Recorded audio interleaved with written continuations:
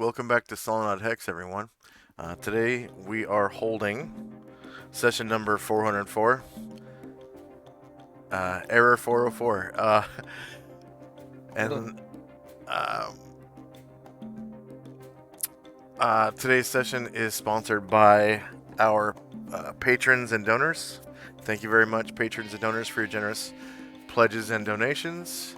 And players, at this time, if you haven't already done so, go ahead and add 404 points to your player character for showing up on time. Thank you very much for showing up on time.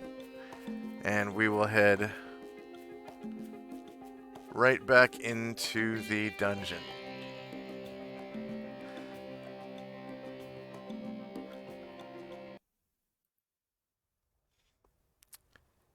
So when last we left our heroes, the Order of the Superior Star, they were in the Huan Teng Archaeological Complex, searching for a copy of the Demonomicon. And especially Fenmar has equipped himself with a spell searching for it, and has yet to detect its location within the range of his spell.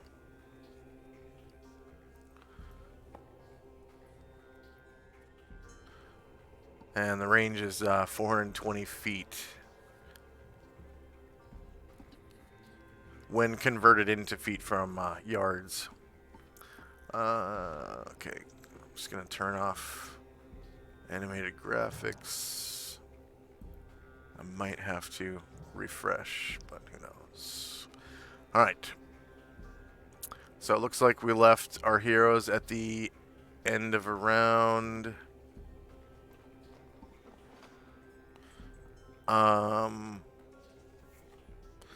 we don't have Dante. So I'll leave his token on the GM layer.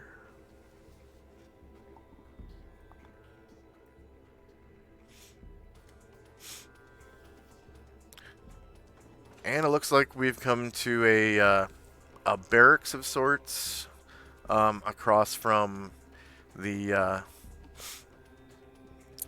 detention center or detention room or whatever. And the players have found a bunch of treasures. Alright, so we've got Ashriel's Vengeful Strike. Time now is 10:56 a.m. Red dot 1 is protection from normal missiles. The shinobi that you guys rescued from the jail lit a torch. Anatar is still enlarged by Shandrak. Gold 1 is Enchanted Weapon, which I think is Tenzi's Sai. And then Prayer 1 by Jim has 5 rounds left. Red dot 2 is Vern's True Seeing. And Red dot 3 is Jim's Bless on his own club. Ryer's Legend Lore will take effect in 1 round. And then Fenmar's Locate Object spell will expire like way later today. First up is the Kitate Gainin, who kind of is missing in action.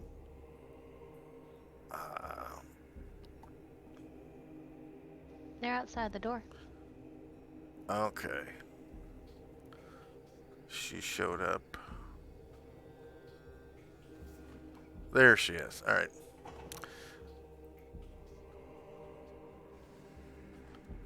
So she will, I guess, come up the stairs and around the walk to the side of the door and just kind of keep an eye on things like a guard or something.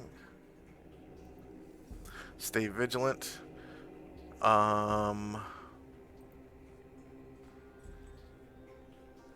And we are outside of combat. Zalamond has become Tenzi's henchman, so I'll remove that from turn order. First up is Fenmar's move.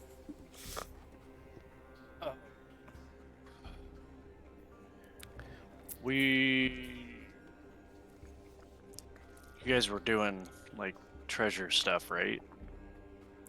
Yeah, so far of the 4 treasure chests, we've at least passing got an inventory of 2 in the north. Yeah. Remember what I was gonna do. I came over here for a reason.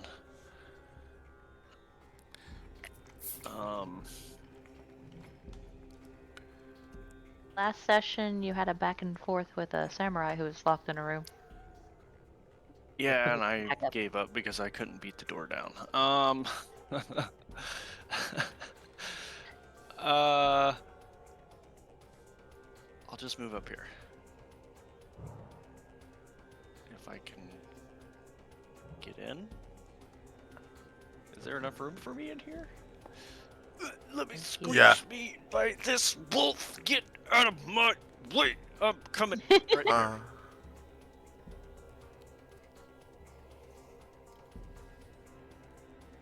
And I just sigh. It looks like a rather spacious, like one-room living area for approximately 12 people. There are 6 bunk beds. There's a rather large hexagonal table surrounded by pillows for sitting. The room is lit by 2 great chandeliers. And on the left side of the room are 3 large armoires that appear to be like filled with clothing, Adrian clothing. And I know that there's like this weird human face thing on the table. I was just about to ask about that. That's Oh my god, I didn't even notice that. Yeah. That's the only like hexagonal table I could find. So just ignore that. Okay. That doesn't exist. This is dark. Yeah.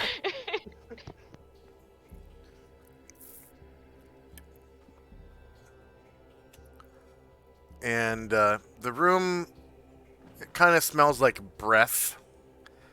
Like, you know, from people funk a little bit. There's not much ventilation. And probably the smoke from candles a little bit as well, which might actually help with ventilation. And the ceilings are, in most of these rooms, are like 30 feet high.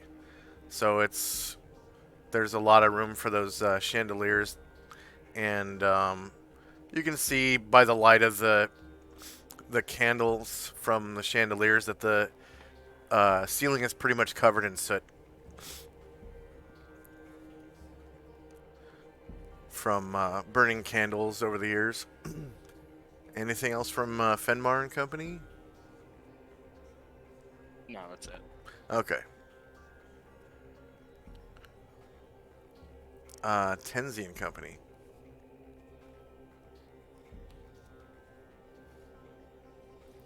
I think, were we counting? Did we start counting in this one, or did we finish it? We have not started counting. We did a rough inventory, and you detected magic on a, I want to say, rod. Yeah. There was a staff, Staff. yeah. Yeah, staff. Yeah, you detected magic on a staff. Yeah, we have some unappraised stones, and we have some uncounted coinage, and then the 2 bottom ones have not had a rough inventory done. And you'll go and look at this chest here. And he'll ask if we want to count the coins or if we're just going to leave them for now.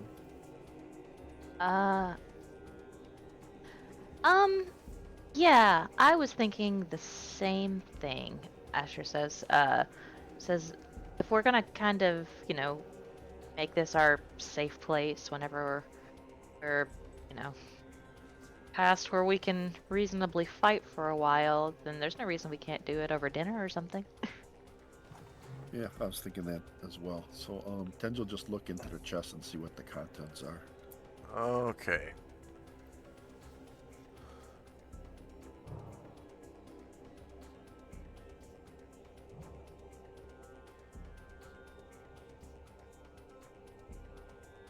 Ooh.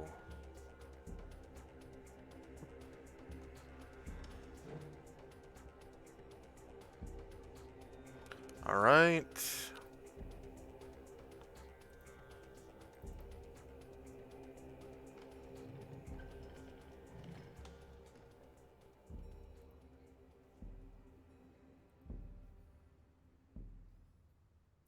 So this one, it has a bunch of copper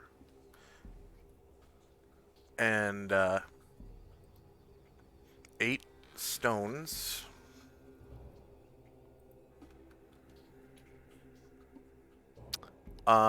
Which kind of range from clear to like a medium blue.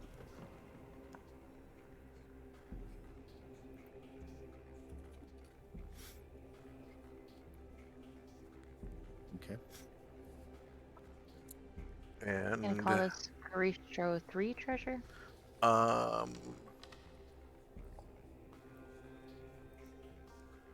Garistro 4 treasure. Oh.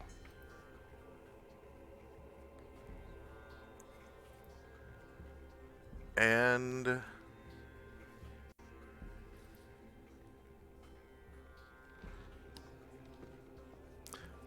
2 more stones.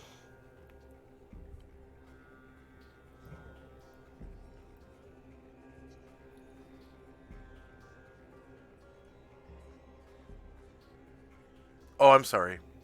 Uh, two art objects. They are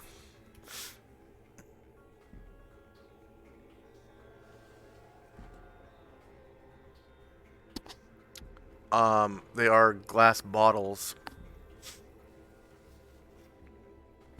that are bejeweled with turquoise. And there are carvings on the outside of these bottles, so etchings in the glass, depicting all manner of wild beasts.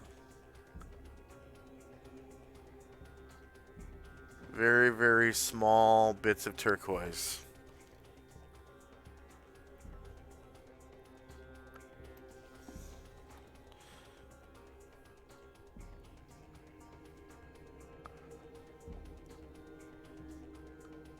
Then Musashi will go to the other chest.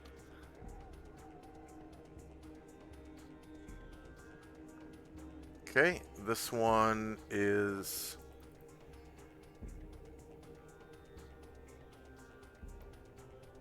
Garistro 3 treasure. Gotcha. And inside is a whole bunch of copper coins. Three small baskets, kind of decorated with sterling silver trappings, like sterling silver handles, and they're like those picnic baskets.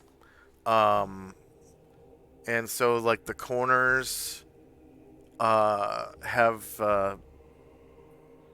they're just like corners made of sterling silver, on the corners of the baskets, and like the handle, and there's like or handles, that is, and then the bars going through where the flaps come up are made of sterling silver, and there's actually like carvings on like the handles and whatnot of ancient historical events that are probably Adrian in nature. So maybe some of the Um,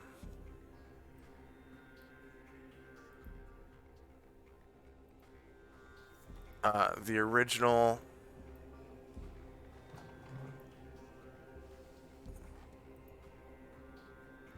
inhabitants of this archaeological complex. Let's see, that was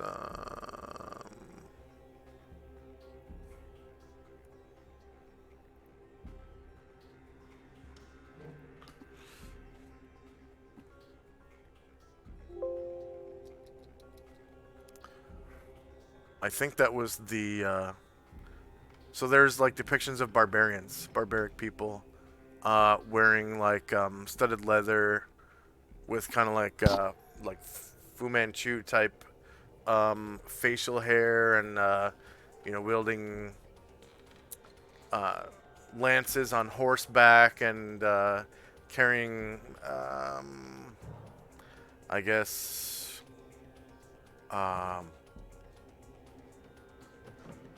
those like Eastern type of long swords, and what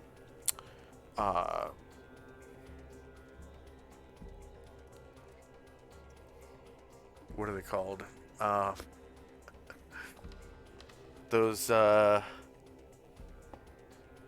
curved swords. Not katana. Dang it. Oh, one of those cropped up before. Oh, what was it?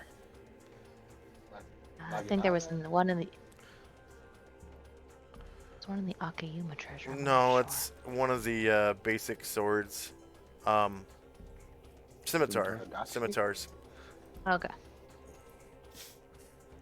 Scimitars are cool. Yeah. So, bunch of guys on horseback with lances and scimitars and Eastern long swords.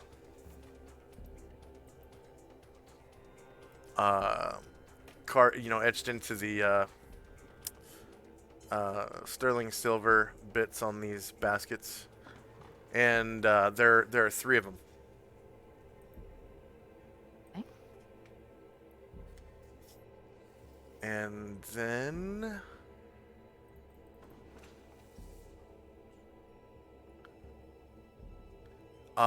a whole bunch of silver,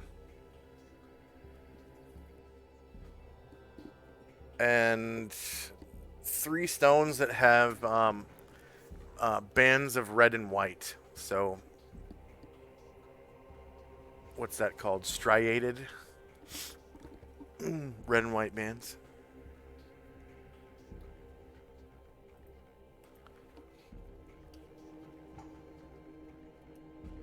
All right, then Asriel and Zalman will leave the room.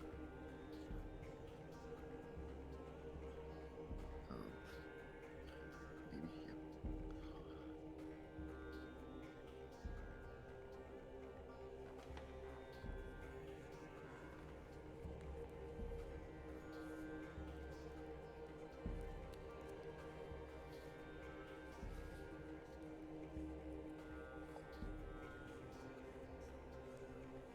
That'll be it for us. All right.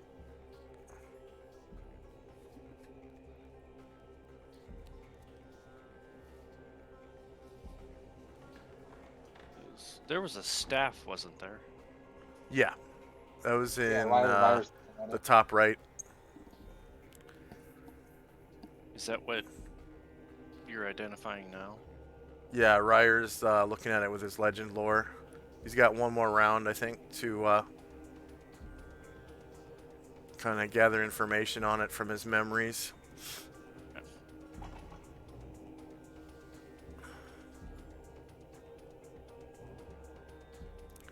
All right, so Lao Shun kind of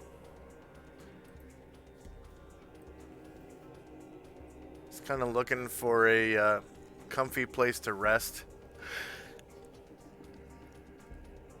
They haven't really, gotten good sleep in a long time. You can see dark circles under their eyes. And so he just kind of lays up on this bunk right here and curls up in a ball.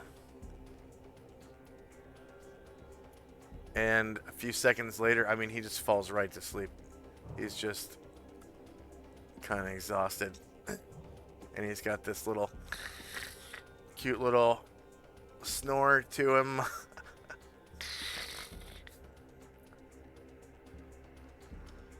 And Me. yeah. Gargamond. He kind of he hasn't been out of his plate mail in a while.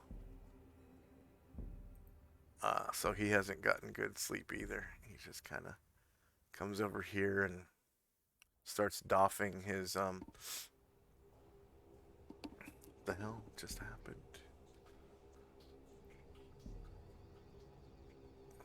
Starts doffing his armor at the edge of the bed right here.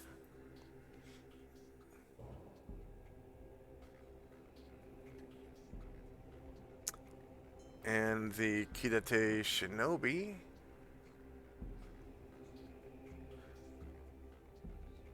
he seems tired as well, but he's very highly disciplined and is kind of keeping guard. Okay, Asher and company. So Asher looks around and is satisfied with what she's seeing, as far as like the inventory in the chest, and said, "Yeah, we'll come back and do this later." Couple of things real quick. One, there's something that has been bothering me since we were at the library at Mingdao. And maybe I'm just being paranoid, but ever since we've had this book, I've been a little paranoid. So the scribe told us that he thought possibly if we got 2 books together, something might happen. And maybe he just means what these cultists are trying to do. Most of these require a ritual, sacrificing a virgin, that sort of thing. Tuesday night for cultists. I'm worried, though, that maybe it's just proximity. And if that's the case, that bringing our book close to the book we're looking for might be a bad idea. What do you guys think? You did mention something about a symbol or needing research, but he was half barmy, so it's hard to trust what he says. That's true.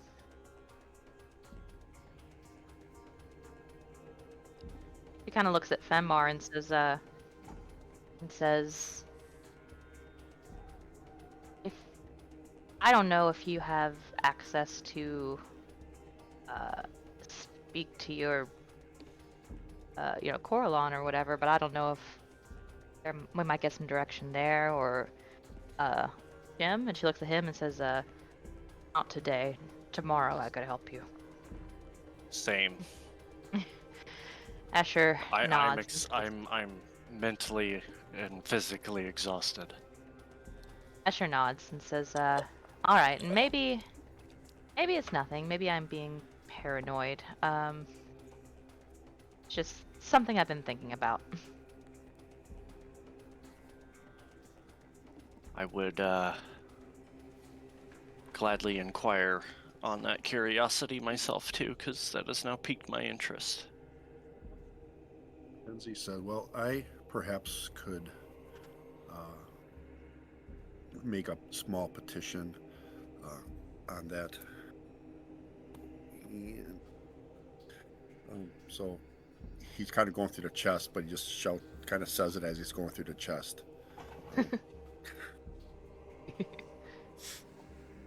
Alright, so Asher will wait and see what Tenzi's gonna do.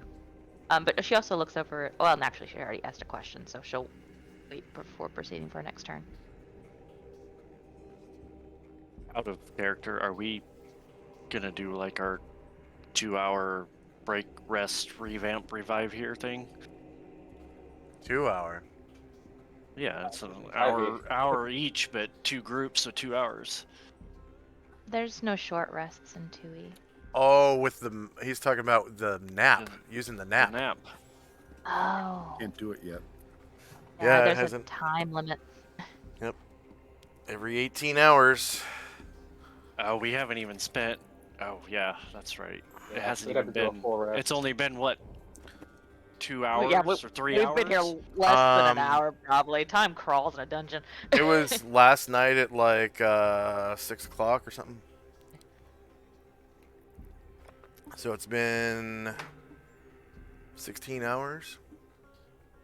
Oh, has it been that long? Okay, cool. Maybe it was 7 o'clock. So we got here. It's what, 10, Yeah, it's after 10. 10. 10, 11? Is that right? 10? Almost 11.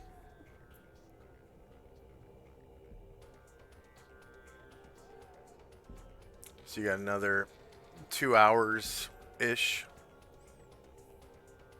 Yeah. Well, I'm basically. I got one spell left for you guys. Asher nods and says, I think my group is they're tiring, but they can go a little longer. Where are you guys, Tenzi and Chandrak?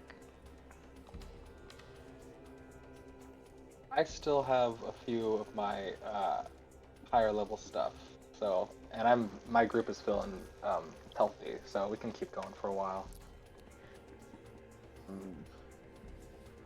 Yeah, pretty much the same for Tenzi's group.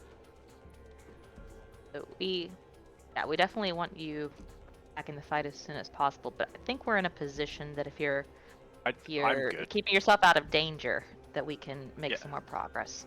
I'm good. And who knows? This staff might be a cool revigorating item. Could be. That'll be it for Asher. All right. Chandrak and Company. Kendrak says to the group, "Yeah, I agree. I think we come across a lot of chests, but want to make the most out of those enchantments I gave to Tenzi and Anatar. So I do think that we should head out." Then he looks over at Ryer. Whenever he's done, he looks like. Then Ryer says, "Almost done, almost done." I'm so large! And Chandrak also says, if Tenzi doesn't have any good information that he's able to glean, we could also we could put the book in my chest. I don't think it'll probably be safe for the time the hour or two we're in the dungeon. I like that idea. Yeah, that sounds good. Okay. And yeah, and that'll be all for my round for now. All right. End of round.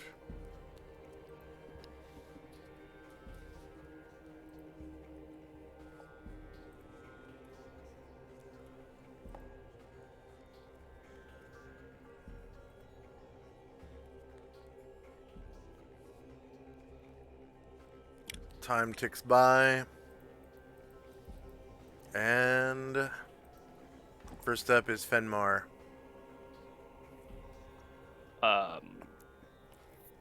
I'll just keep doing what I'm doing, sitting here. Okay, Looking around. Tenzi gets up from the chest, mutters a few words, and makes some motions and casts. Where's she?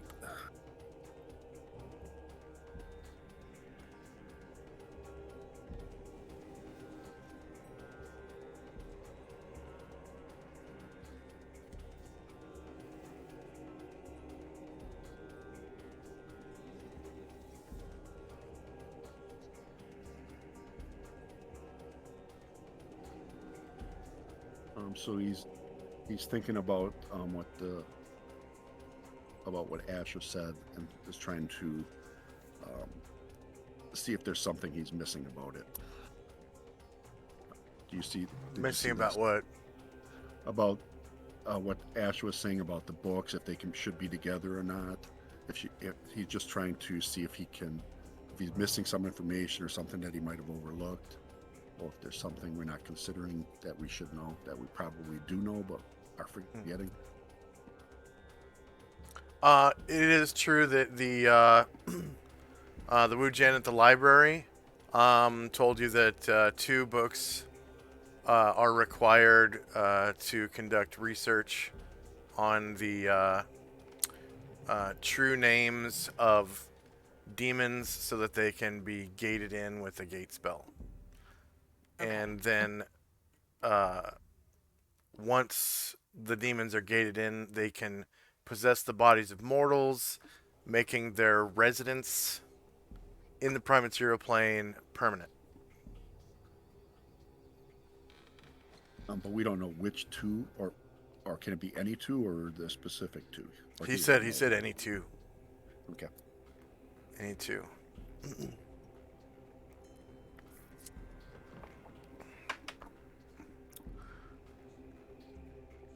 So does that answer what you need to know, Asher? So when you share that, Asher says, "Okay, so it doesn't sound like it's gonna be. Doesn't sound like it's going to be something that just immediately happens by proximity. That's what I was worried about. Yeah, that makes me feel better." Yeah, and I think Sounds like research would be needed. I think Chandrak mentioned that it was research was required, or was that Fenmar? Wasn't me. Okay. No, yeah, I did mention that. Yeah, it was Chandrak. Okay. And yeah, that is what he said. Okay. So whether or not that's true, you'd have to use a different spell. Oh, You know what I mean? okay. Yep. So.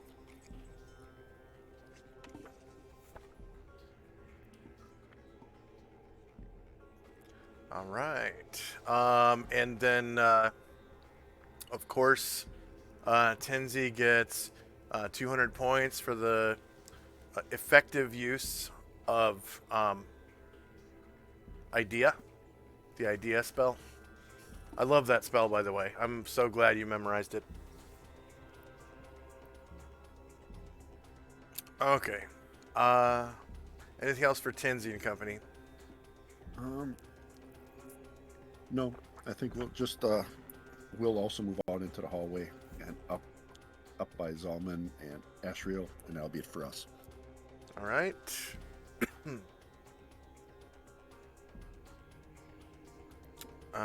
Lao Shun continues to snore. Gargamond is, I guess, working on his cuirass right now. The Kita Tegainin is kind of like moping a little bit, getting a little starey. Asher and company. So Asher said, "Fenmar, we missed you when we were fighting this epic battle against this one thing that Chandra killed in one hit." And she kind of laughs. And she said, "Did you find anything interesting?" Doors are the worst battle. There's some dude who wouldn't let me in a door,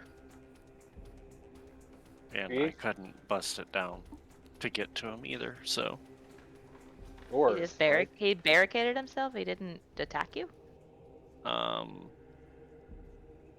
No, he didn't. He was rather rude. Interesting, though. Or, yeah. And Varen says, "In our first battle, when we came down the stairs, my sight showed me that these men do not appear to be under the total sway of evil." Asher kind of nods and says, "Interesting. I wonder how dedicated they really are to the cause. Will they die for it?" All the others did. That's true. They don't know. She kind of sighs and says, "So I don't think it will do us any favors that we killed, uh, we killed, Akiyama. But I don't know if they're dedicated to serving these cultists or if they're just operating on orders. And if they are, you know, would they die for it? Maybe. They seem pretty disciplined. Or, given more information, would they be interested in going back uh, to protect and serve the heir, who we definitely left alive and in possession of the estate?" She kind of shrugs and says, "Something to think about." And they will head to the hall to join Lindsay's group. Gandrak will stop Anatar and say, "Hey, Cutter. I know we got reassured by Tenzi, but I think it still might be prudent to keep that book in my chest for now until we destroy that other one." "No problem!" And he's gonna take the book out of his backpack and prepare to put it in Jandrak's chest when it appears.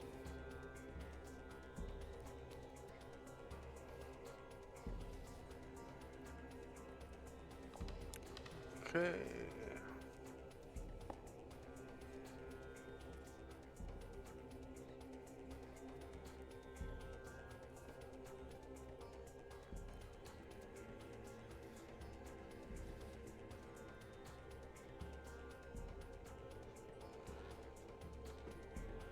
Shandrak and Company. Okay. So, actually, Fenmore, I think this might be the first time I've done this since you've gotten here. But so Shandrak waves a hand, and a treasure chest appears in front of him.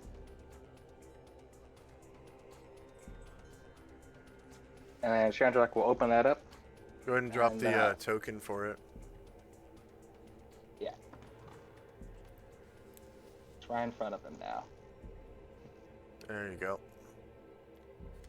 And Shandrak will open that up for Anatar. Like, there you go, buddy.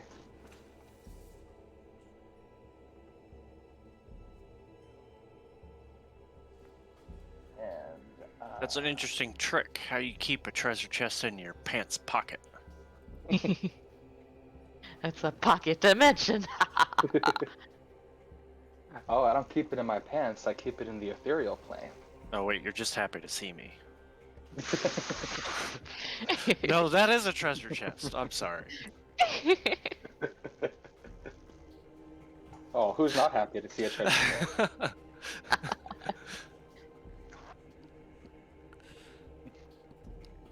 That's very cool. And Shandrak will just open that up for Anatar, and that'll be all.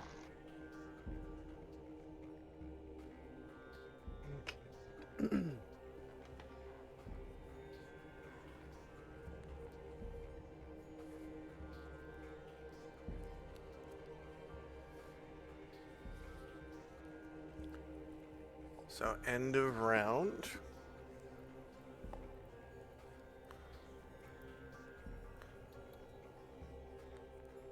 And first up is, I believe it was Fenmar. Yes. I will wait for... It was Ryer, right, doing the legend lore? Or was that Jim? It was Ryer. Yeah. Ryer. Jim's not a bard. Yeah, Which actually, wait, I'll- is that the end of this round or the last round? Because it says 1 now. Oh, that was just this last end of round. So, let's see. I have to open up the chat archive for that. Okay, so find legend lore. Actually, if I just search for staff, it'll take me right there. Oh, no, that's all the saving throws. Okay. Legend, lore, and then just go backwards 1. All right.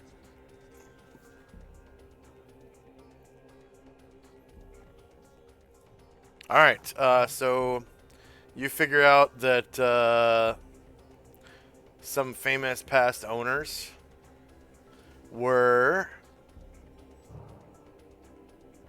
uh, probably, yeah, probably gonna be Adolf. So this used to be Adolf's staff, and Oh. yeah, that's about it. Used to be Adolf's staff. Okay. Ryer will tell everybody that. Oh wow, it's probably pretty powerful then. Is I that don't a know if you've yeah, I name don't know you if you've guys met Adolf. recognize? Oh, you have. Yeah, you met him back when we were in Enervia City when we went to court. That Powerful wizard. is NPCs, The, Panoplia West. is that the mage? City. Yeah, he's a wizard. Yeah. So this guy. Ah, yes, I remember him now.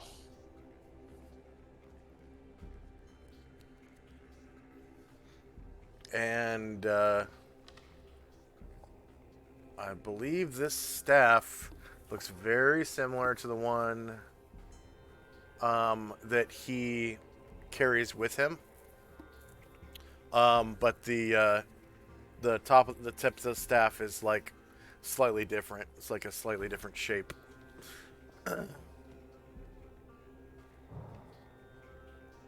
It's got like a, I don't know, like a blue stone or a blue orb instead of a red orb or something like that.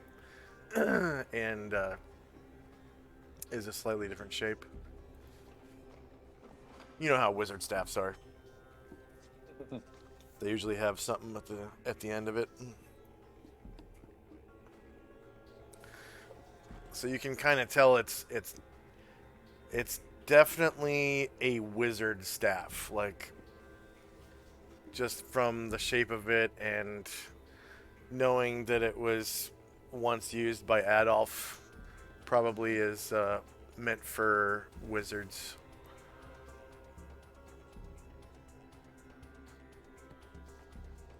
Anything else for Fenmar? Well, I can't really do anything, so I'm just gonna follow the group out. Okay. Tinsy.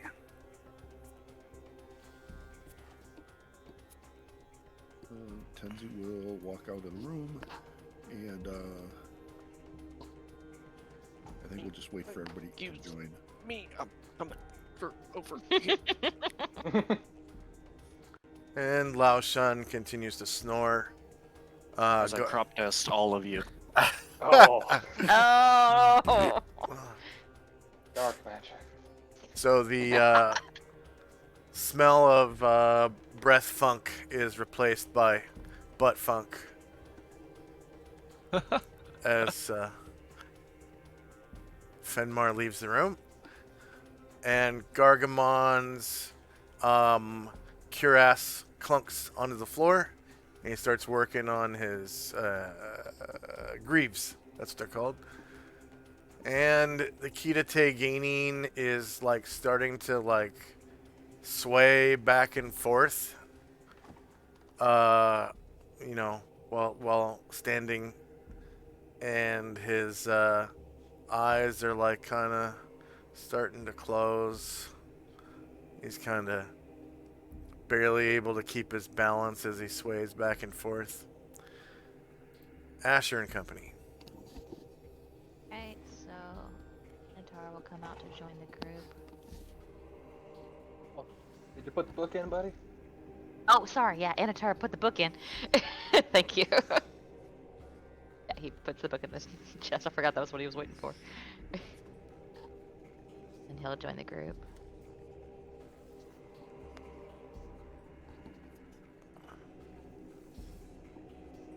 Okay, and where is Mar? Oh, I see him.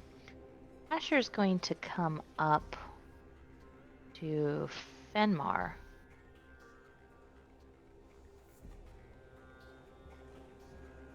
Says, hey, since you're out of tricks at the moment, take this. And she's going to give him a potion of fire breathing she has. And she tells him the instructions that they figured out when they identified it. And she says, now look me in the eye. This is very important. She like moves closer to his face. She says, very important. And she moves a little closer, so she's like almost nose to nose with you, if you let her. And she says, once you drink it, you need to use it before an hour, or it will erupt inside you and potentially kill you. She moves a little closer and says, okay. Gotcha. Alright, so I'll take that out of her inventory.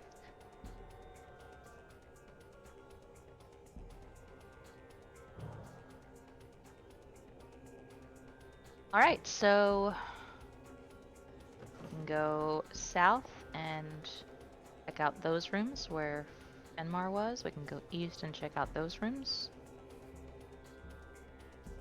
Wait to see if anyone has thoughts on the matter. Probably just do the closest ones first, right? Alright, south it is.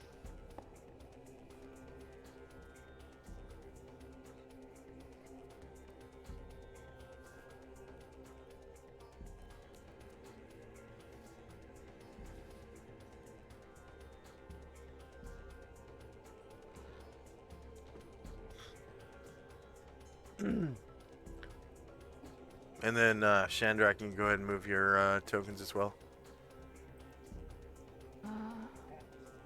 And end of round. It is 1 minute before 11. And first up is Fenmar. How did I get like first initiative? You rolled a 7.79 on your last action, which I think was just you moving around. Yeah, that's the only way. Yeah, It's follow late. me.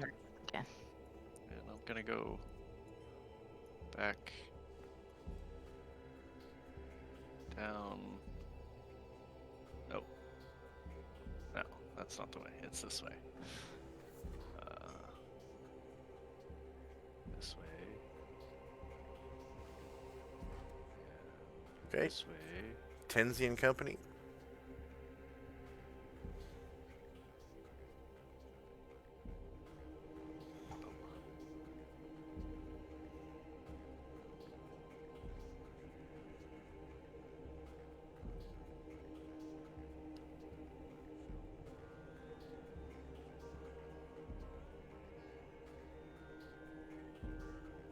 And then after Tenzi and Company is Asher and Company again.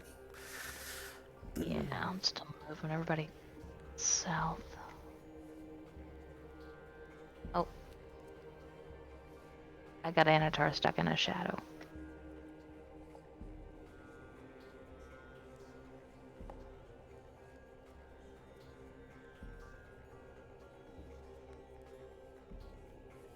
Thank you.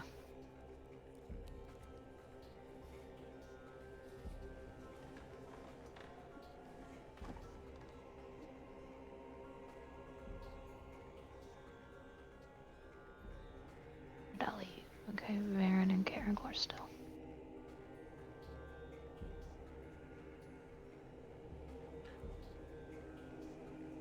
I'm just gonna check the page settings and make sure that it's not on update as you drop your token, because that seems to cause some lagging issues usually. Okay, that's everybody's movement from last time, so now we'll keep going forward. Okay, so update when token drop is turned off. So it should update as you're moving each individual token.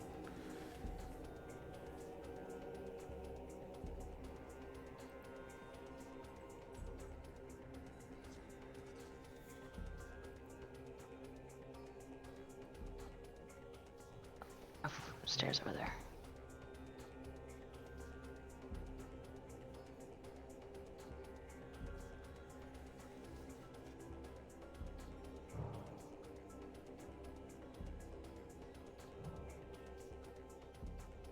As far as Asher will get, everybody else is just going to catch up with her. All right. Shandrak and Company. Alright. Start jogging down.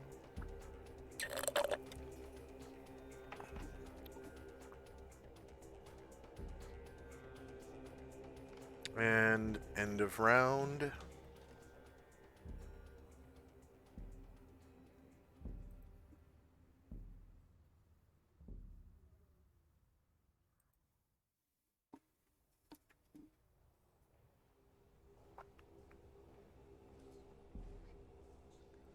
It is 11 o'clock in the morning. And first up is...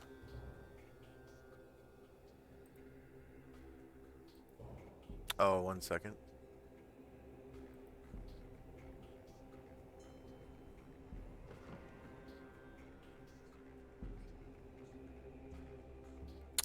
Jim's bless on his club goes away. Okay.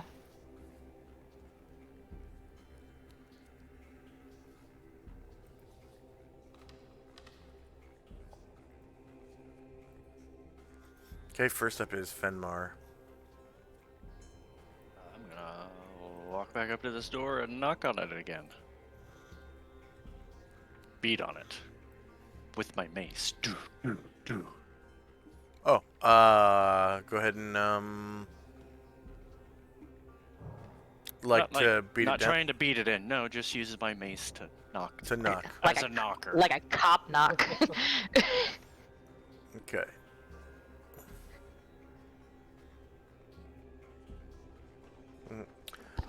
You hear a voice from the other side going, Bangu home? Open the door. No! I highly suggest you come out, because if we have to come in, I don't think it's gonna end very well for you. This Bangu home, you go away! Okay, I step aside.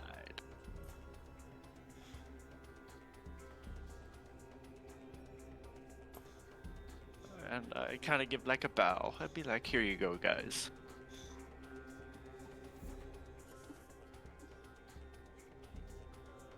And Tenzi and Company. We're just all going to move forward. Alright.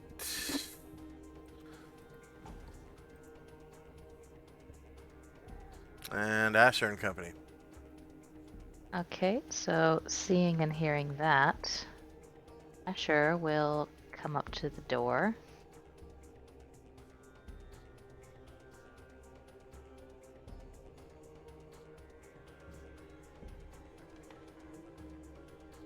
It says, Angu, was it? Yes? This Bangu home? Hi, I'm Asher. We're just passing through. We discovered some samurai around here. I don't know if they're your brethren, but I am interested in maybe having tea and conversation about what's going on around here. No samurai here. Samurai live up north, near detention center. Oh. Well, I'm surprised that regular people live here.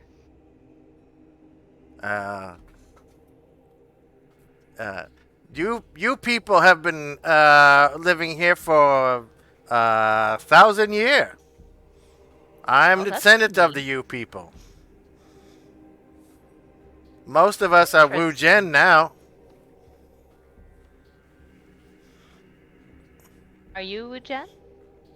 I am Wu Gen. Bangu is Wu Gen.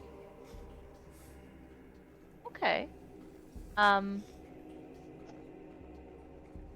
We are attempting to stop a demon incursion. You know how it is. You're Wu-Gen. You're connected to that sort of thing. Many demon around here.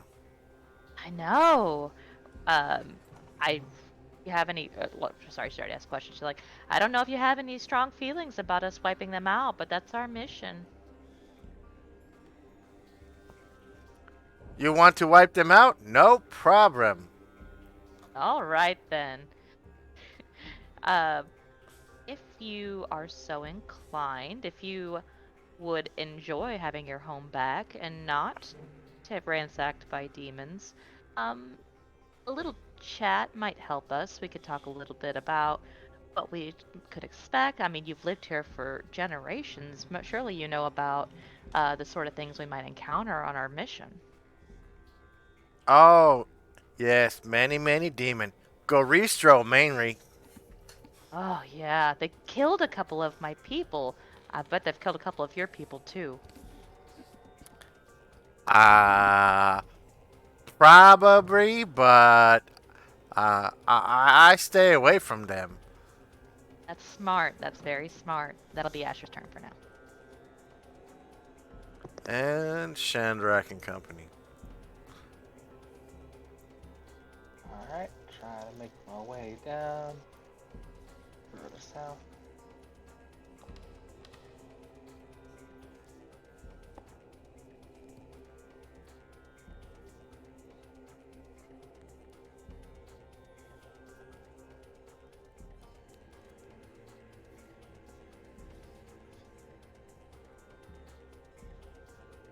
And when Shandrak kind of sees everybody kind of up by the door, he goes, "Hey, what's going on?" Who that? Oh, remember I told you that my friends are here. We're wiping out demons. This is part of our demon extermination crew. And like she, in a low whisper, she recounts what has just passed. Like, Just okay. Shandrak. Okay. Shandrak. Okay. Shandrak kind of smiles and says, like, "Oh, okay, yeah." Kind of looks over to Asher and Fenmore and kind of whispers, "So, do you want to leave these guys?" Asher says, I'm interested in intel, but if they're not bothering us, I don't see a reason to wipe them out. Yeah, same. As long as old, Bangu. no, our resident, Superman over there doesn't Hulk out on us, then I'm content on leaving them alone. Sure, yeah.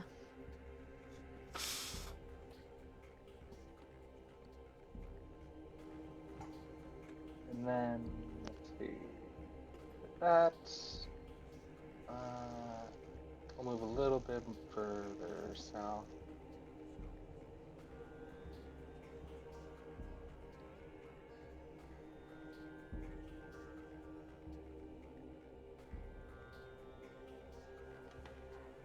Wait, my turn.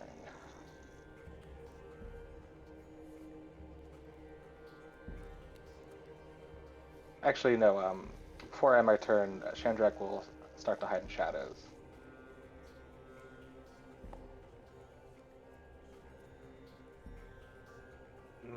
Okay.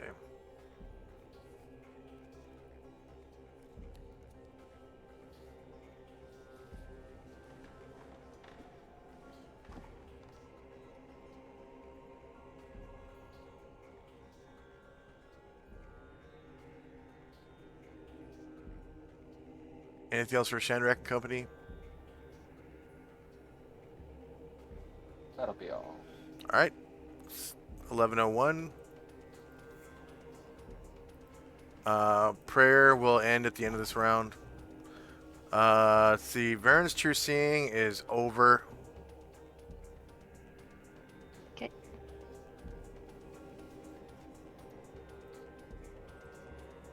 First up is Fenmar.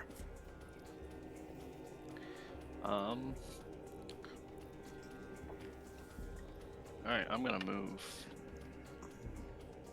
Let's go this way. And, oh wait. Those guys are over here still. this way.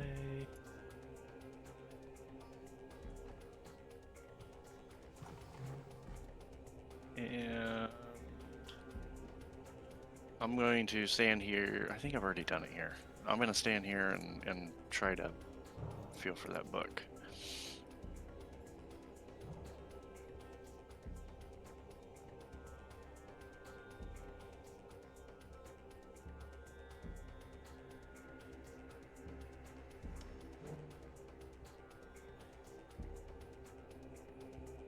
Uh-oh. Nothing. 1 second.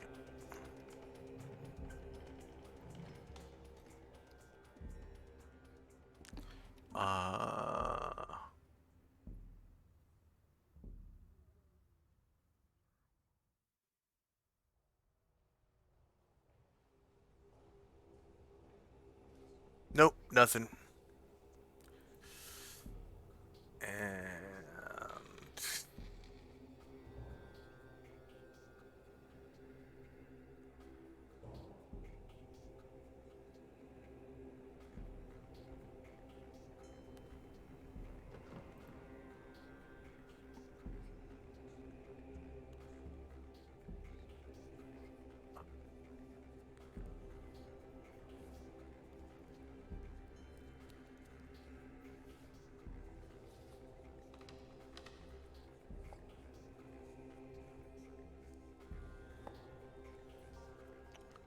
from across the way to your right, you hear this like sound,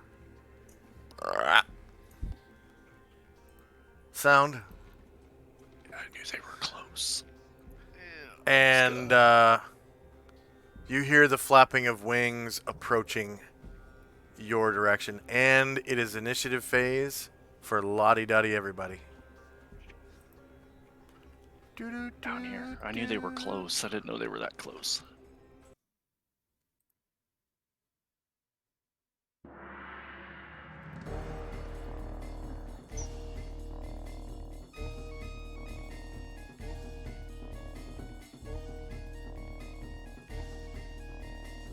How far away does it sound?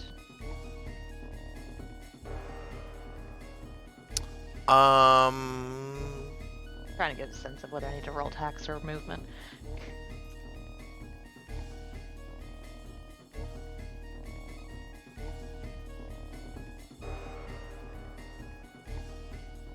Let's see.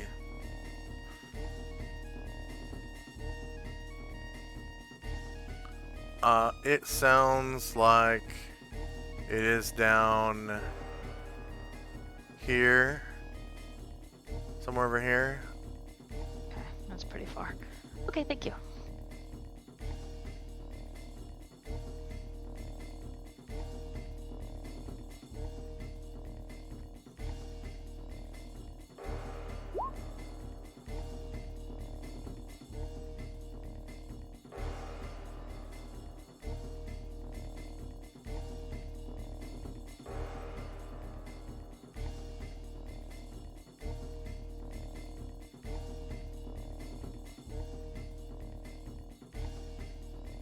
Oh, that's right.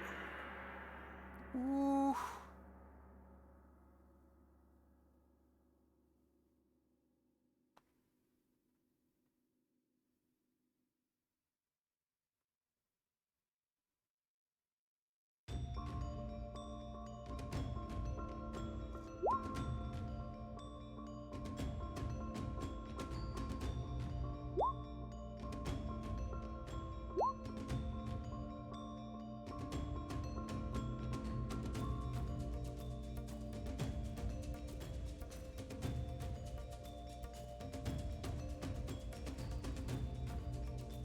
Okay, is there anyone still Yes, rolling? I am. Okay.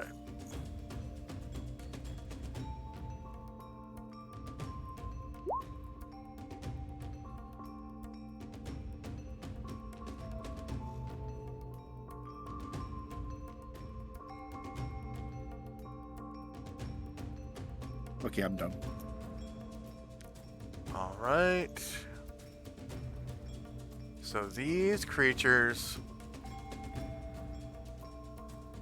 always win initiative. Oh. Unfortunately.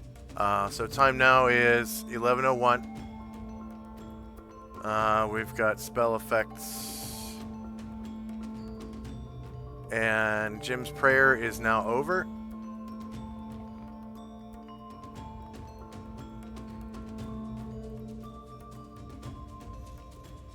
Alright, so you hear the flapping of wings. Fenmar approaching you from the east.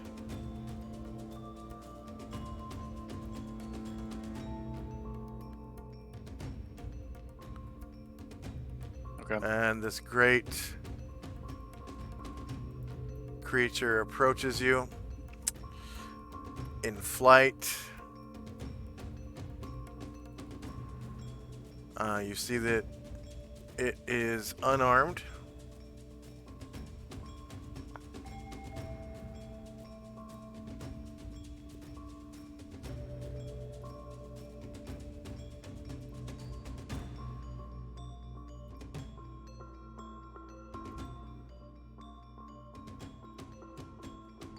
And as it approaches to within 5 feet, you get a real good look at it.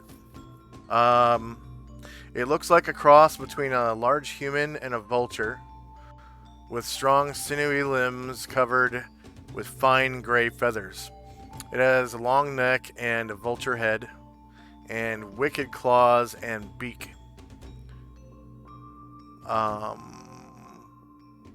It seems exceptionally aware of its surroundings. As it gets close to you. How big is it? It is 8 feet tall. It is a large creature. Damn.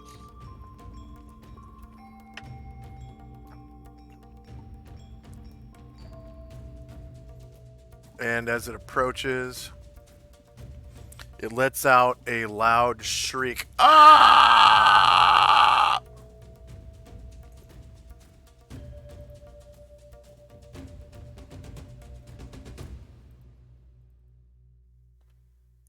Get an attack of opportunity.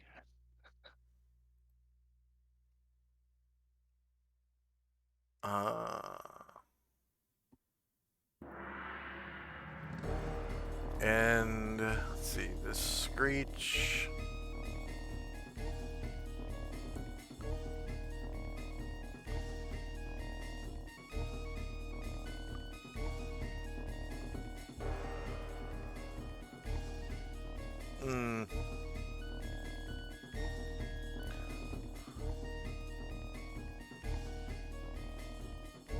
Interesting. Okay, the screech. Oh, whoops.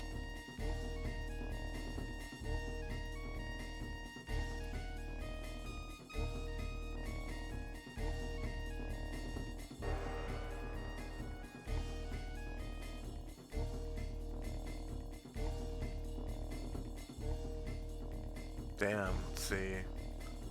1, 2, 3, 4, 5, 6, 7, 8.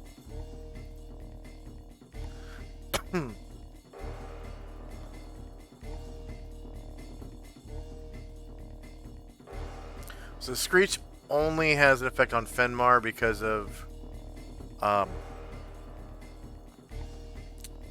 earshot. So everyone else is, I'm pretty sure, outside of 90 feet.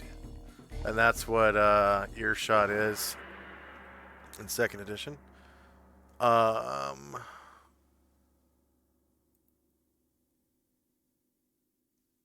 See attack. There we go, Screech.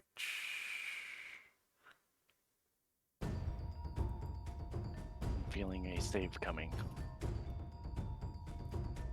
Alright, for action once per battle. So once per battle of rock can emit a loud, deafening screech. The screech deafens everyone within 30 feet. Okay. So I think that's the black circle. Stunning them for 1 round. Constitution check to avoid the stun. So roll a Constitution check. Oh, that's not good. Alright.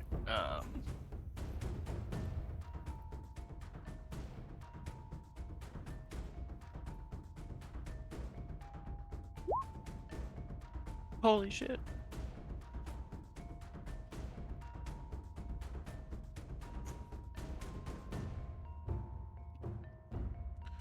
Okay. Hmm.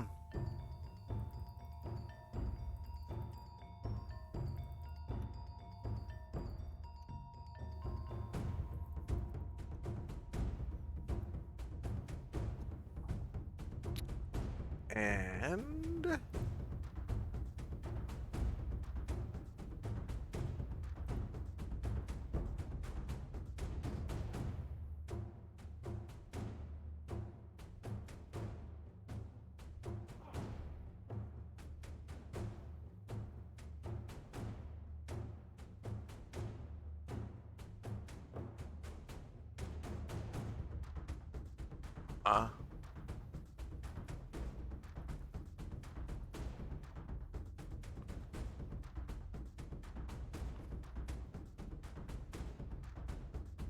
okay.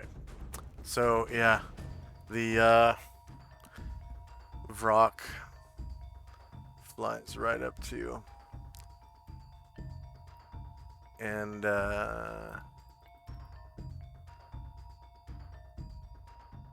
he has maneuverability. This is another class ledge C. here, so is he standing below? Like, how far below is me is he? He's at the same level as you.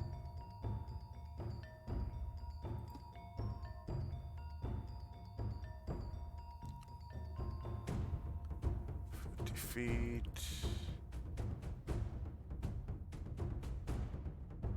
18 squares. 15 is 10. So he's Okay, so flying. he flew. then.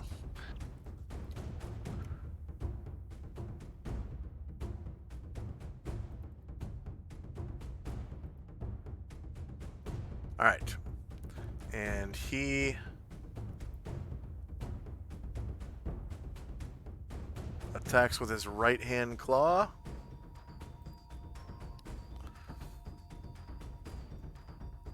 And you are shielded, right? Yep. Yeah, you have the Cote +5. Okay.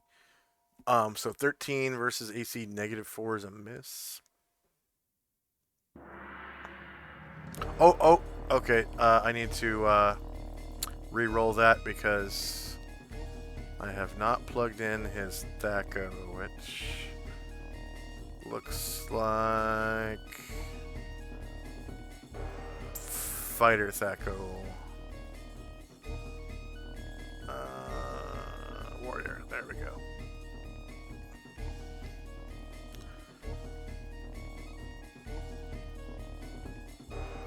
There we go. Okay, re-roll.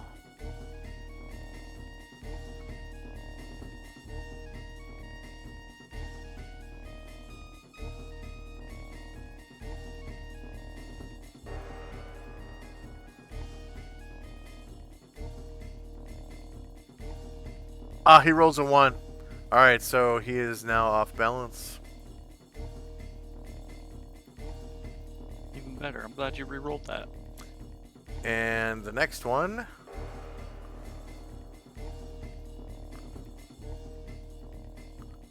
flies up to you as well.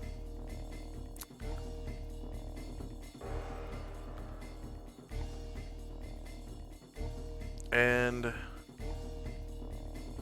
attacks with his right hand claw.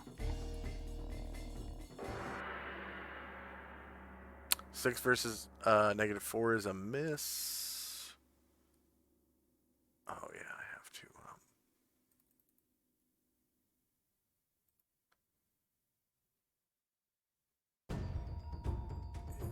These.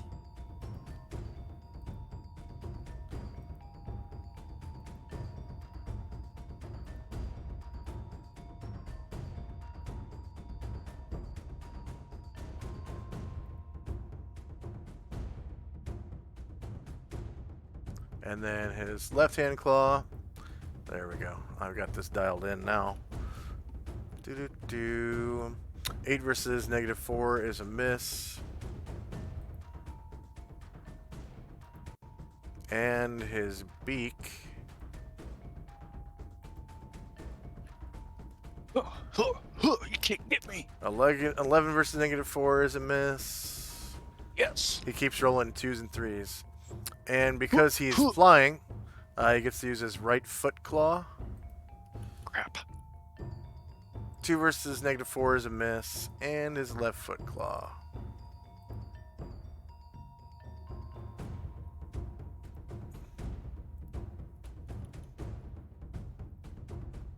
Seven versus -4 is a miss. Wow. Nothing Fly above. like a butterfly, sting like a bee. Yeah. Nothing above a 7. And another one. A third Vrock Damn it. appears from the darkness. Could do this, Venmar. Maneuverability class C gives him 2 45-degree Times turns, the so charm. he is going to turn this way and then that way to face you. And he is going to attack your front.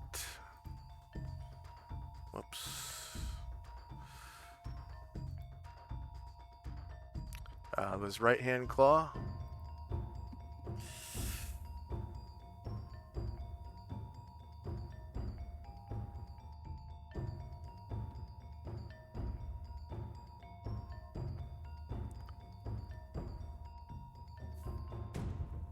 Okay, 10 versus AC4 is a miss.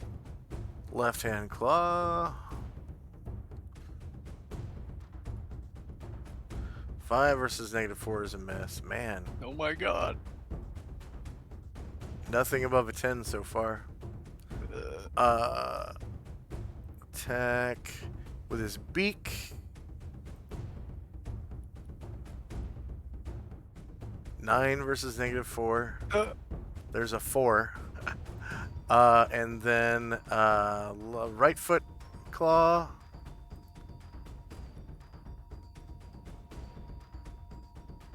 Wow, there's a 2. You're a lucky man. And Oh my god. left foot claw.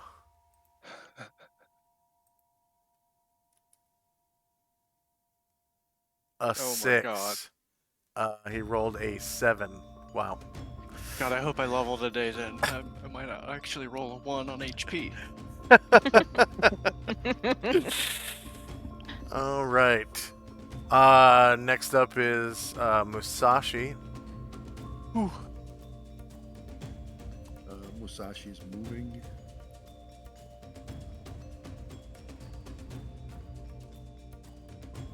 Damn it. And Jim. Jim is also moving.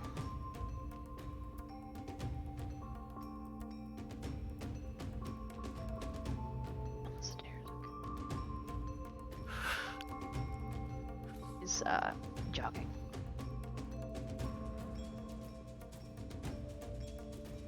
Okay, Varen. Moving as well. And then Asher. Also moving.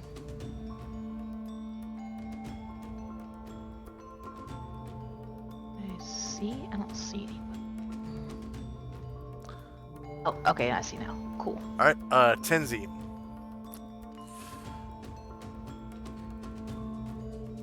Tenzi's just moving as well.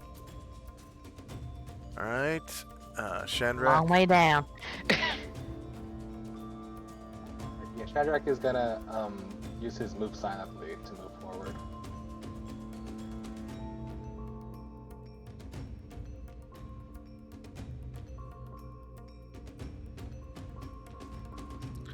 All right. And since you're in combat, you get 12 squares with your very, very special move silently. Karanglor. Moving as well. And then Anatar. So moving.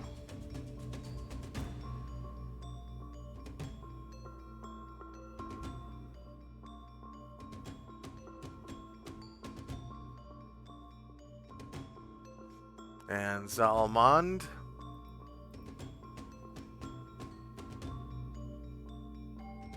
Moving.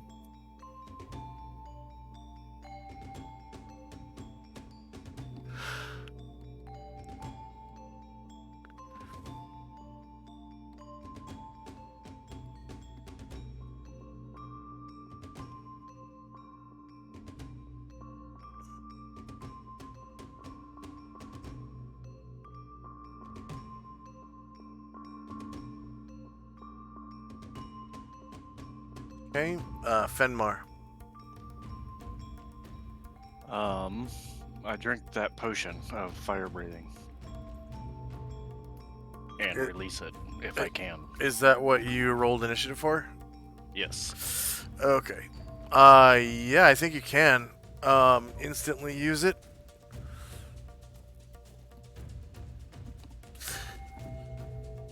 I have no idea what to roll for damage. Let's see. Fire breath. The tongue of flame from this potion can damage wooden constructions and inflicts 1d2 points of structural damage for each die of damage it normally inflicts. For example, a single draught inflicts 1d2 points of structural damage. Potion of fire.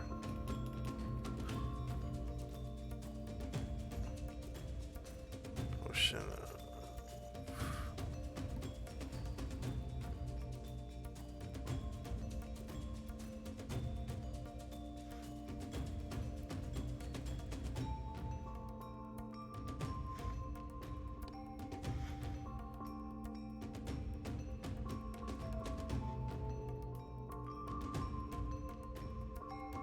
See, I gotta look at it straight up from the tables, I think. Magic items, potions and oils.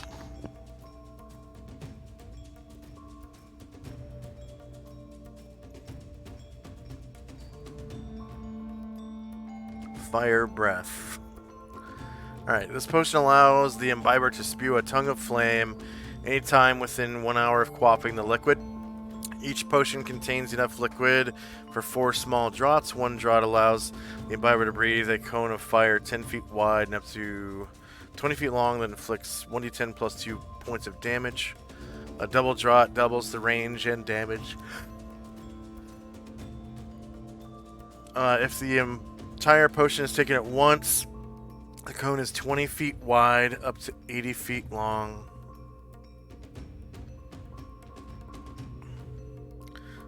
And inflicts 5d10 points of damage. Okay. So the trouble with cones is when they start, they're only as wide as your character. I take a 5-foot step back without incurring any attacks. With magic item, Actually, can you will incur 3 move, attacks right? if you take a 5. Oh, Huh? that's right. He's in the thing. He was talking about opportunity attacks. I thought he was. Yeah. Yeah, you'll immediately incur 3 attacks. Yeah, well, I'm not doing that then. I'll just do it. Like these 2 guys in front of me, that'll hit it, won't it? You'd be able to hit one of them. I'll show you what I mean. So Order of the Superior Star, and what was it? Asher, and then Brian Druid, Breath of Fire. Okay, so you drank the whole thing all at once, which makes it 80 feet long and 20 feet wide. So that's pretty close to this. I think this one is 90 feet long. So it originates with your character.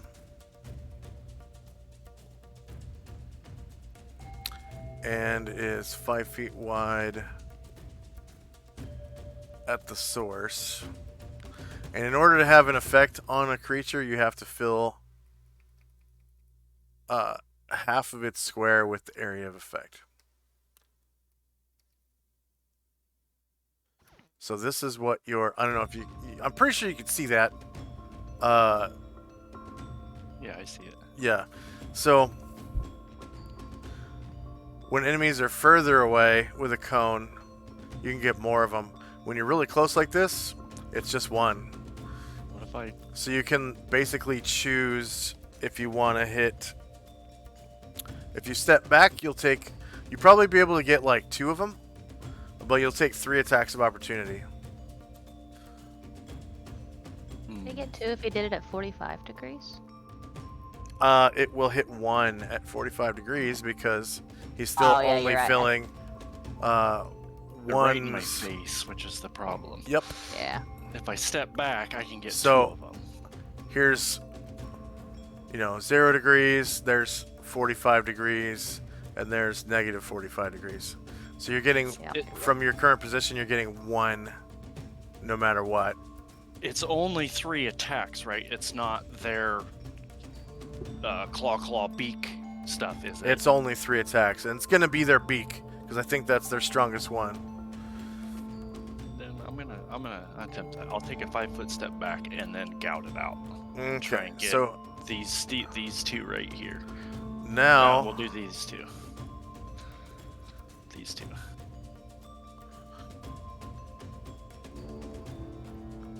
I'll take the chance, because one of them it'll be a waste. Fried chicken tonight. And the way Josh is rolling, I'm gonna take my luck.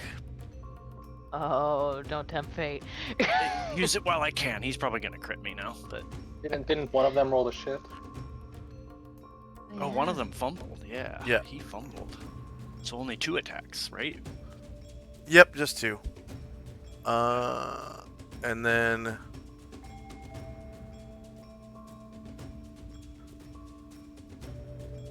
Well...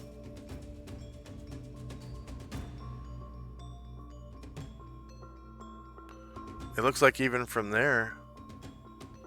Well, let's see.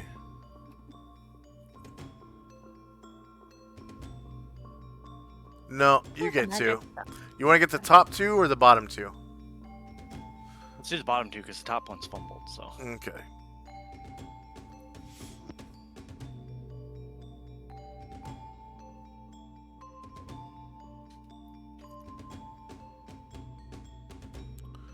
Alright, and they are Tanari.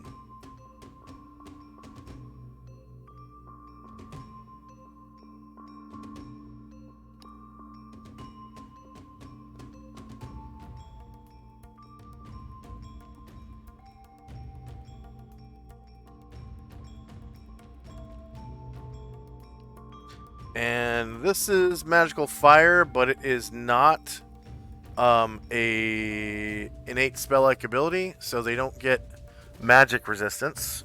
They get their regular old saving throw. However, they only take half damage from magical fire. So if they fail their save, they will take half damage. If they pass their save, they will take no damage. And of course, I will roll their attacks first.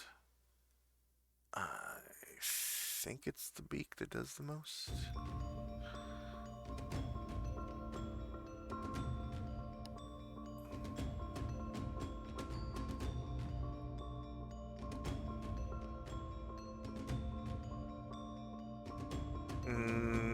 Nope, it's their claws. So they'll take claw attacks.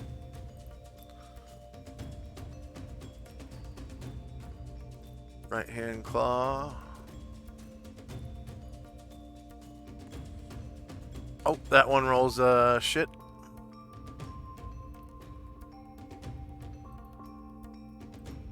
yes. And left hand claw.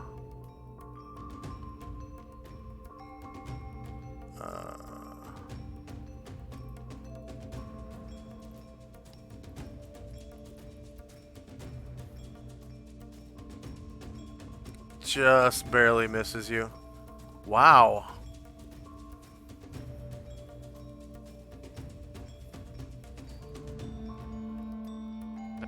Wow. Okay. If he's fumbled, what does that do as far as saving throw? Nothing. Same as PCs. Okay. So they still get saves when they fumble, just like PCs do. So, Okay. sorry, Sure. not sorry. Saves, and it's gonna be save versus breath weapon.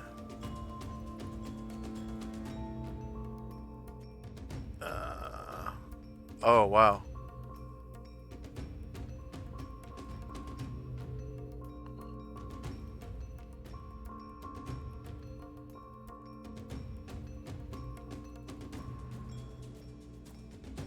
Okay, so the bottom one saves.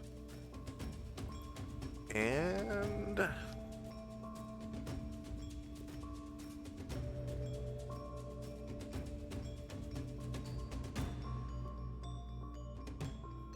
whoops.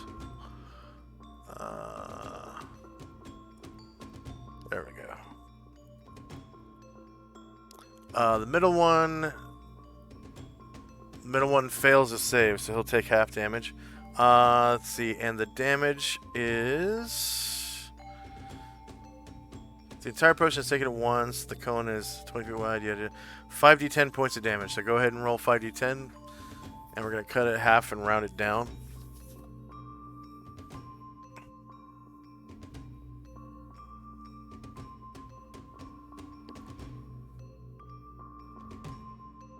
Okay, so that's gonna be 12 damage to him.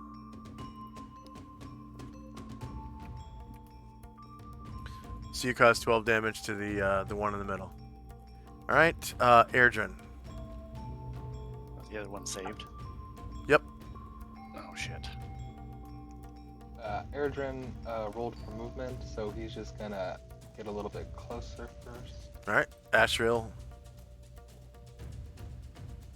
Astriel's just moving. Bombosa. Jogging. Ryer.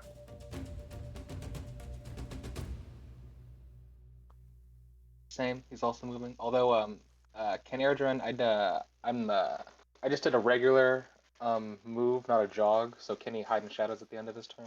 Yeah. Oh, you did a jog? Then no. No. I did a normal move, not a jog. Okay. Yes, then you can. Thank you. Uh, Ryder is just getting a little closer. as long as he takes cover or concealment, he can hide in shadows. Oh, yeah. I thought it was behind something. Nope. I was too zoomed out. Okay. So I guess not. Yeah. He didn't stop behind anything. So nope. Okay, and with that, we'll take our first break.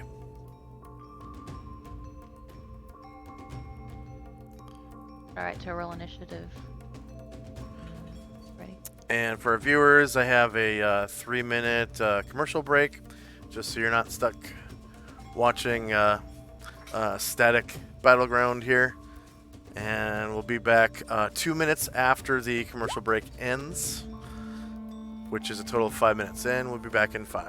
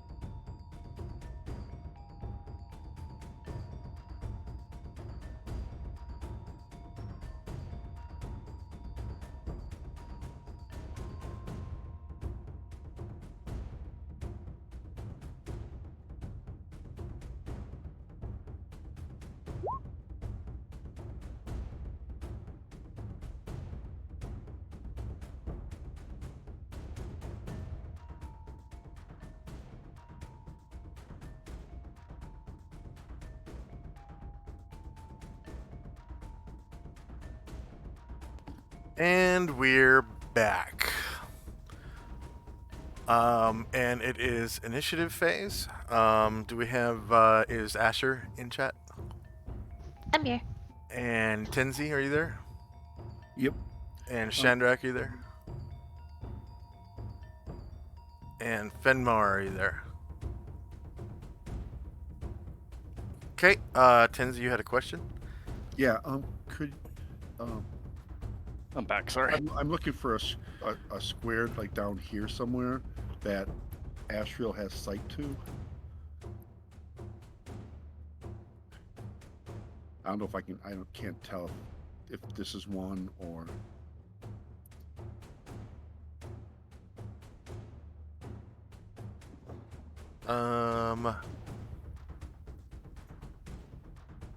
Like somewhere here or. I'm back. Go ahead and point again. That's behind a pillar to his point of view. Is there somewhere down around there that he can't see? Everywhere you pointed is behind a pillar for him.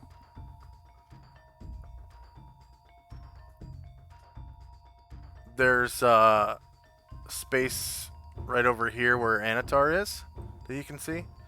And then he can see Fenmar. Right around here.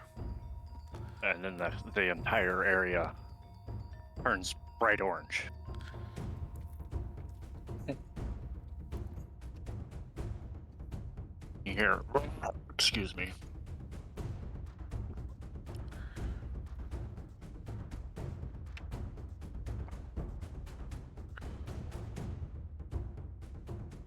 Oh, from the breath weapon? That was last round. Yeah. That was last round. No, yeah, I know. It just finished.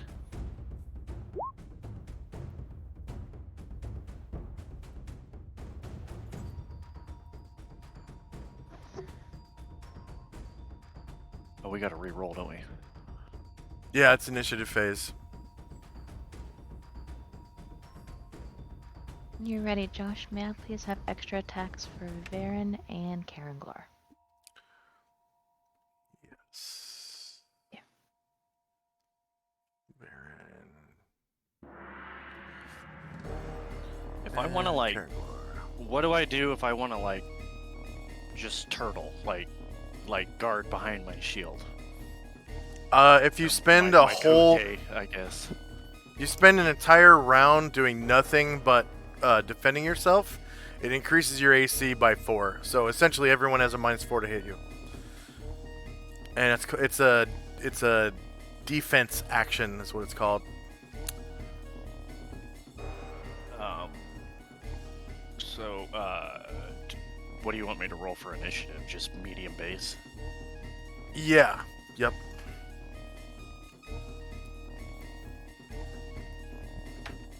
I don't think I knew about that. That's cool. Yeah. That's in the player's handbook. So.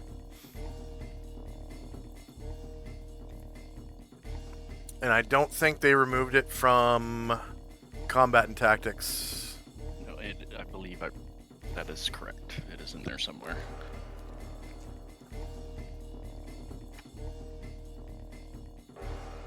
Is there anyone that's still rolling? Anatar can Hulk out at this time. Oh yeah, thank you. Yeah. So Yes. his sword plane begins to function. He's still like 12 feet tall, isn't he? Yeah, think he's- yeah. supposed to be. About to be He's, huge when he hulks out. Yeah, when he hulks out, he becomes this big. Oh, that's the wrong one. Is it? Yeah. Oh no, that's the right one. Wasn't he enlarged or no? Is He's that still in already? enlarged. Yeah, okay. That's what I was. He's like, yeah. Like Hulk. Yeah, he's the size of Hulk now. Definitely bigger than Hulk, actually. I think Hulk would only be like a large creature by D&D standards because he's about the size of an ogre. He essentially is an ogre. Yeah. Kind of a big green dumb thing. Unkillable. Is anyone still rolling? All right.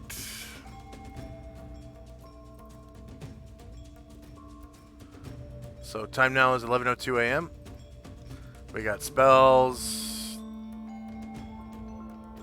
We got time. All right. The first Vrock. This is one on the north side. They were still flying. So, let's see. Oh yeah, you didn't move back for your attack of opportunity, or your 5-foot step. Oh, okay. Yeah, sorry. Yeah. So this one is going to take an attack of opportunity from Fenmar. This one right here, as he passes you by. Oh, I gotta roll. Depending on what you're doing, I guess. I mean, I'm turtling. So if that's gonna interrupt that, then I'm Yep, that definitely would. So he just passes right by your threatened square and lands. And he is going to turn to face you.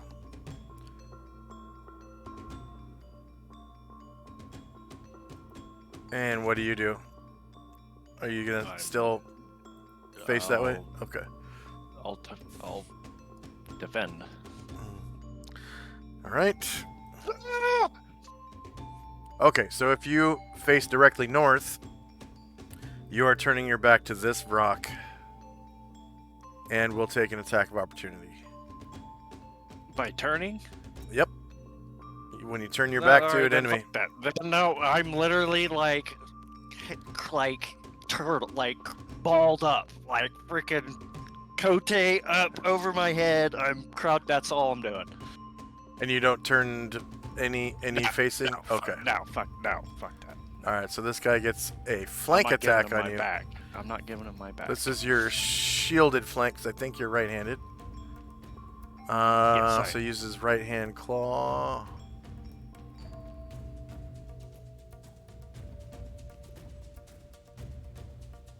Against your shielded I flank. even dropped my mace. I'm just He crits you for 10 damage. fuck. That's 4. That still didn't add. I guess it did. I'm still at -4. Let's see, he rolled an 18. Yeah, it doesn't beat your AC by 5. Why is that malfunctioning? Let's see, your crit success over 18. Is that taking into account the Florida AC that you said? This is attack 3. We've been having issues with attack 3. Oh. Let's see. Find attack 3. Why is that doing that? He's gonna knock me out.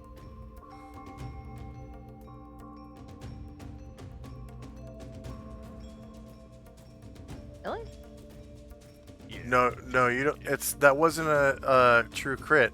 I mean, it wasn't a confirmed crit because he only hits AC -6. It doesn't beat your AC by 5. So okay, it's not doubling it. And I need to re-roll it anyways because I didn't give him a -4 to hit you. I forgot you're using the defense option. I gotta take a look at this code. So that was flank.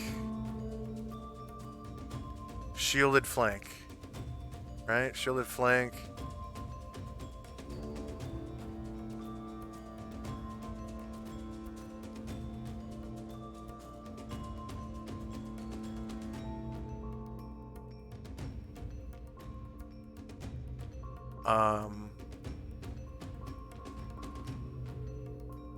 And then attack 1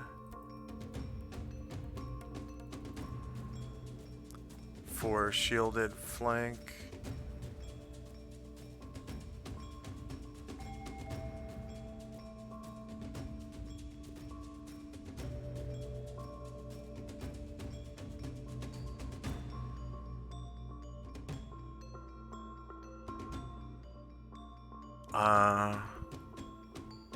Target AC. That's fine. There might be like an extra space.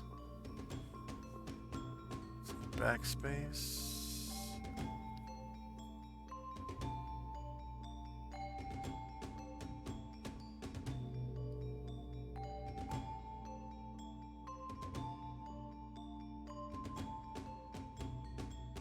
It looks like it's the same to me.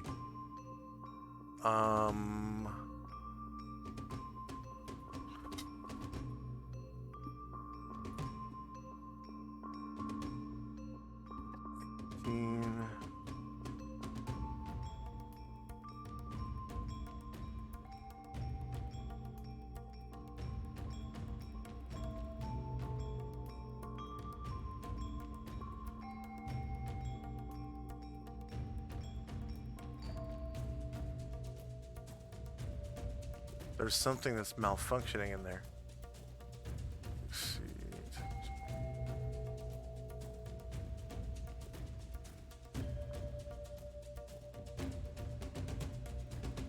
So I guess I'll just copy the whole.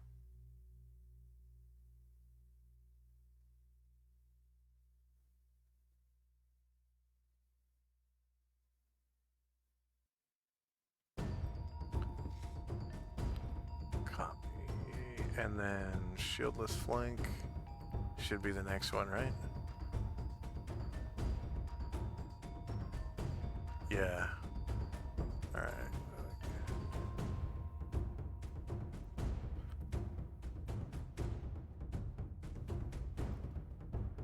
I never did figure this out. I didn't really know where to start, actually. Paste. Alright, and then cancel this, and we'll just test the macro. So this is Vrock, test macro, Fenmar, shorter melee, same elevation. Oh, wait. Vrock, test macro, Fenmar. I appreciate the work you put into the macros. They're very convenient. Test macro, Fenmar. Attack roll modifier -4. Enter. Damage roll modifier +0. Enter. Okay, so shielded flank.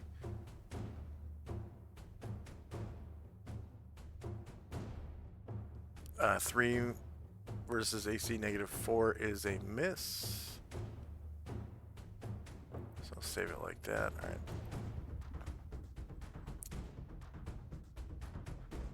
Alright, and then left hand, Fenmar, and -4. Is that with the -4? Enter, enter. Okay, shielded flank, -1 versus -4 is a miss. And the beak, Fenmar. Shorter melee, same elevation, -4. And shielded flank, 9 versus -4 is a miss. Alright. And then the next rock, I guess is, he's flying. He's gonna have to, in order to avoid hitting you, like running into you, is gonna have to gain altitude and fly over you, so you get an attack of opportunity again. Oh yeah, you're defending yourself. So he flies right over you and lands. Well, I guess he wouldn't be able to land there because you're more than 5 feet tall. So he'd have to land here. And wouldn't be able to reach you. He will turn around though. And the last one is going to land here. And turn to face you. And attack. So right hand claw. This is a ledge, right? Yep. Is there anything blocking it? There's not like a railing or anything. It's just straight down. Straight down. How far?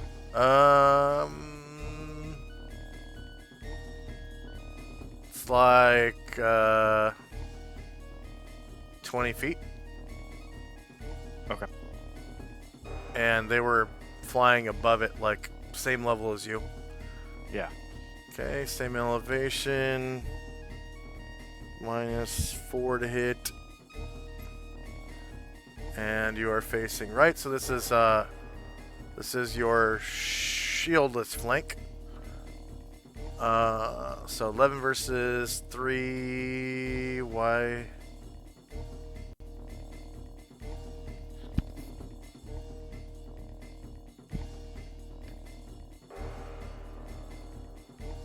Okay, it's your shieldless flank. That's why it's AC 3. All right.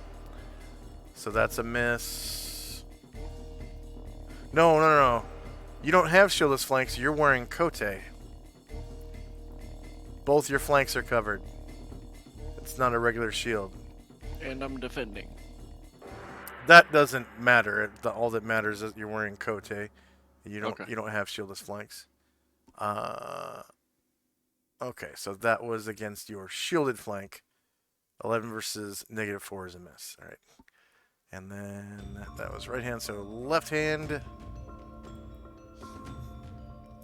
And -4. Shielded flank 12 versus -4 is a miss. And the beak.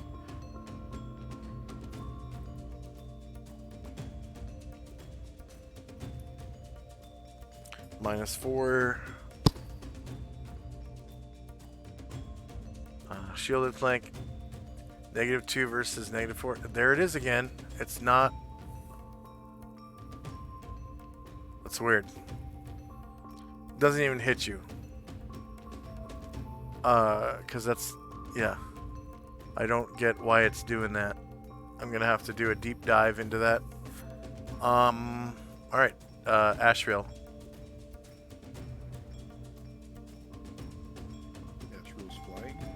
But that shouldn't be a, like you're saying, like, is it? Shouldn't be green. Saying it's.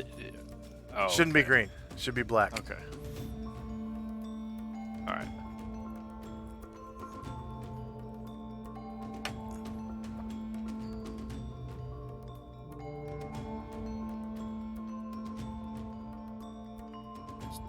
That's it for Ashriel.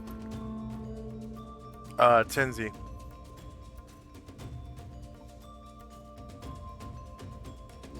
Tenzi's just moving.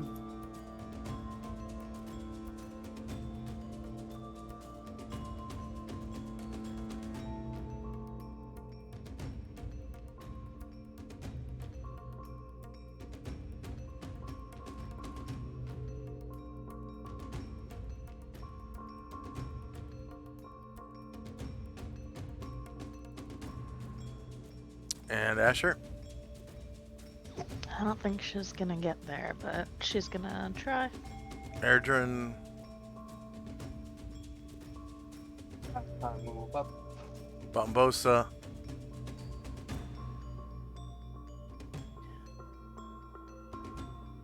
Alright, Bombosa is moving and hiding.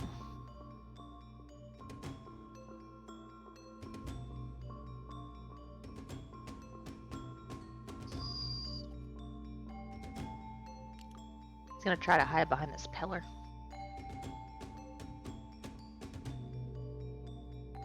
Actually, wait.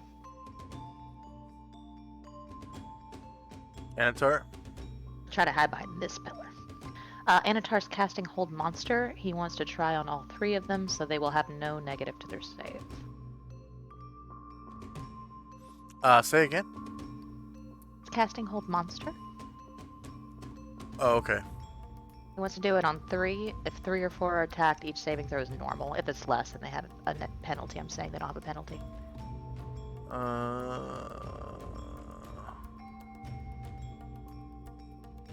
Sorry, I was thinking when I was moving Airdrin, but he was also going to hide where, and he's finished.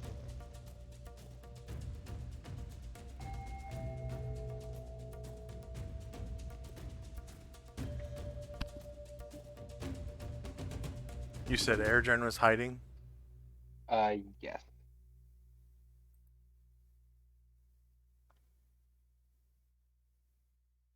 He can if he takes cover or concealment.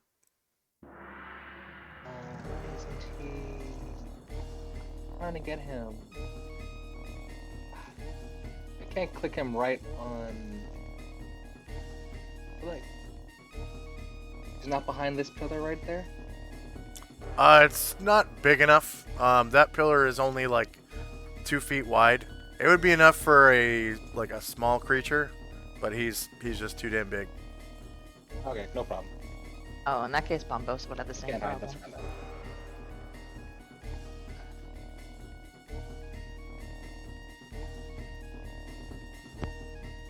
It's like trying to take cover behind bamboo or something. I didn't think it was that small. Okay. You can't see me. You could take concealment in the fire. Yeah, no one will see you.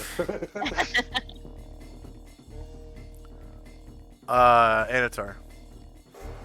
Casting hold monster That's right. on all three.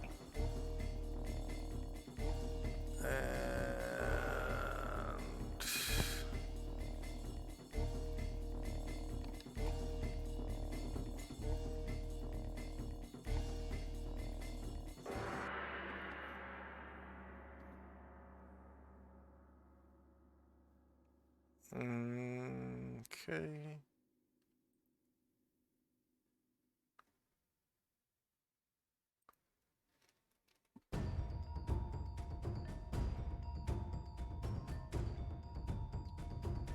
Wow.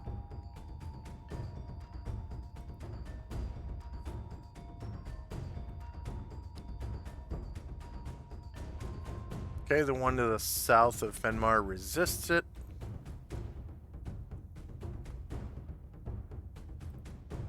And you said there's no adjustment to the saves? Correct. Correct. Warrior 8. With 10. Okay. So this one, the far one is held. I just want to make sure he has line of sight to all three of them.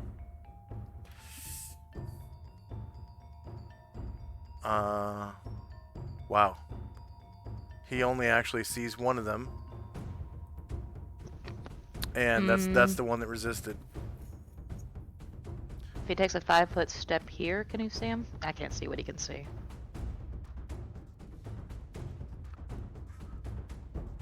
Yeah, now he sees all three. Cool. And so this one against the wall fails and is held. And the north one.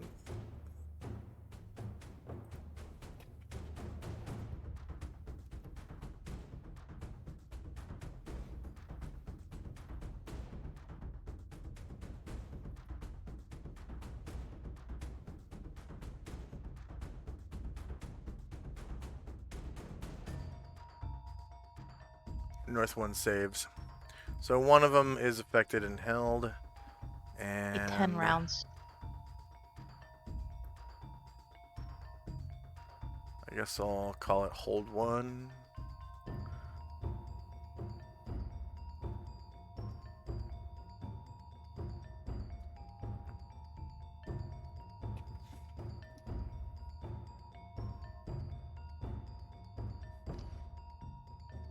That was Anatar's hold monster. +1.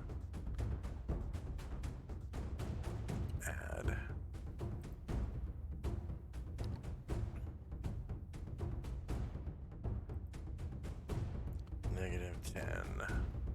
Enter. Alright, Shandrak. Close the distance on my feather feet.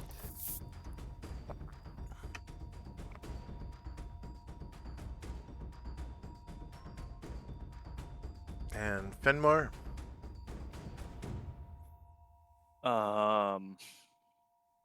You said 20 feet. I'm gonna roll off the edge.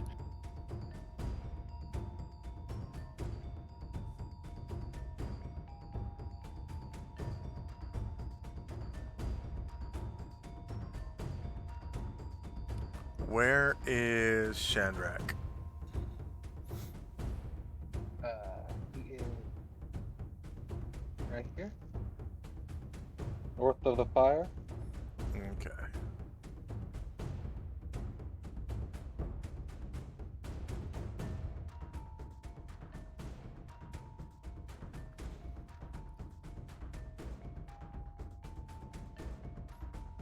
Alright, you will take 2 attacks of opportunity as neither one of these guys is held. Okay, right hand claw. I have a question real quick. Yeah. It's dark, right? No, there's campfires No, right there's next 2 to you. campfires right to us, so they're not in. Okay, never mind. They're not in proficient. Okay, never mind. Cancel that.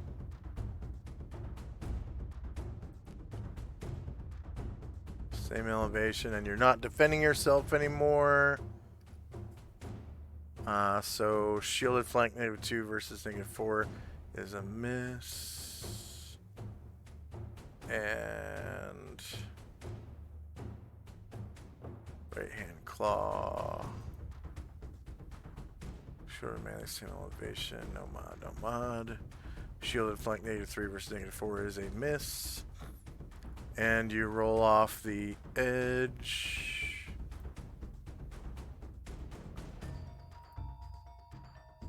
And it's a 20-foot drop. You take 7 falling damage. I'll take that. And Karanglar. I've already done the math. He's not going to get there, so he's just moving closer.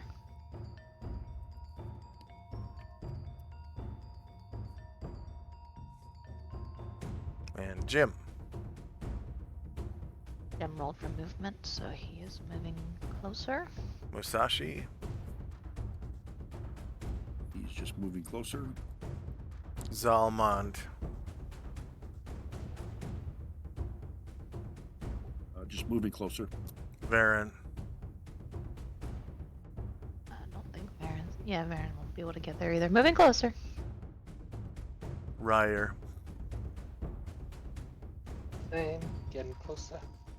And Karanglar, Varen. Okay, end of round. Regeneration occurs, if any. And initiative phase. And I'm just going to step away from the mic for a second.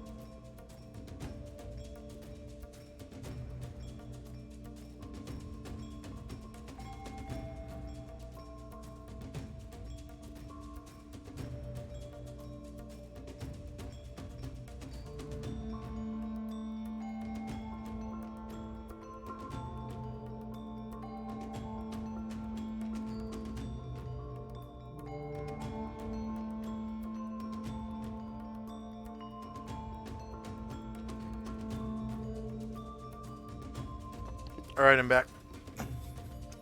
Any issues? Just Or... yeah, I just realized that that during last round, Asher and Musashi ended up occupying the same space. Ah. Okay. Go ahead and roll dex checks, Musashi and Asher. I'm sure you're both gonna make it. They both have pretty high dex.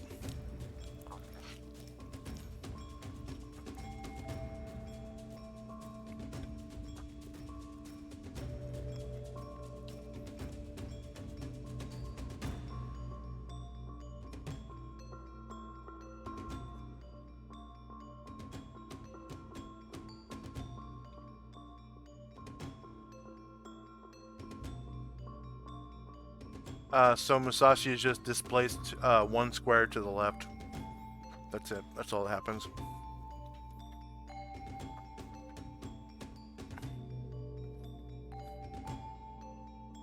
Alright, is anyone still rolling? Yes, I Yeah. haven't even started. Ah.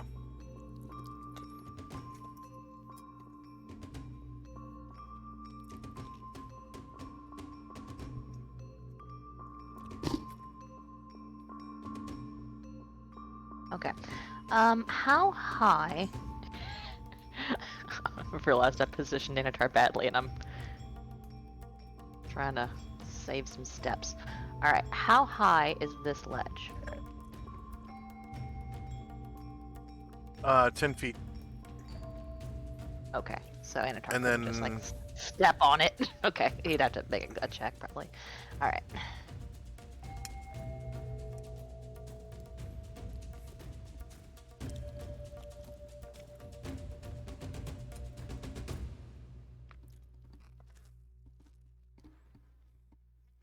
Okay.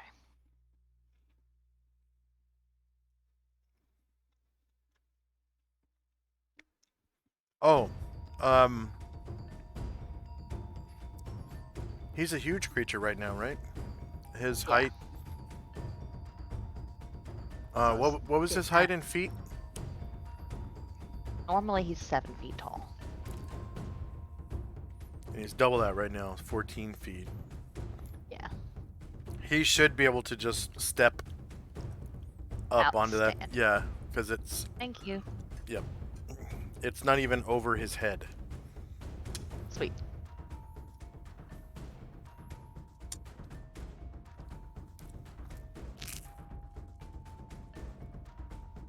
The other one, however, he'll have to Yeah. climb. Okay, is anyone still rolling? Yeah, I'm still rolling. Sorry. That's okay.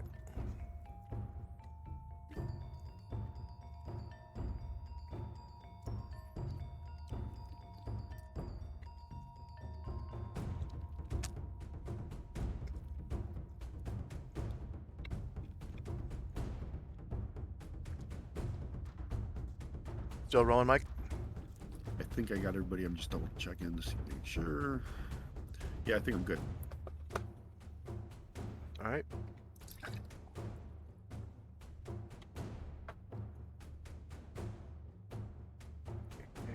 And, time spells. First Tanari.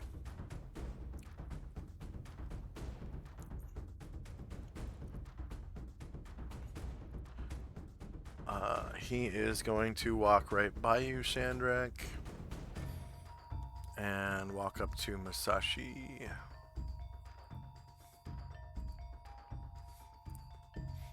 And swing away.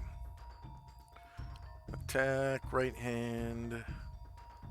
Musashi. Oh. Not Anatar's aura either. Musashi. Shorter melee, same elevation. No mod. No mod. 7 versus -4 is a miss.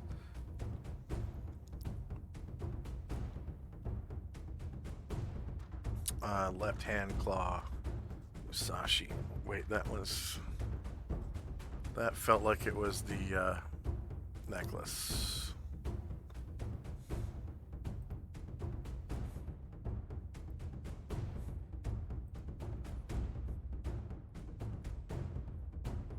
Okay, 9 is a miss.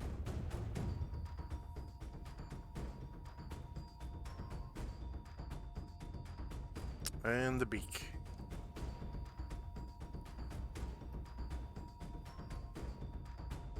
Ten is a miss.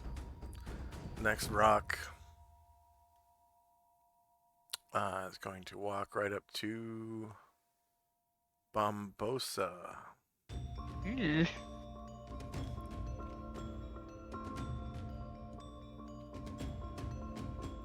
Let's see. It's a cloak of protection or something. May already be factored in. Yeah, cloak of protection plus 3. That may already be factored in. Should already be on his armor class and his saving throws. Yeah, So looks like it is. Cool. attack, right hand, Bombosa.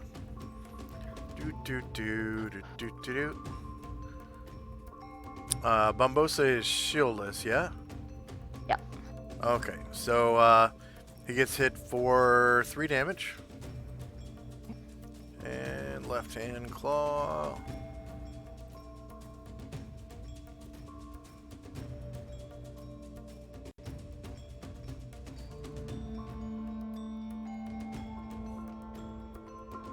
Seven versus 6 is a miss. And the beak.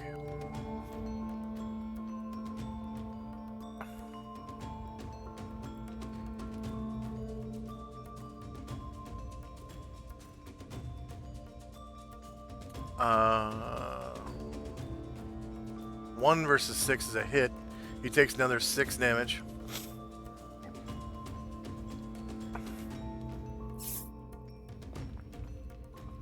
Oh, and all these characters down here need to make a Constitution check, other than Fenmar.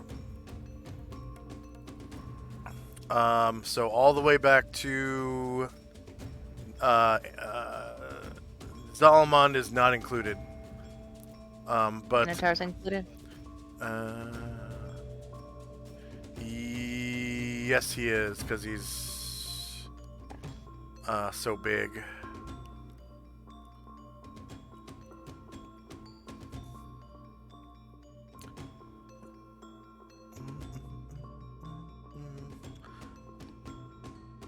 So these Tenori are like shrieking as they fight,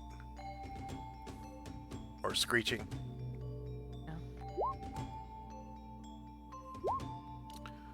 Looks like only one who's failed so far is Varen. Oh. Alright, so the effect was that all the characters?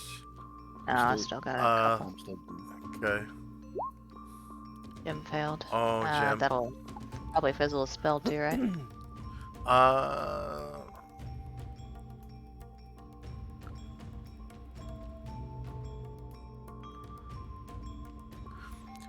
So, yeah, he's just stunned for 1 round. Okay. Astral failed as well. So Astral, Jim, and Varen are stunned for 1 round. Asher too. And Asher. I get Carrot Glore, I don't know. Let's see.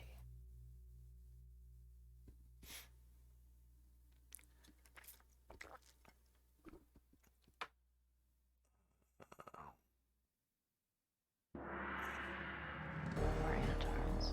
Oh, yeah, never mind. Okay, yeah, just Carrot Glore I missed.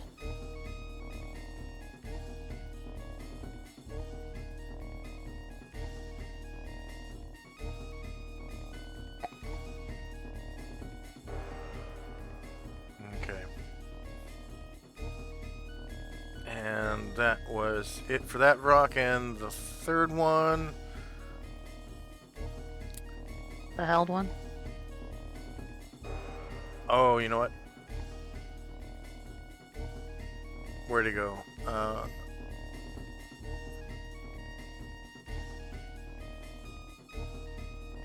This is the held one. So this one was unable to attack Bombosa, and Bombosa is at full health. This one is held. I think he was right here. So his hits against Bombosa did not occur, but this one will step in, and Shandrak can take attack of opportunity at any time. If you want to take your backstab or whatever, because these rocks aren't aware of your presence and they're walking right by. I didn't know I could opportunity backstab, but I like the sound of that. I will do that to this one. Okay. Kill him.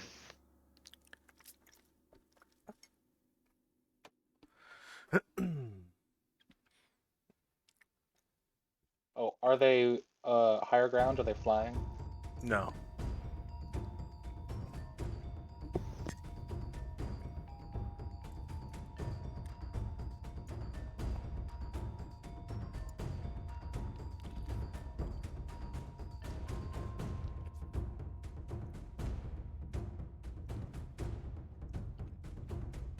All right. 29 damage. Reveals your position, and he is not dead.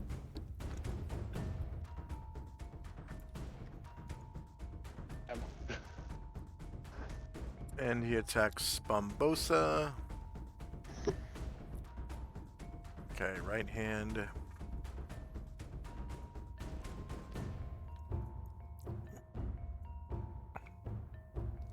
Ten versus 6 is a miss. Left hand.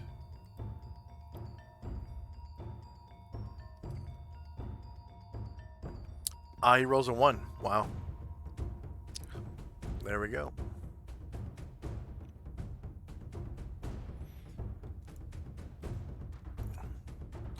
Musashi.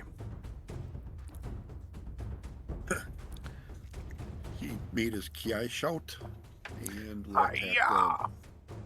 attacked the one that attacked him. Alrighty.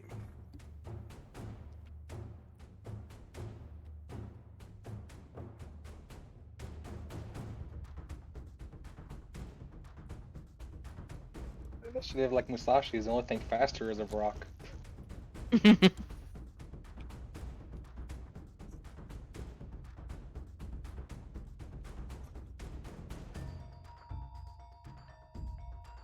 So they are technically shieldless. And -1 misses.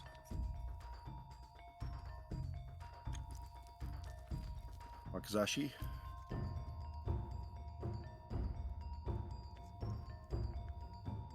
-6 hits, and you cause 21 damage. Minus 21.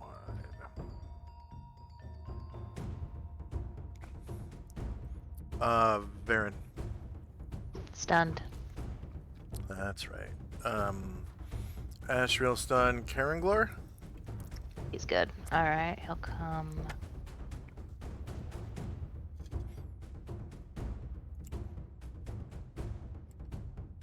Oh, sorry. Mouse. Let me somewhere. Looking for a cozy spot. You will step into Bombosa's square temporarily. Take a swing at the one front. At a +1 for Blade Song. Okay.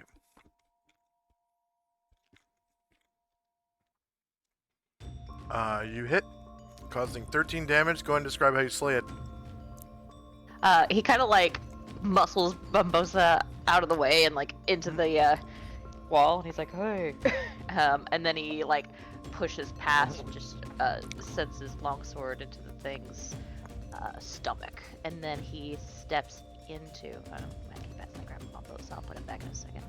He steps into the square of his kill.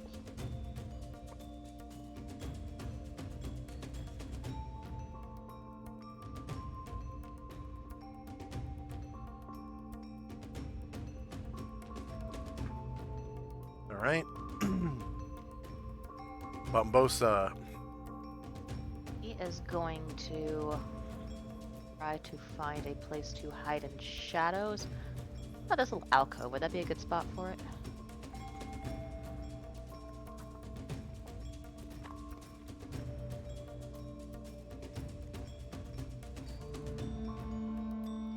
Yes.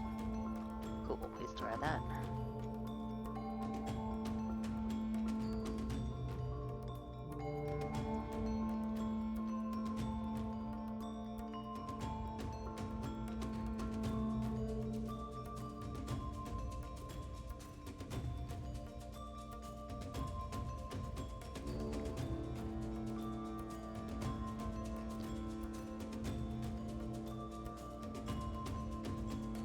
Erdrin. Excuse me. Erdrin gonna try to get by guys over here and go in this little cubby. And can you hide in shadows there?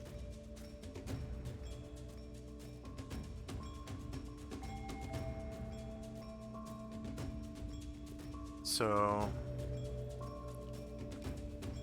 there's a rock right here.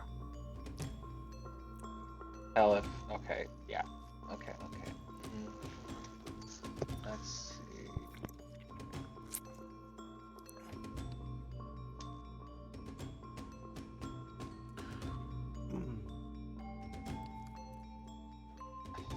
Yeah. You're just gonna stay there. Okay.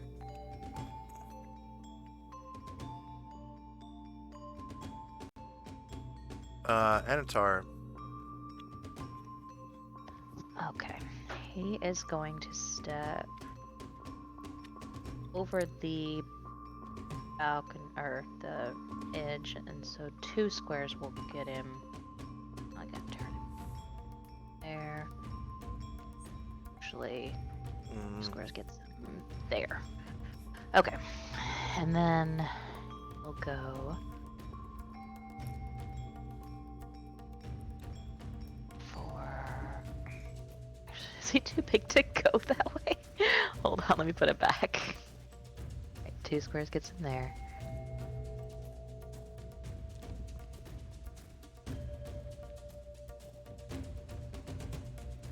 Seven.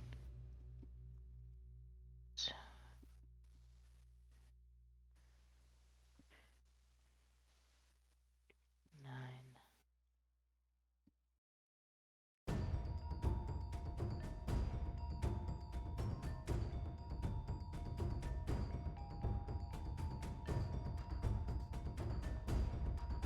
Yeah. Each of the tokens has like a not a hitbox, but like within their squares there is a solid box that can only squeeze through certain, widths of space. Yeah, I was looking at it like that's a 5 opening, and he's too big for it now. Well, if you can, okay, so if you can squeeze if this token will actually fit through, you can go through. it's not a big deal. So he's there with 3 movement left because obviously he's not going to stop on top of a bunch of people. I was just seeing how close. All right, so go there and have temporarily and have 2 movement left and make his attack on this one. And remember, as a large creature, he has a reach of +2 squares on top of the reach of whatever the weapon is. Oh damn. So he's using Melee. 2 weapons that have a reach of 1, but he's a huge creature, so he has a reach of 15 feet. That's really good. Yeah. Same elevation. Asterisk 2 for attack. Sorry, that's damage, not attack. Sorry. Back.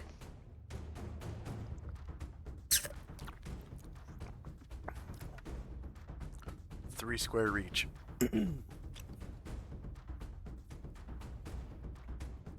That's only with weapons. That's not with natural attacks. Gotcha. Damage. It is evil? Definitely, yeah.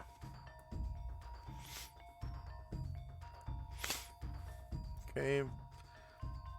It is shieldless. Wait. Yeah, you're attacking from the north. Yeah, it's shieldless. So -3 versus -5 is a miss. Right, then we're gonna go longsword. Yeah. You know what else I want to do? I forgot. He Gaze? wants to turn. Yeah. He wants to kind of turn so that he is. Zoom in and get his. Oh, I got a necklace. We got that necklace for a second. That was Asher. Oh my god. Yeah, he kind of wants to turn to face just that thing. There, I finally got his. Okay. So That'll be his front rank. Gaze just that. Okay. You're standing on Musashi, it looks like. Yeah, he has 2 movement left. My hope is that I will be able to kill this thing and end my turn in its square. Yeah. Okay.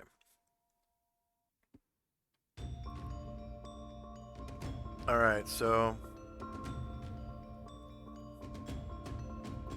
Yep, you are facing it and only it right now.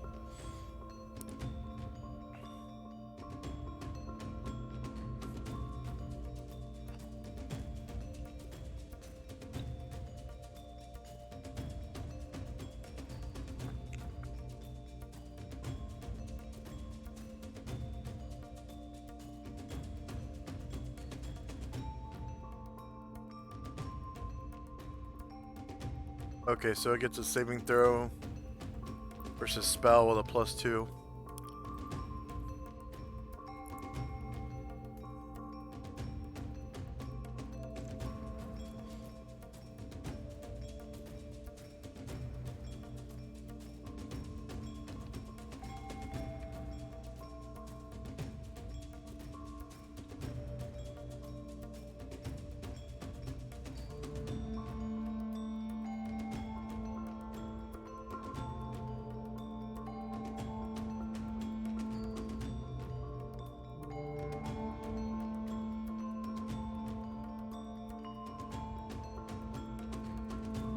It saves.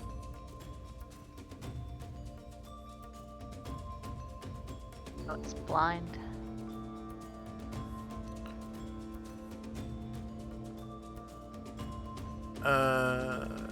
Yep. For 3 rounds.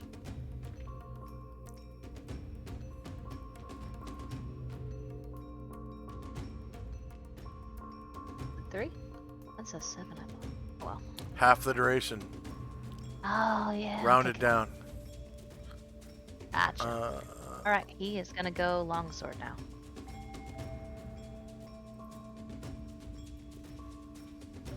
Okay. That's a +4 to hit from blindness.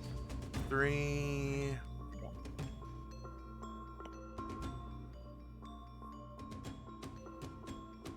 Yeah.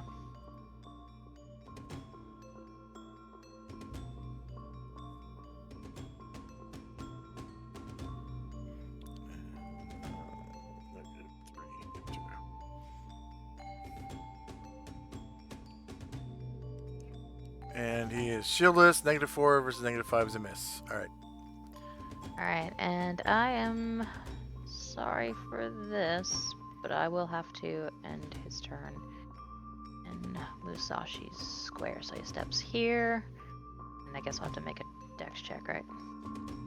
Yeah, Musashi too. And you take an attack of opportunity. At -4, of course. For your aura. And he's blind. Doesn't... at -8 then. -8 then. Okay. Same elevation. -8. And you are shieldless, so 11 misses.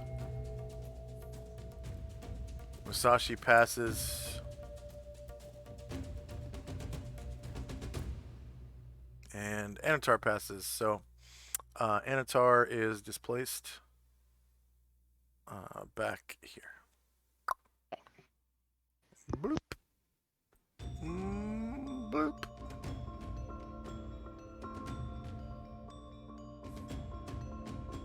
Ryer.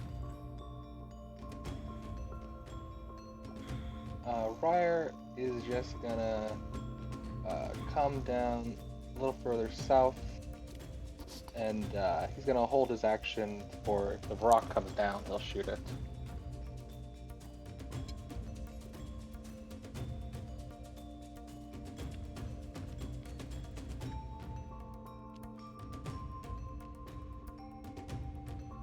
Okay. Asher is Stunned, yeah. okay. Shandrak.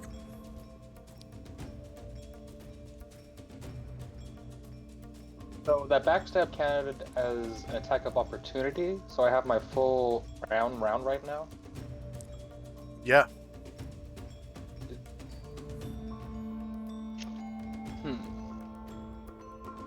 Well... As long as it includes your longsword. That's true. That's what I rolled for specifically. So I think, yeah, why not? I'll attack his back. Unless he faces me. He is facing you. Oh, wait. Oh, he is? Okay. That's this one. Yeah. No, he's not facing you, so you get a back attack. And Rear. he's blind. Yes. So that's an additional +4.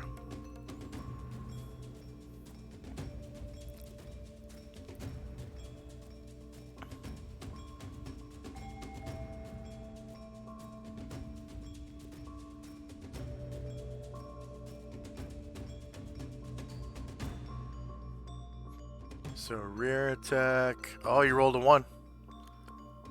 Oh, rear. Oh, yep. Rear. Zalmond. Zalmond, riding upon Ruckus, is making a charge with his heavy lance. Ooh.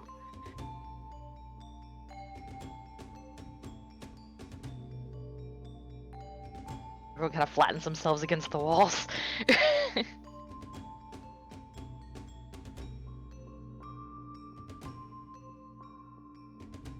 That's Anatar has those squares behind him. Like here. Oops. Yeah. Alright, you'll have to stop there then. Ashrel's flying, so he should be hopefully under him somewhat. But that is Asher's square, so if you stop there, then we gotta do the thing. Alright. So you. Are you like invisible? Is that why I'm not seeing you? Yeah. Oh, I'm sorry. Sure, being invisible.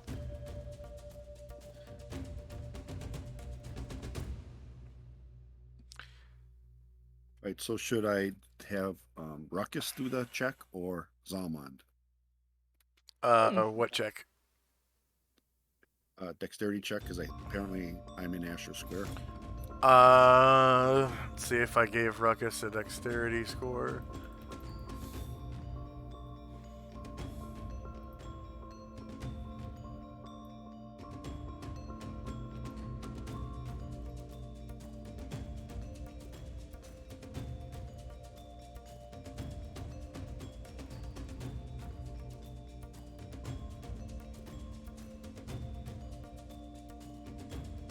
Okay, yep, go ahead and roll with Ruckus.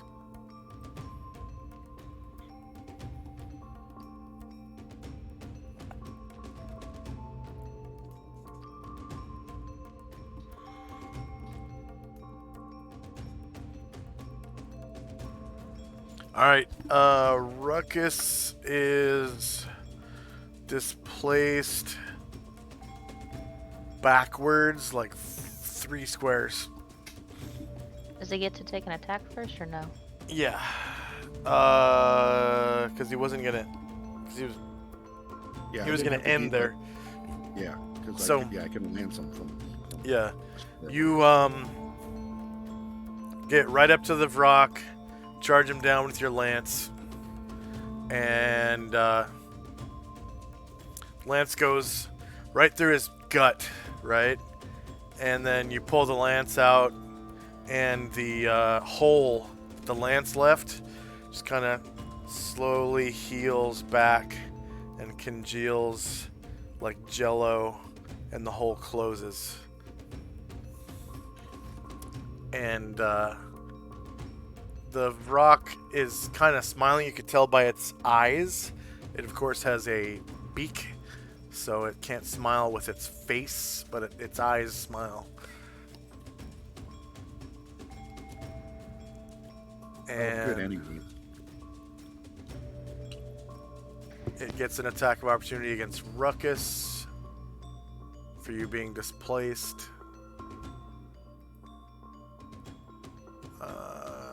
Right hand. Ruckus with a -8, of course.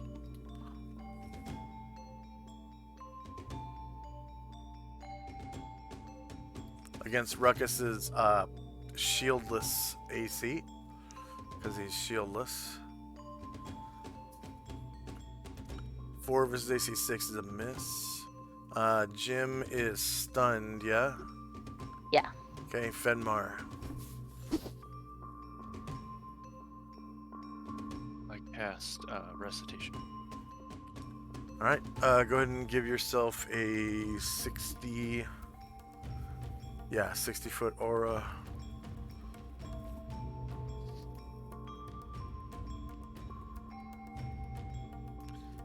And let's see, Prayer 1 ran out a long time ago, right? Yeah. So Yeah.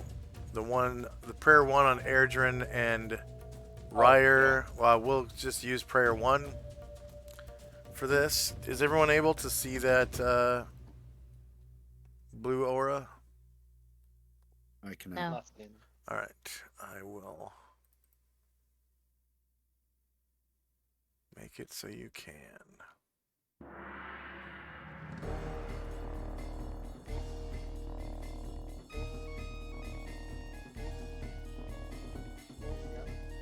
Alright, so everyone who's at least halfway in the blue aura is affected by Recitation, which is going to be that little prayer boy with a 1 on it. Well, actually, should be 2, right? Because you get plus 2 to hit and damage. Hit and saves. Yeah, hit and saves. So we'll Fenmar, he'll get 3. put Recitation, cast by Benmar, +1, and the duration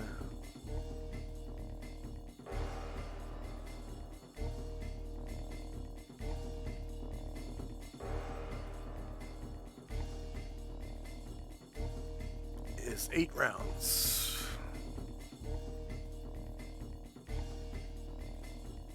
Fenmar.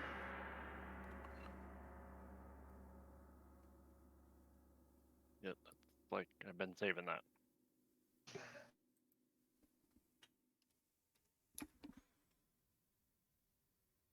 All right. And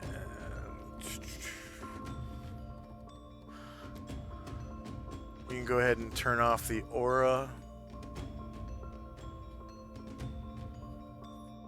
All you got to do is delete the number and then hit save. Yeah, I'll get it.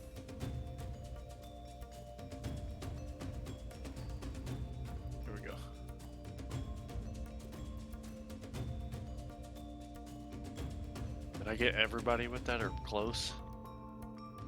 I think so. Enemy too, which is awesome. Let's see. Oh, hey, yeah, that's right. So, it is, damn it. Not everyone got hit by that. So, because of those pillars, Oh. I mean, unless Fenmar, oh, that's right. You're 20 feet down. Oh crap! I didn't even think about that because I Yeah. have to see him, right? Yes. So Ah. it's just you and Ryer. Just you and Ryer. Everyone else, go ahead and delete that. Shit. Yeah.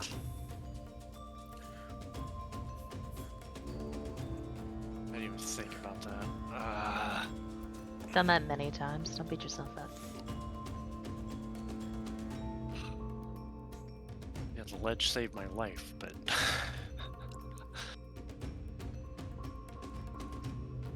Also remember the withdraw action when you need to. Yeah.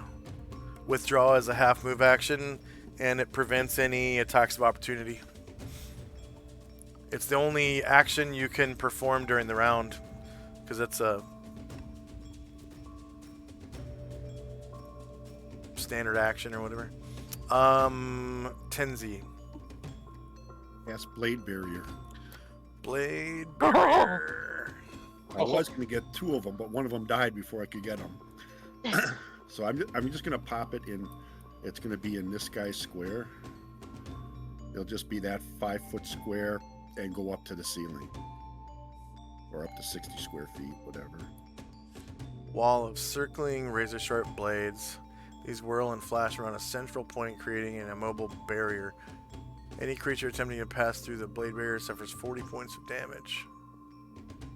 Yeah, I was going to put it right across here. And get both of them, but... Lo siento.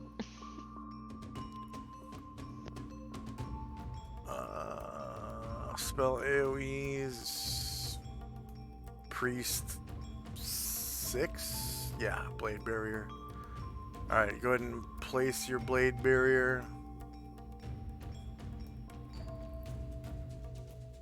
Nice trinket, too. Back. Yeah.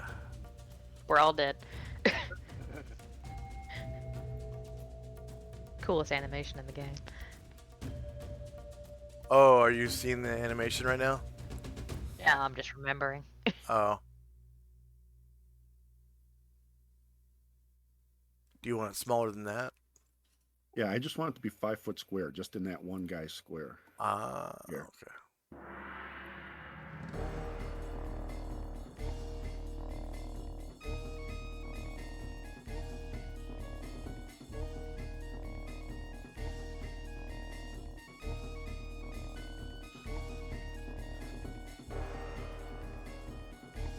Now I'll extend it up to the ceiling.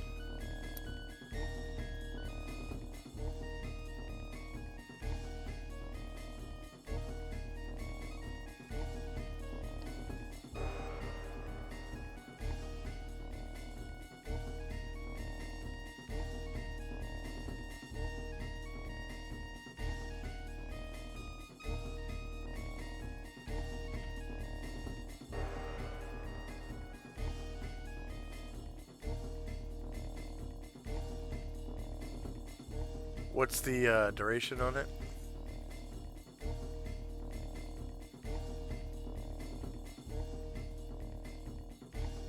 "33 rounds." Holy shit.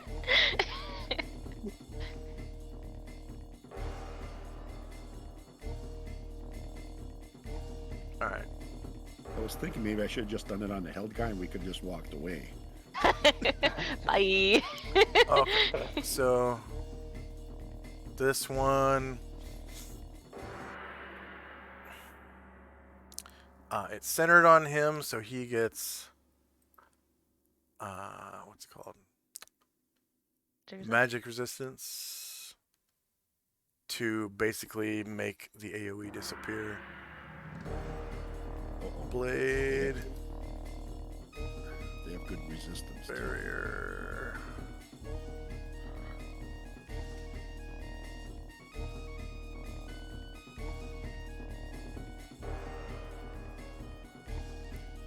Okay, so the blade barrier just kind of disappears.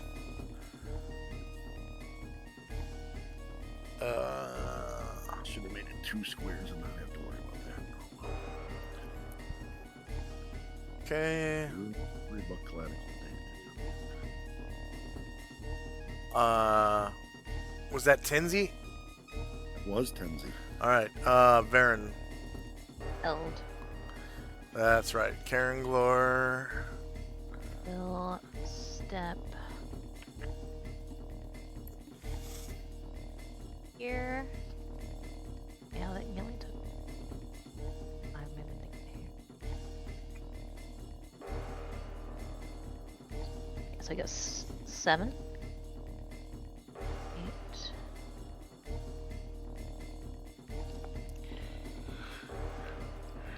And try to get behind him.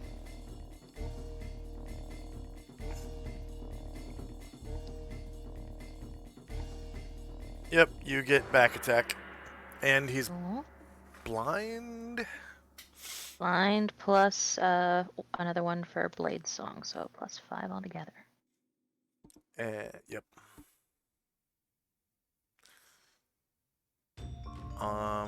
And that's his rear. So, -1 versus -5 is a miss. Anatar's second plane. He only has like 1 movement left. He's not gonna be able to get there. Okay. And then Varen is held, or not held, but stunned. Okay. Could I do Musashi's second attack? Oh yeah, yep. didn't I know saw if that. I'd be close enough, so I didn't change the initiative thing. But Yeah.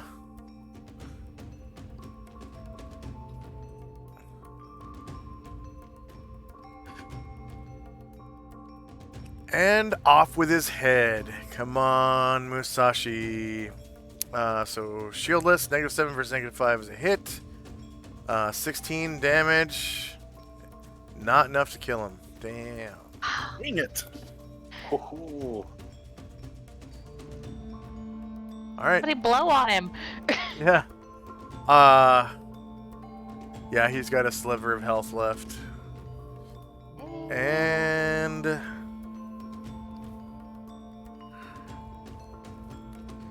regeneration occurs if any, poison damage, etc. And initiative phase.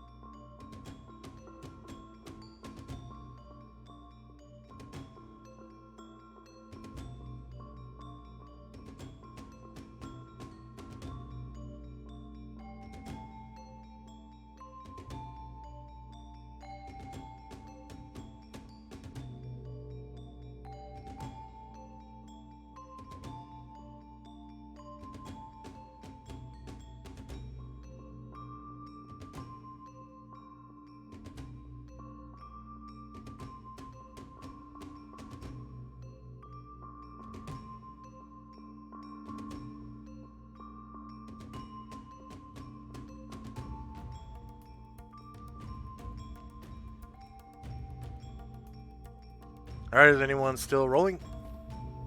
Populating multiples. 1 second. I'll need a second attack for Ashriel, maybe. All right, there you go.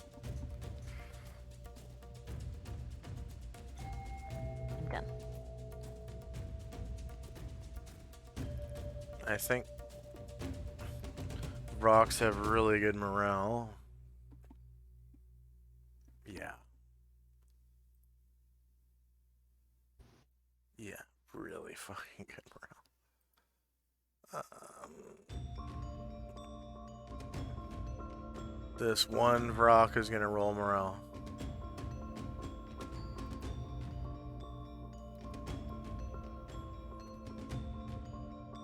And he maintains morale. Is there anyone still rolling?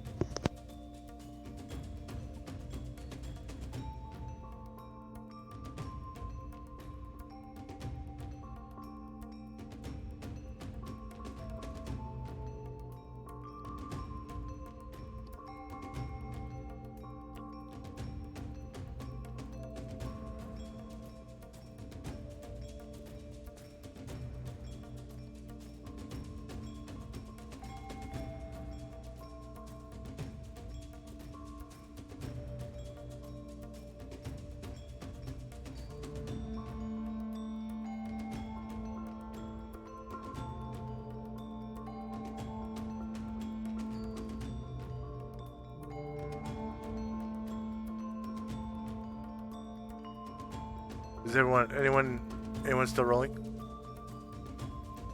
All right, here we go.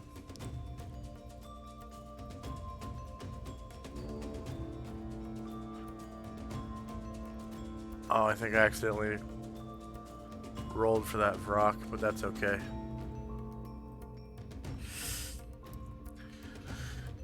They are always supposed to win initiative.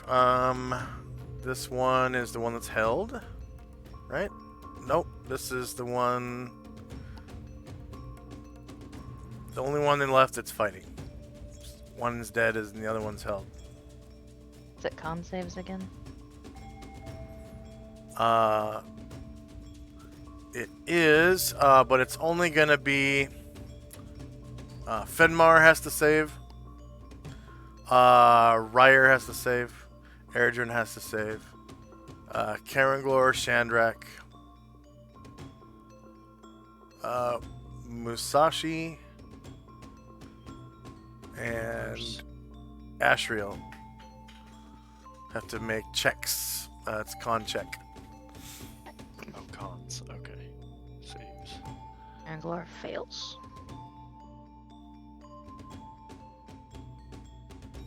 Yes.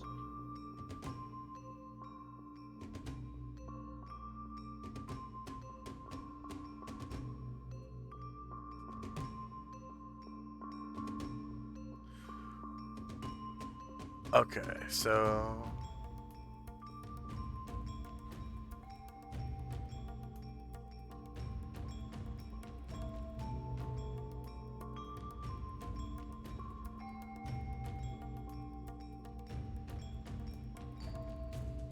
wow, Musashi is stunned, Ashriel stunned, Karanglor stunned.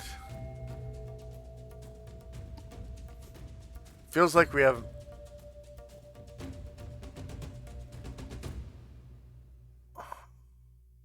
You know what it was?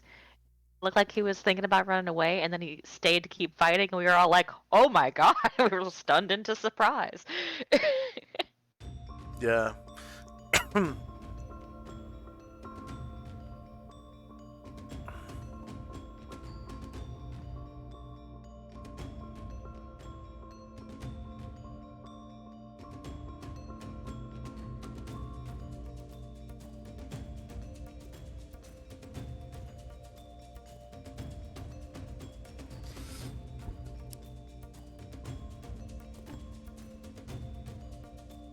Alright, so that's the one that's held. That's the one that's dead.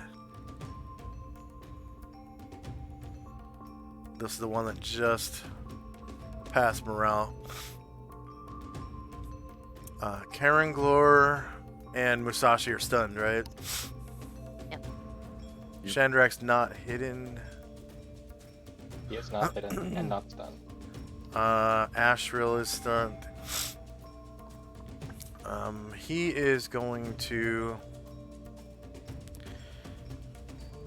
perform a left face.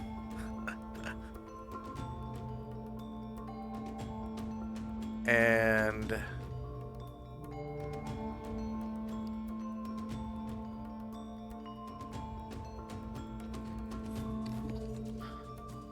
he is going to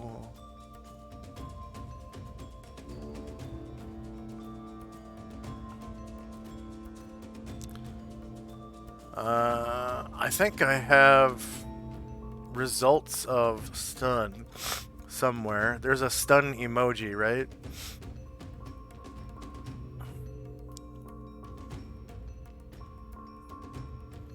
Dazed. Stun. Stands motionless for a number of rounds indicated. Okay. It's the no smile emoji. Let's see, this Tanari is going to... He's going to use some attacks on Chandrak and some on Musashi. So I'll start with his claw on Chandrak. Skin. Actually, it's going to be right hand on Musashi, left on Chandrak.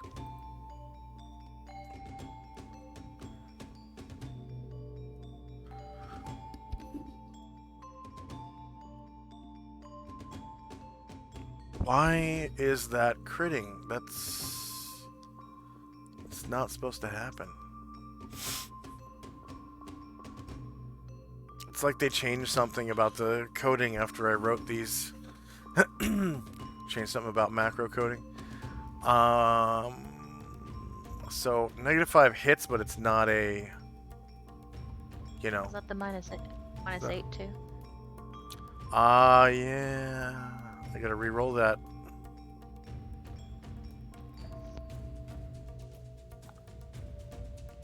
Okay, so right hand, Musashi, -8.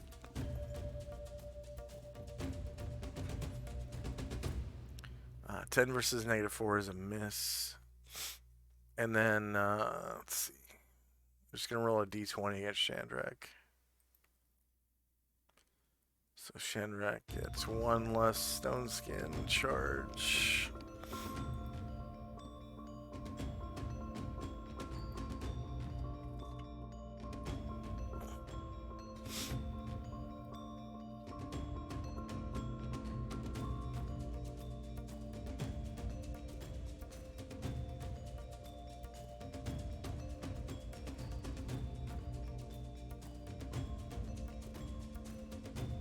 And he's going to beak Musashi.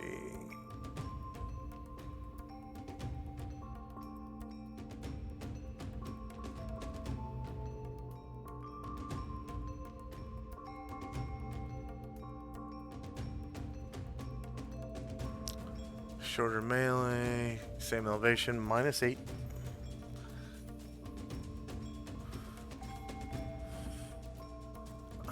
Musashi is turtle, so 13 is a miss. And this is the third round in which they're fighting.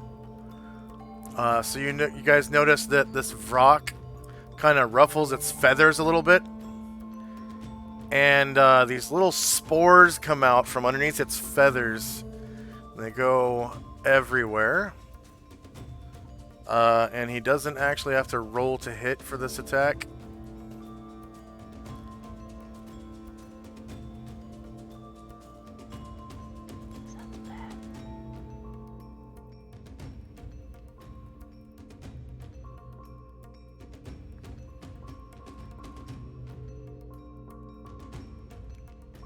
So everyone in a 5-foot radius of that rock, which is Chandrak, Karanglor, and Musashi. Dasher. And where's Asher at? Oh, just north of him. Yeah, okay.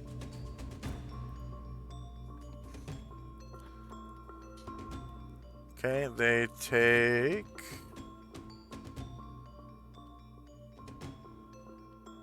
4 damage.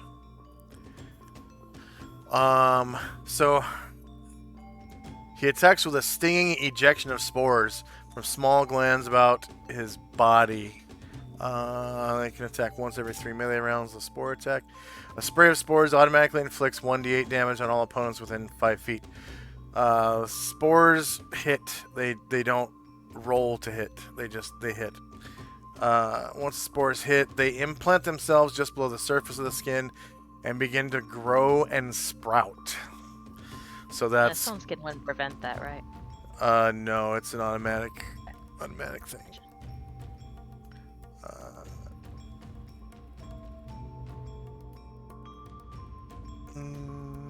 You know, actually, yeah, I'll take that. So Shandrak loses a charge. Try that.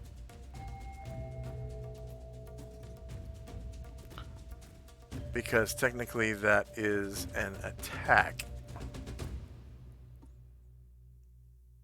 And Asher loses a charge.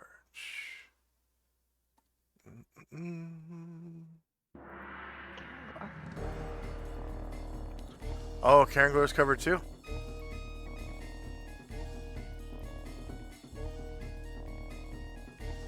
Level 7. Yeah. Yep, he's still got charges left.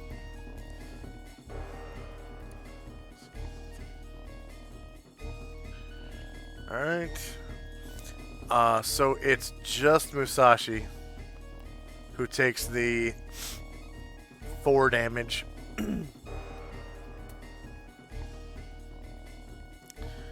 And his body is injected with these spores under his skin, just below the surface, and they begin to grow and sprout. Ew.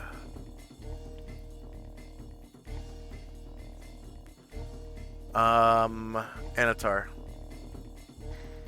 Tar will come forward. Oh, are the spores still in the air? No, it's just like a poof, and then they go into people and drop to the floor. Alright, Anatar will come forward and temporarily occupy these squares. Then attack. Hit. 2 to damage.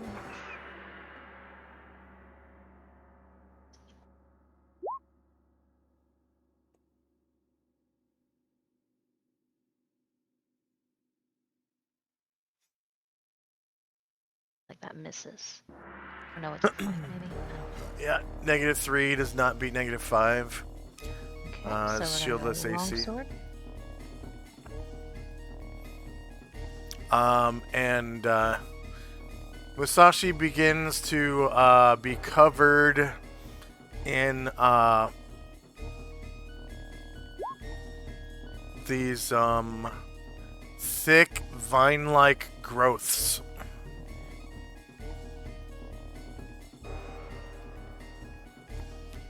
For 10 melee rounds.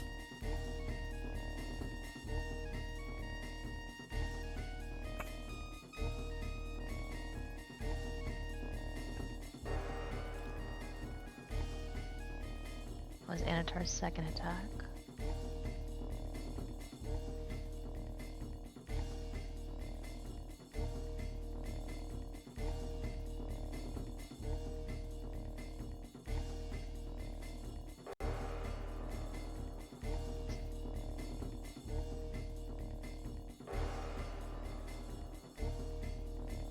-10 enter.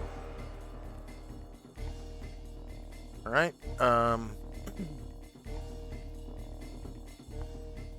yeah, -14 hits. You cause 25 damage to that Tanari and kill him. Go ahead and describe how you slay your enemy. He takes it like right where the wings are, like slices the wings from his back, and he starts like spurting blood uh all over the floor. And he needs to move forward. Oh, that's a necklace. Okay. Needs to move forward. Blend his turn there.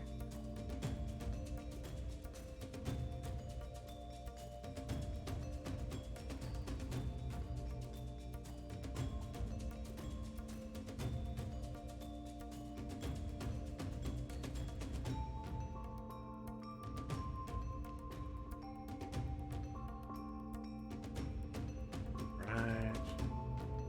Well, that was it for Anatar, right?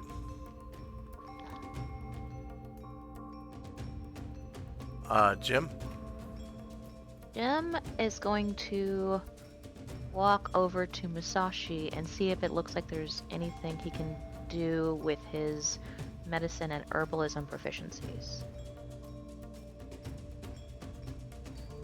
Can move him. I think he's stuck.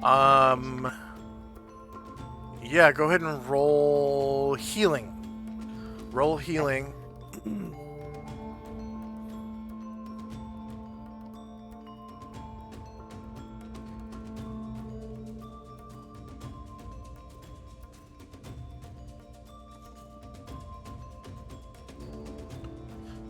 So it looks like the vines can be killed by bless or neutralize poison or a similar spell. Or by being sprinkled with holy water. A slow poison will stop the growth. Jim says, hold still. Think I understand this. He's stunned, so he's standing still. Good job, just like that. What a great patient. Jim's thinking about using hold person on all his patients in the future. Varen. Aaron will come forward and coup de grace the last one if he can. Yes. Yes, he can. Oh no, that's not. Wait, where's the? Oh, let's see. One more down. There it is. I'm gonna roll an attack, or we just roleplay that. There are no other combatants. So you just roleplay like how you slay your enemy. Cool. Because he has. Yeah, the thing's just stock still, and Varen Varen just like grimaces at him and puts his sword like from his navel like up into his rib cage. Okay. And combat's over, so it's Shandrak and company.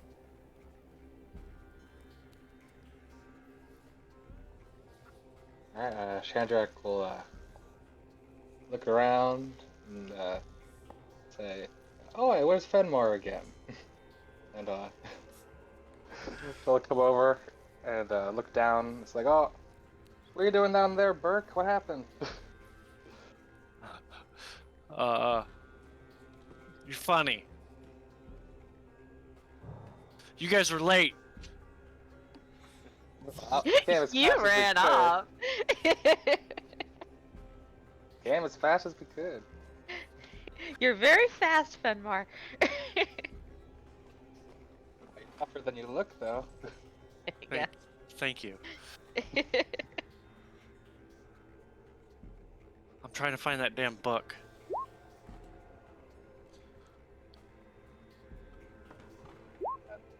Shandrak will continue a little further ways down. Okay, nothing over there.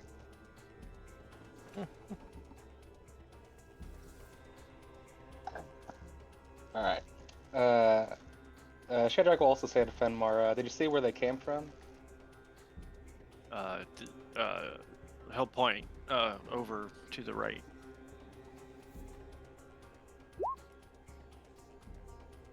So I guess we should head there. Hopefully there's well, maybe, you never know. Something else over there? This way. Alright. Let's check out over there then. So, actually, yeah, where Shadrach is, yeah, he'll just climb down, actually.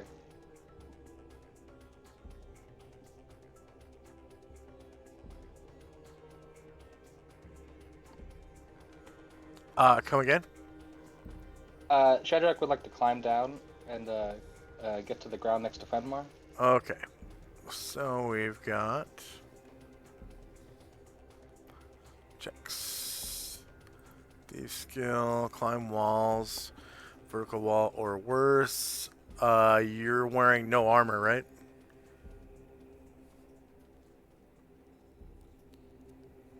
Shandrak's wearing no armor, correct? I'll be right back. Right. I gotta help my kid real quick. Yeah, that's right, no armor. And dry conditions. No modifiers. There's one.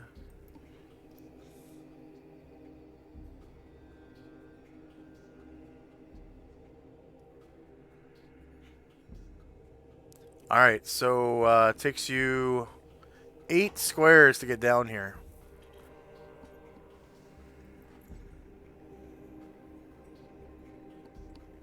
And take a couple more steps. And then I'll move Ryer and Airdrin closer. And that'll be all. Okay.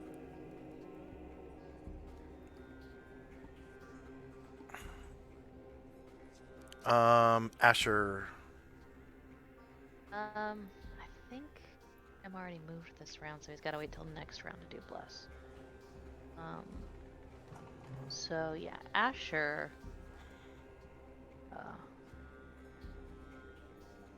Will kind of move forward just to see what she can see a little bit further south.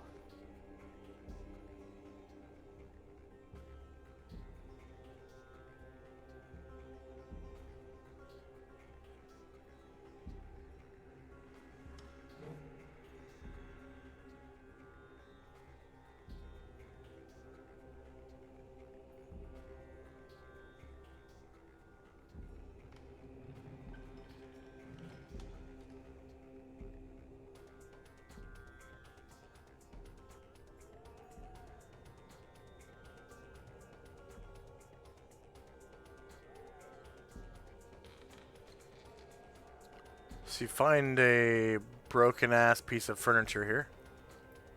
Very interesting. 15.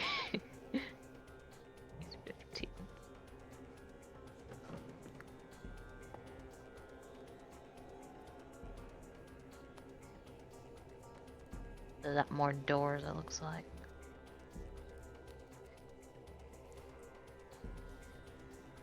Yeah, these look like apartment doors, and there are, shoes out in front of them.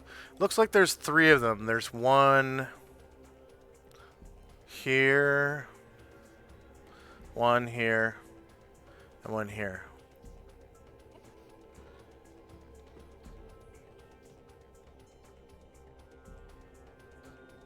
She will end there. She's also gonna drop invisibility for now.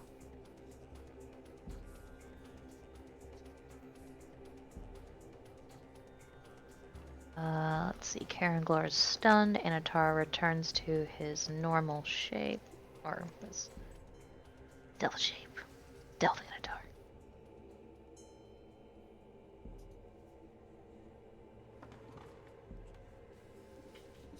Aaron will start heading down the stairs.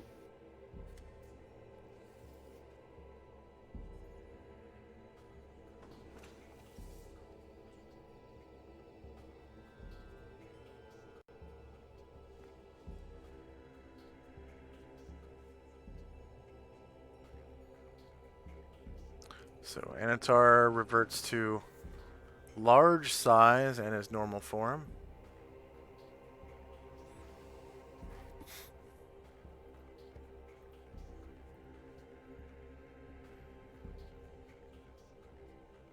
Jim is gonna stay where he is so you can cast next round.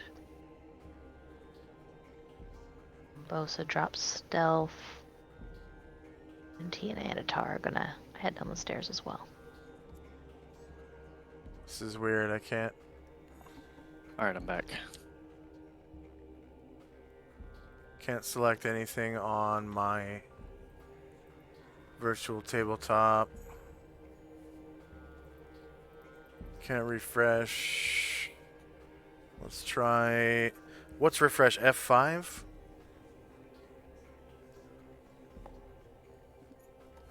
Can't refresh. Wow. Can't. Okay, I can close the window.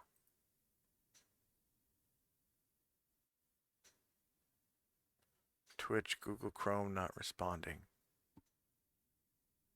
What? Okay.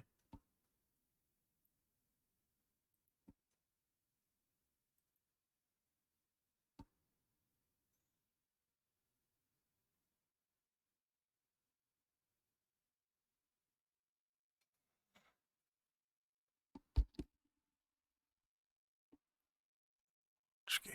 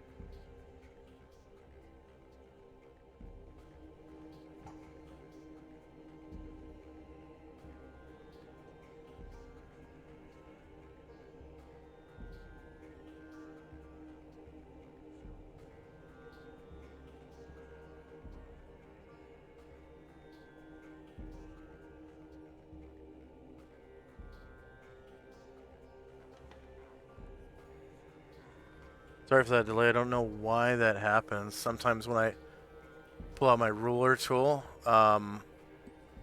like my virtual tabletop just kind of freezes. Well, that's crazy. So what was going on? Asher's doing what? Everyone has taken their movement except for Anatar because you were going to shrink him. That's And right. Jim is staying where he is so that he can use Bless next round. Aaron Glora is still stunned until next round. Right, yeah, Anatar will move down the stairs momentarily, but Asher kind of leans out from over the railing around this pillar and says, "Looks like more apartments that way. That's all I can see so far. I guess maybe we'll check out this way." Shandrak, you want us to scout ahead and make sure we don't have any unpleasant surprises? Sounds good to me.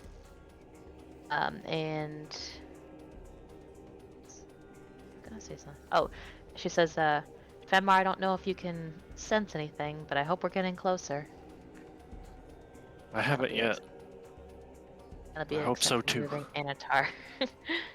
Move Anatar, and that'll be then my turn.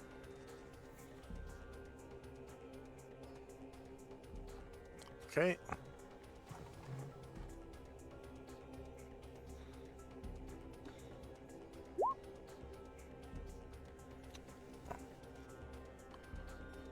Tenzi and Company.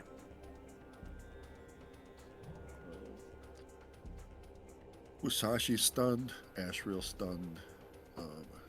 Tenzi will move forward, and so will Zalman and Ruckus. And that'll be it for us. All right. Fenmar. I am going to. Or they're all dead, right? Or no, everybody's stunned. Move.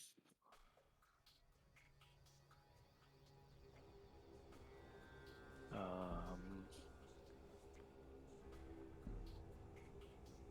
don't know what to do.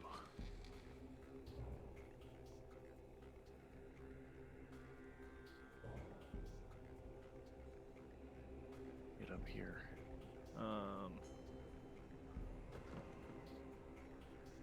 And that'll be it. I'll run up here. Or jog, I guess. And looks at you like a work colleague you are and says, I'm gonna do bless on him. I think it'll handle these vines. Unless he's into it. This might be a good look for you, Musashi. He's stunned.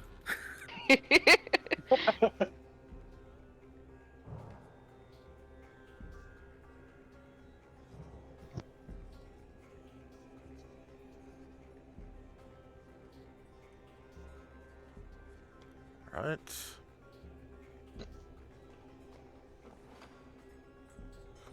Did Fenmar have his turn? Yeah. All right. You guys hear me? Yeah. Okay, just making sure. Yeah, I've just moved. That's all.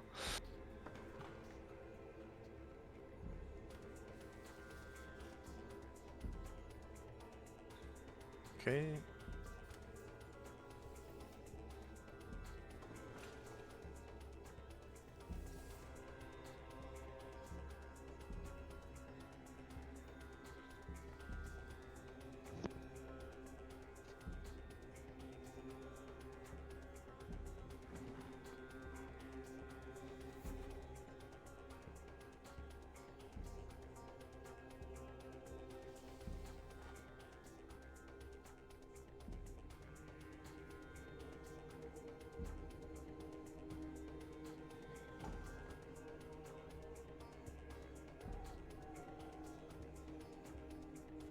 Okay, next up is Shandrak. Okay. Mandrak will go downstairs towards where the monsters came from.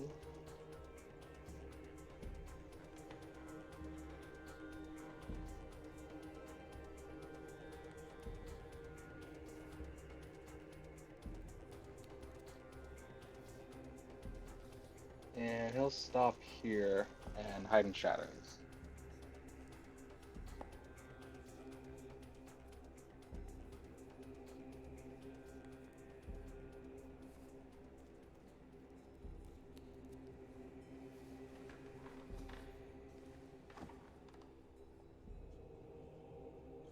Airdron will move a little bit further south and take cover behind this pillar and hide in shadows there.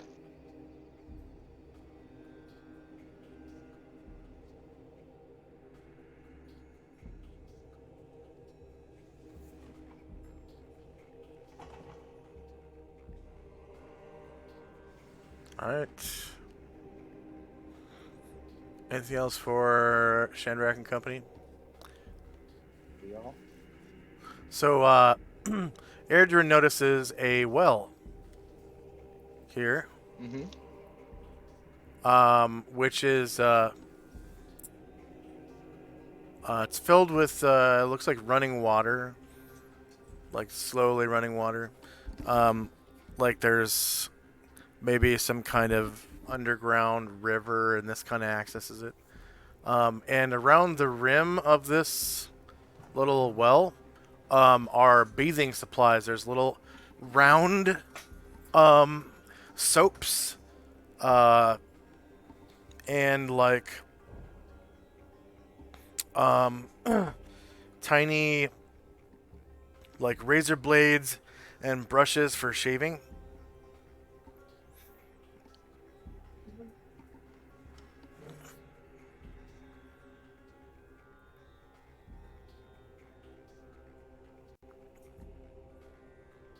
Anything else for Shandrak and company? No, that'll be all. All right. Asher and company. Alright, Jim is going to use Bless to try to get rid of the vines. All right. And the vines immediately are pushed out of his skin and fall to the floor and die and magically kind of wither away to nothing but ashes. Okay. And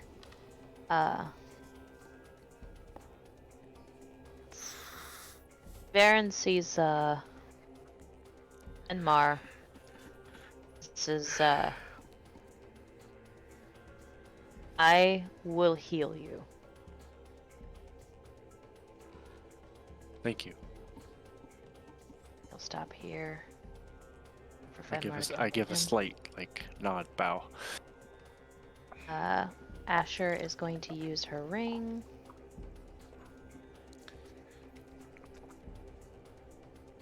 She says, give us a little head start, and if we haven't come back soon, just that's probably fine, so just slowly move ahead. And then she will go invisible here.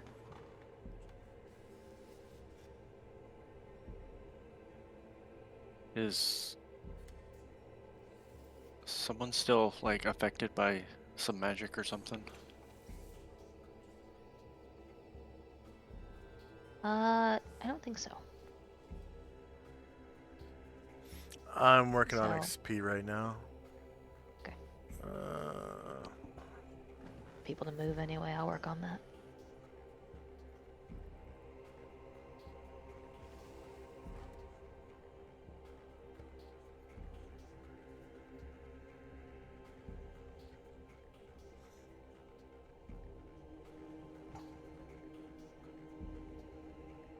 I survived melee combat, and I did damage.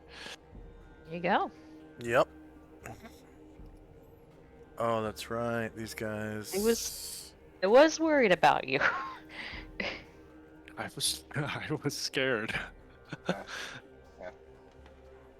All right, so these guys are worth 37,000 each. That seems like a lot. Okay. Okay, so there were 3 rocks. 37,000 each. PCs 4. NPCs in Asher's group. 5 and 4 are, sorry, 5 and 3 are 5 and others. 3, and then Tinsy has 2 and 2. 2 and 2. Shandrak 2 followers, 1 bard. 2 and 1. 5, 2, 2. So that's 9.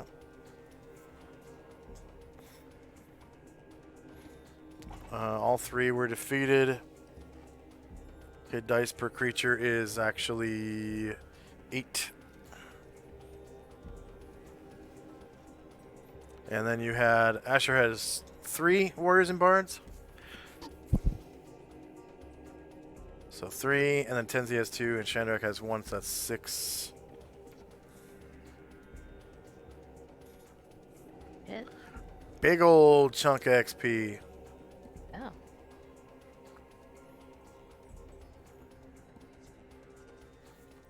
And then Bombosa is going to attempt and hide in shadows behind this pillar.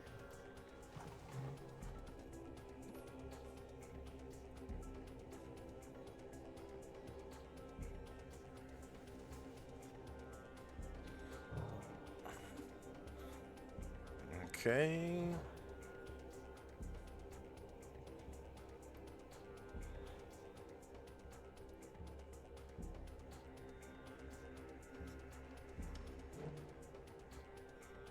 Anything else for Asher and company? Yeah, she's only taken 9 movement so far, but I wanted to stop and see kind of what she sees in this area. All right.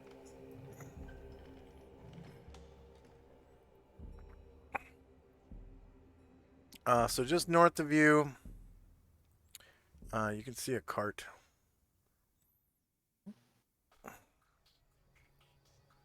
So it's kind of against the wall. It's This more big broken enough. furniture. No, that's actually a statue.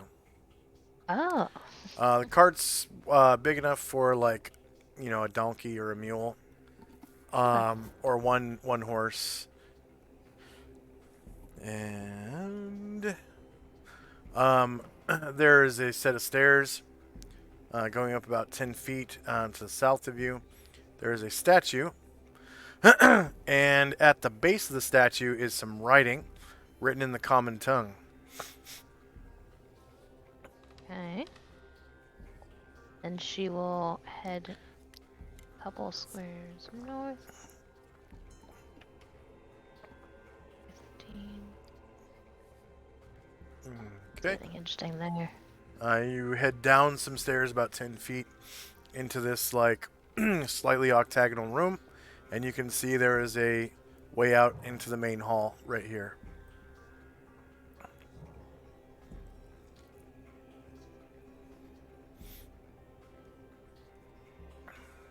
Okay, so she will stop here and say, yeah, I didn't see anything.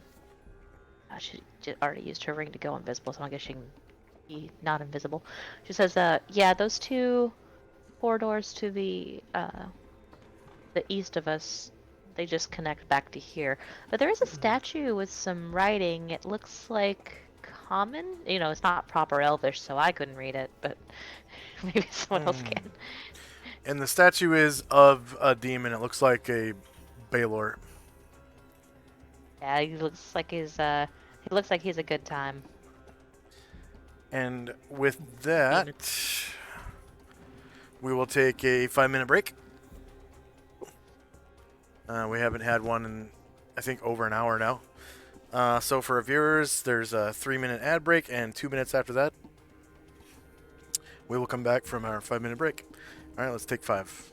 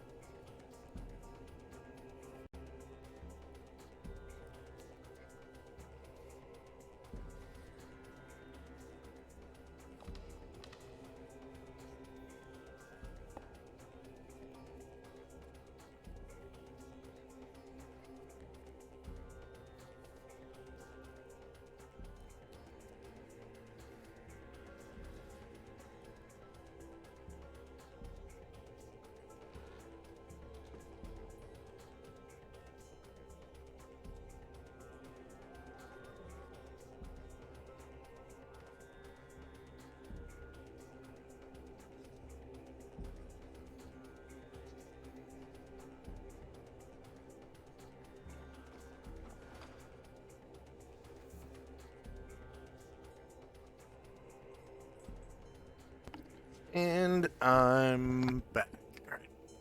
All right. Do we have Asher? Tenzi? Shandrak? And do we have Fenmar? Yep.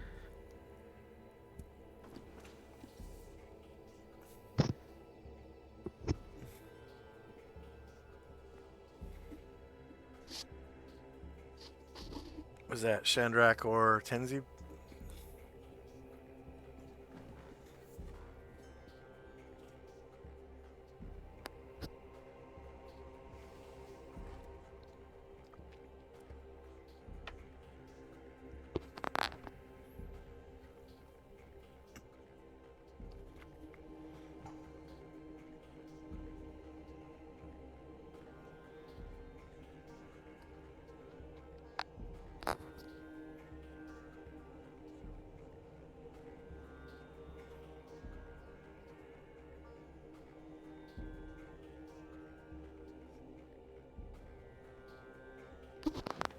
Okay, do we have Shandrak or Tenzi back?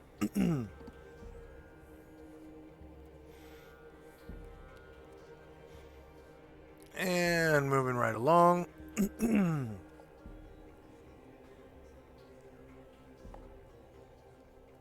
Man.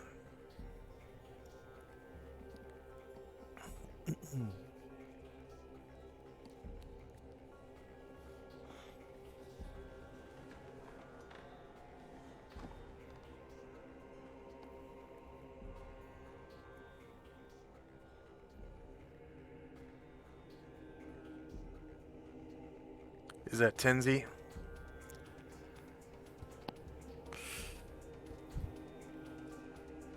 I'm back. That's Shandrak? Yep. Okay, we're just missing Tenzi.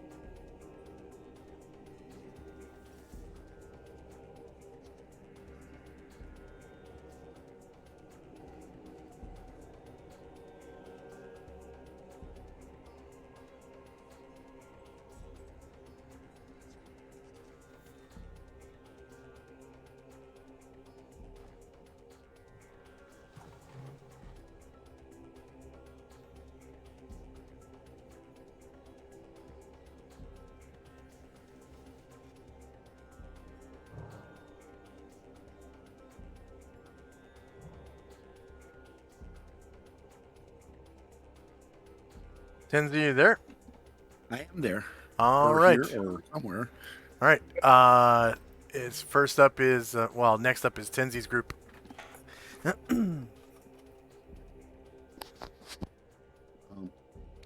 Musashi comes out of being stunned, and he had heard the blessing from Jim, and he turns and thanks him.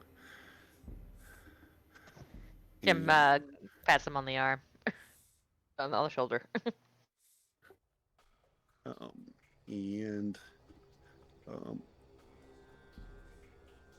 Ashra's going to cast Cure Serious on Musashi, and that'll be it for our team. Okay. Fenmar. I will wait until I think it was Jim heals me. All right. Varen said he would heal you. Varen, that's it. Okay, so end of round. Time now is 11:06 a.m. And we have Did I go in that spells. round? I think you were first. Well, I didn't go though. You went I don't during think I did. combat. You went during combat. Oh, Now at the end now of the it's okay. now it's your turn, Shandrak, because you were first last round. Okay. There. So Shandrak will move silently into the hallway because he heard Asher say that there was some sort of writing, so he's gonna try to take a look at that.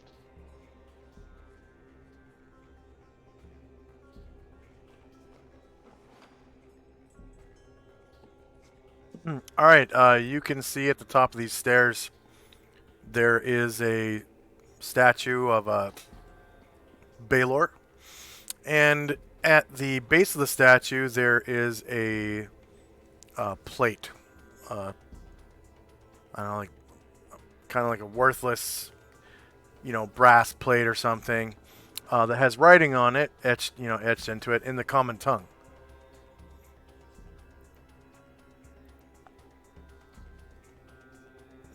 Am I able to read it? I can read planar common. You read planar common. Okay. So this says in the common tongue, the caption reads, "Turn stag to Demogorgon, and you'll end up in the dead book."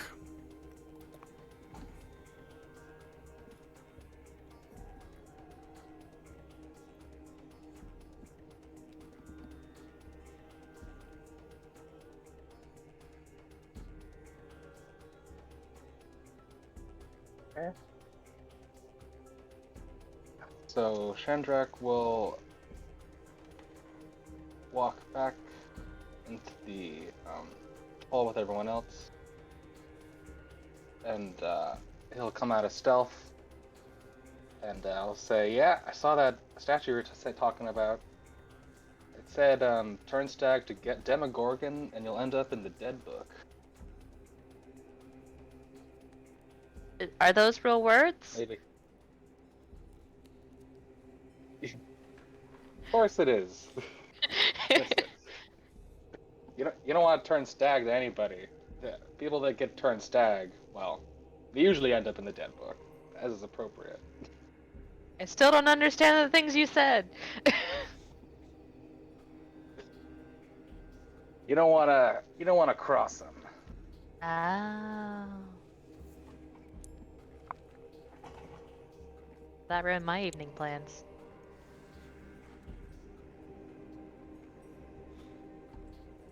Anything else for Shandrak? He'll take the rest of his movement to get further north again. And hearing Shandrak come out and say all that, Erdrin will come out and he'll break stealth. And he'll say, "Yeah, I found some pool over here too. Just seems like some water."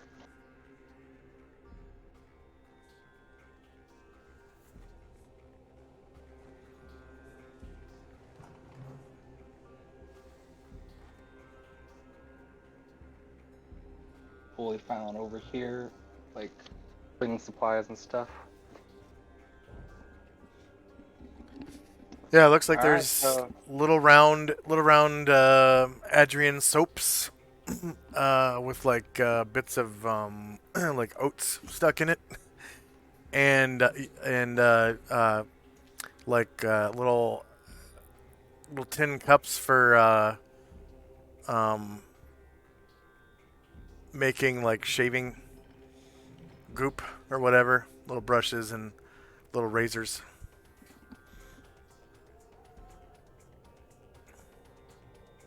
Well, it looks like south's clear, so I think there is more to the east. You want to try to head there next? Yeah, north and then east. Yeah. Yeah, that's where I was thinking too. Let's do it. Let's do it. So, Sandrak will keep on walking. That'll be his movement. And Ryer and Erdrin move a little north too. And that'll be all for me. Alright. Asher and company. Alright, so like Shandrak said, she's gonna move north and then east.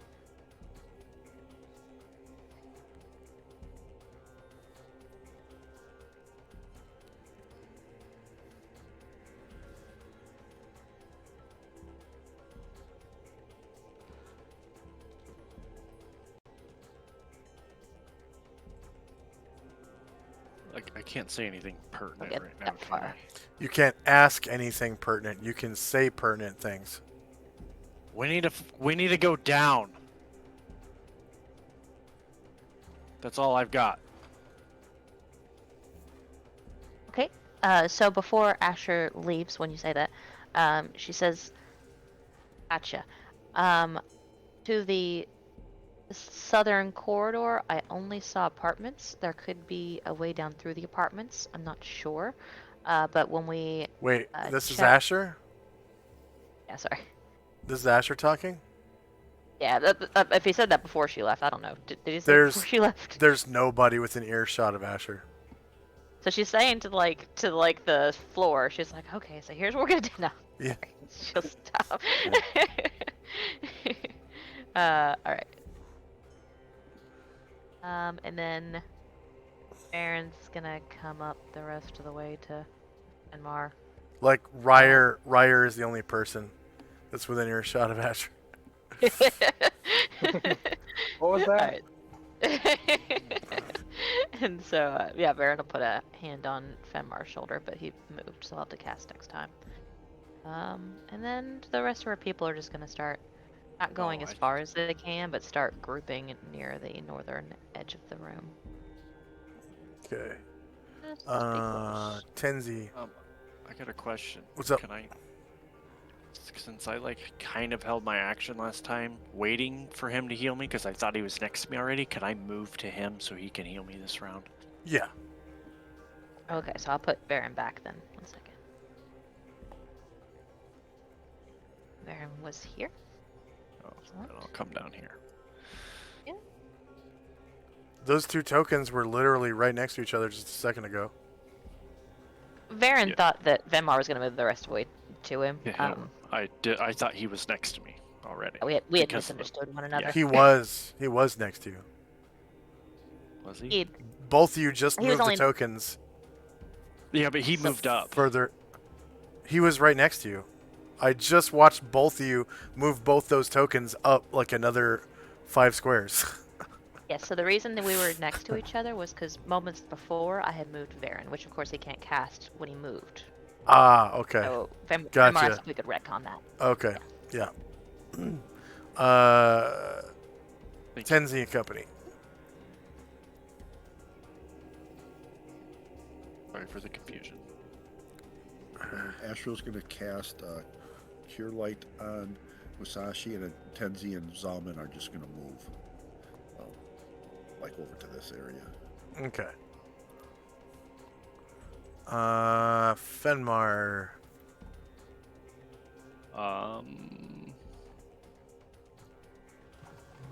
Gonna go. Let me measure.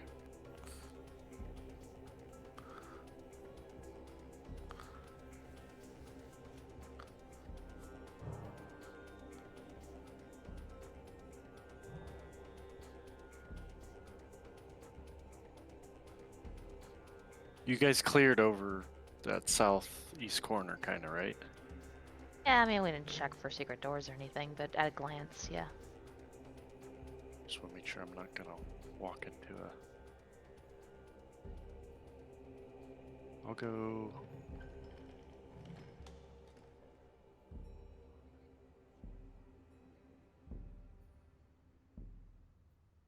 Well, that's a dead end. I'll just stand here and try to see if I can't feel the book. Okay, go ahead and turn on your 420-foot radius.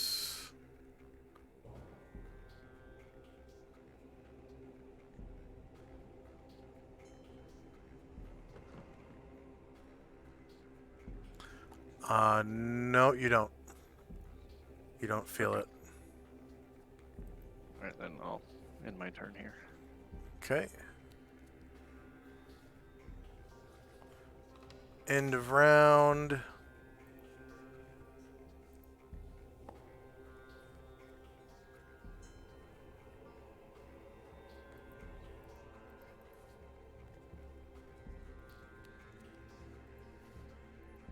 Time and spells.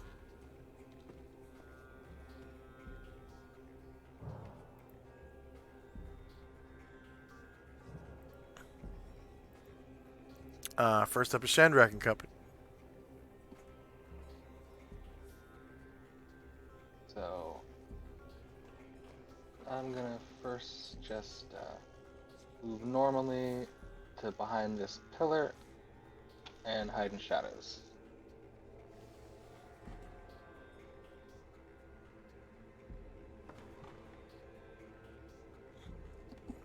Right.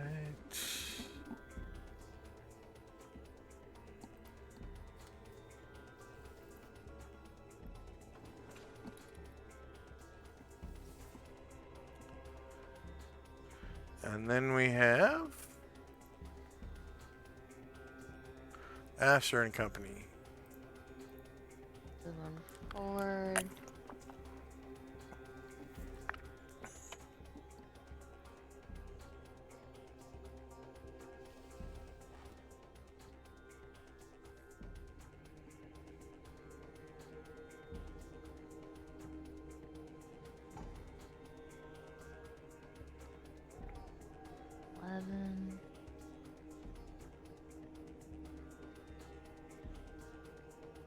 What are these things?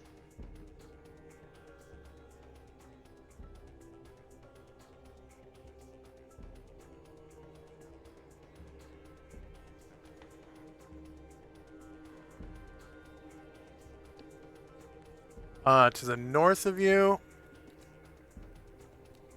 is what appears to be a tumbleweed. Just chilling there. And to the east of you, some opened up trash bags. Find the Or some coolest trash. Yeah. And then to your northwest is some like cloth. Southwest appears to be supplies. So that was 11 movement. And you can hear the whooshing of a fountain right here.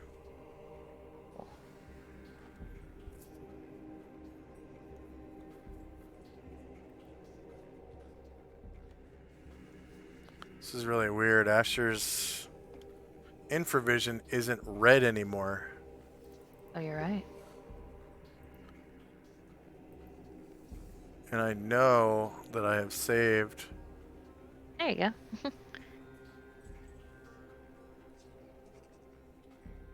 20, 21,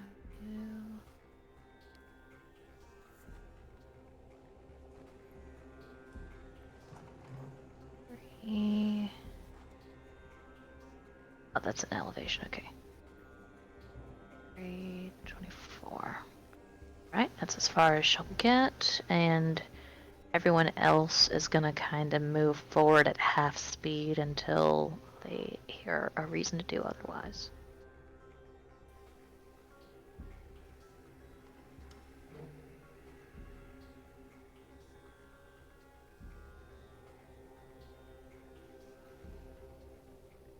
Just to not get too far behind.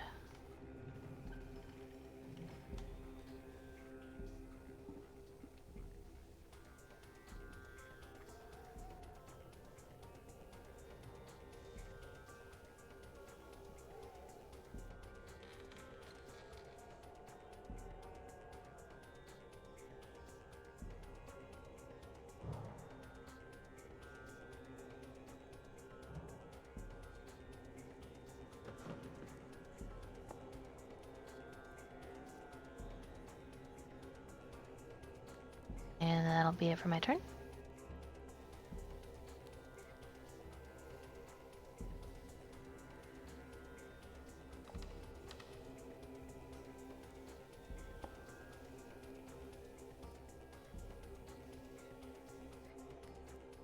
Okay. Tenzi and Company. We are going to move up and we're just going to move and join Varen and the rest of them up here.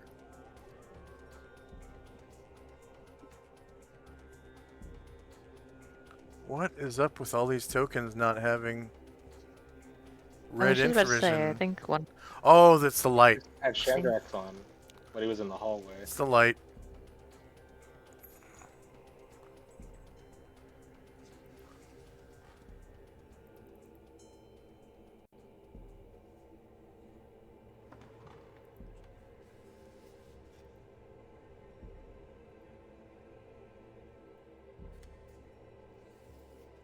Yeah, those necklaces are awesome. Yeah, I'm gonna have to fix. It's a lot of stuff to fix here.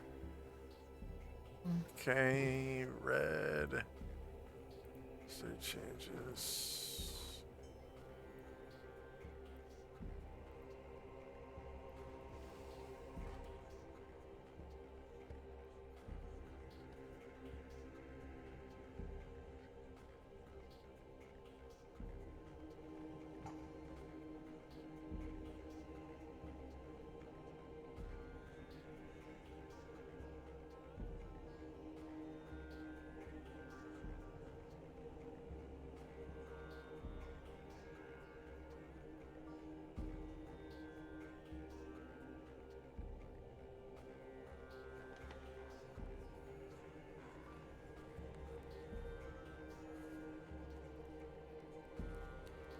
Oops.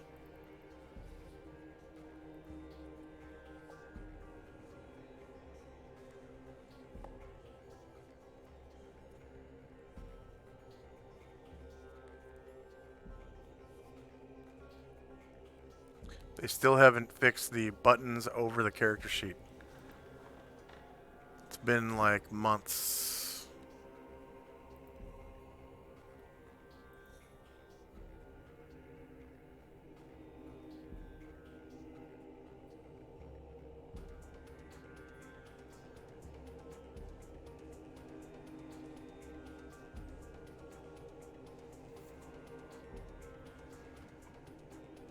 I think they refused to fix it, actually. Really? Yeah. There was pretty something in the annoying. notes. Yep. Something in the notes about having buttons over character sheets and handouts. Did Tenzi get a chance to move? Yes, I did. Thank you. All right. Let's see. Fenmar and Company. Think about this for a second.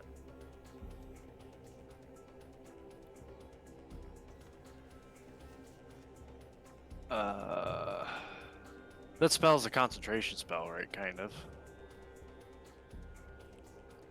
Yeah, you No. have to concentrate to use it. Can when you can when you cast it, of course.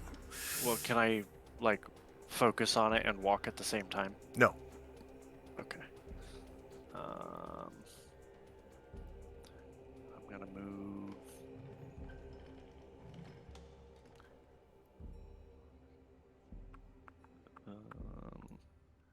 Man, I don't know where to go. I'll move up here. This is the dead end. There's nothing over here.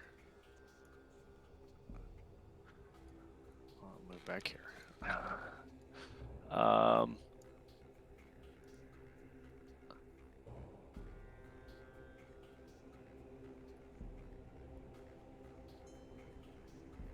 me.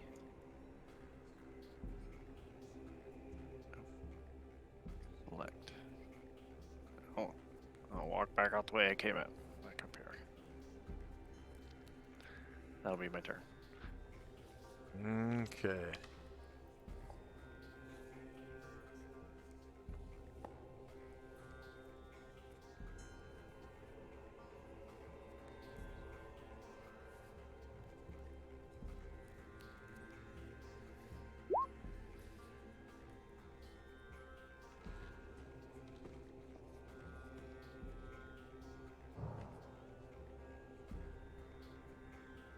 Did you mean to leave Usopp behind?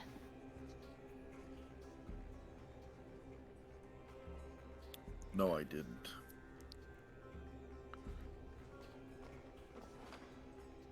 He's here. All right. End of round. And first up is Shandrak and Company. Chandrak will use its feather foot to catch up and do some scouting.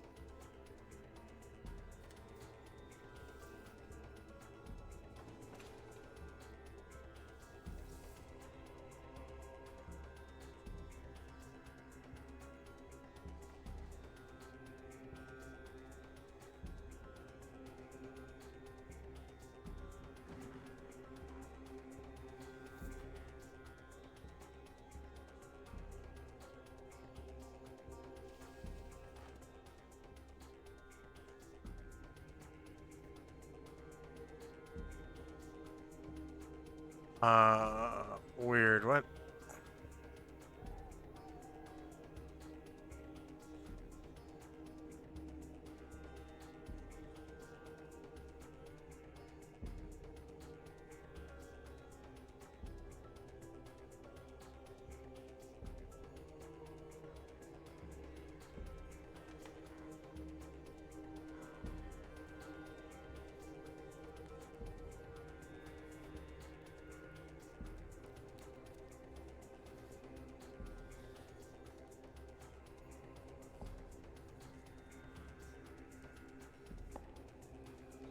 All right, so Shandrak, you just passed some supplies, and also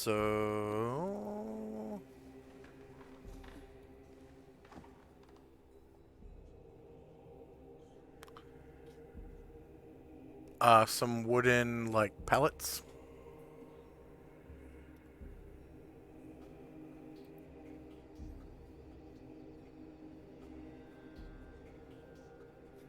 And to your northeast, you can hear the swooshing sound of a fountain, as well as behind you. You kind of passed the fountain a little while ago. Oh, yeah. And south of you, up these stairs, you can see your follower, Airdrin, taking cover behind this. I'm assuming behind this pillar to hide. Yes. Okay. All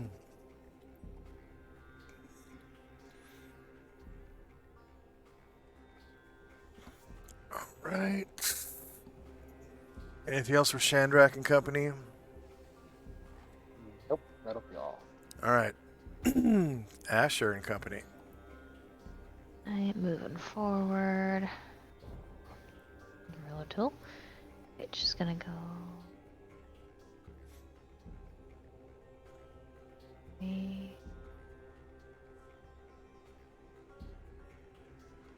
Okay, at 5, she sees something with a health bar.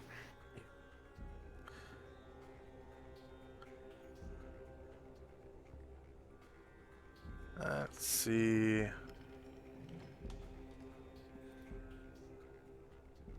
So ahead of you, you can see an insectoid creature.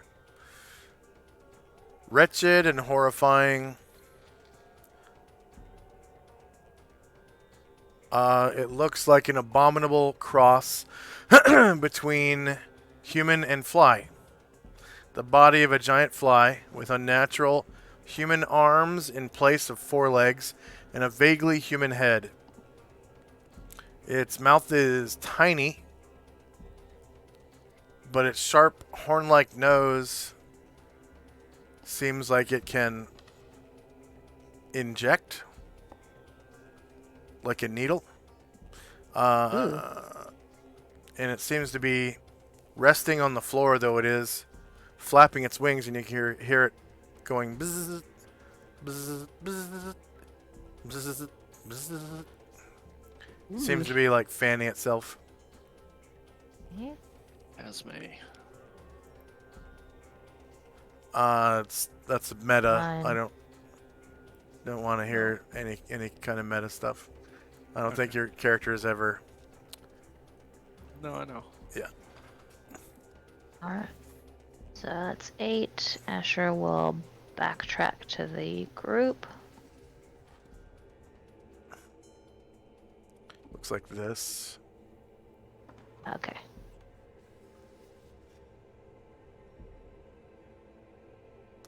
So as you can see, it's got like hands on its forelegs and like a long kind of needle-like nose and a somewhat human face. Like it has a discernible set of eyes that are not, insectoid, and a nose, and then its mouth has a jaw like a human.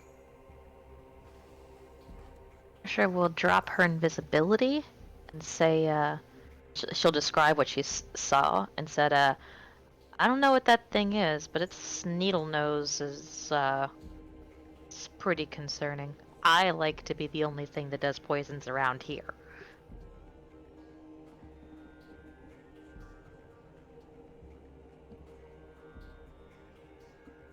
So, as it looks like we're in for a fight as we head that direction. She describes that insectoid creature the way you just did. Okay. It's blocking a corridor, so I'm thinking we have to fight it in order to progress. Unless it's a friendly insectoid, but I don't have my hopes very high.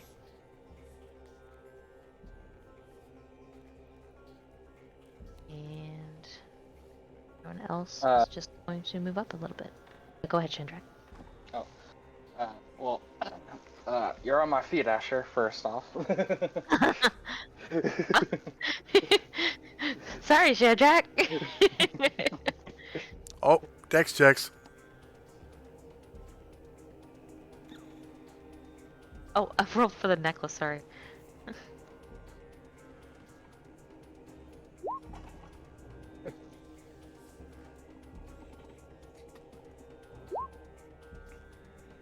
Alright, Asher, you just get displaced backwards 1 square.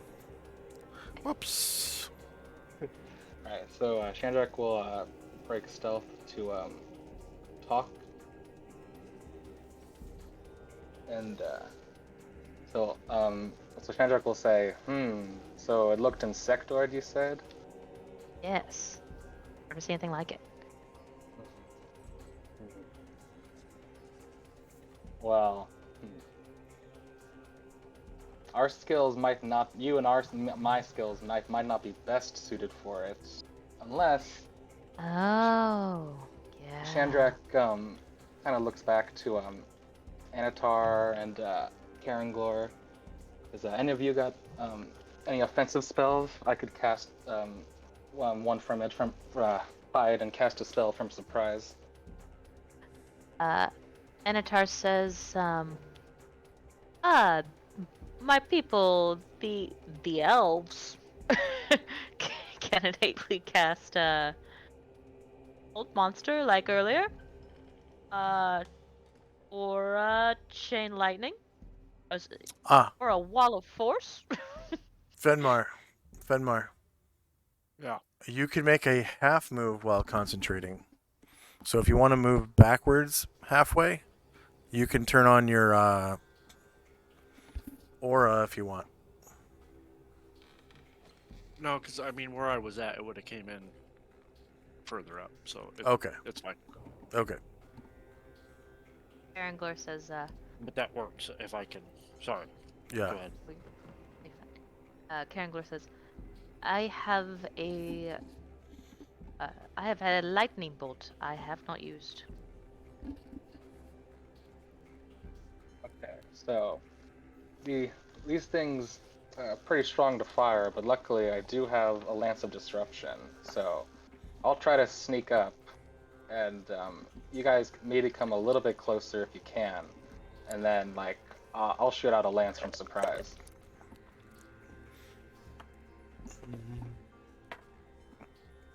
Oh. Or I could try to slow it, but we might want to save that if we find a group.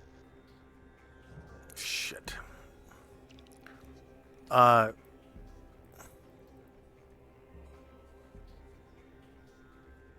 Actually,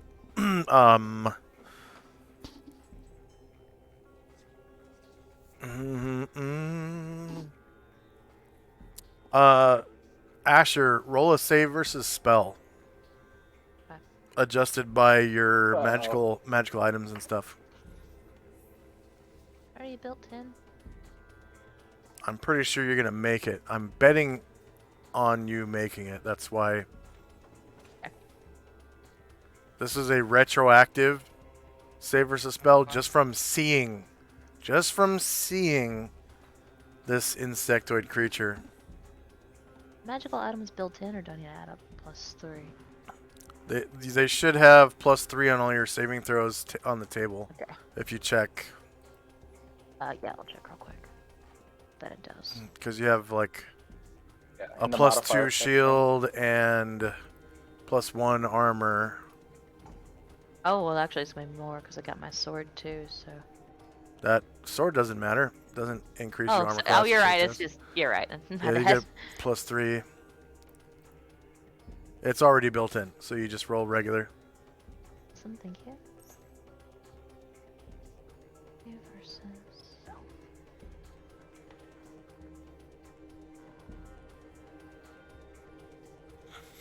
The sword would matter if it was a defender, but it's not. Yeah, I forgot that was the thing. Okay, so you felt terror overcome you momentarily, but you escaped. You escaped, and Oh, so okay. you could tell them that it's terrifying to behold. She will tell them that.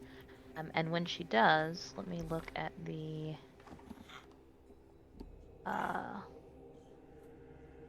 Let me look at the routine tracker so I can remember who Jim cast Avery on. But he says, well, these people. This is the routine tracker.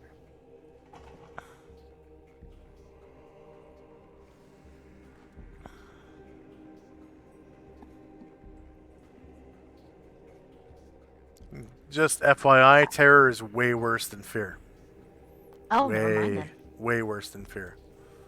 All right, it won't be a thing then. It's not separated in normal D&D. In what's it called? In Ravenloft, it's a completely different thing than fear.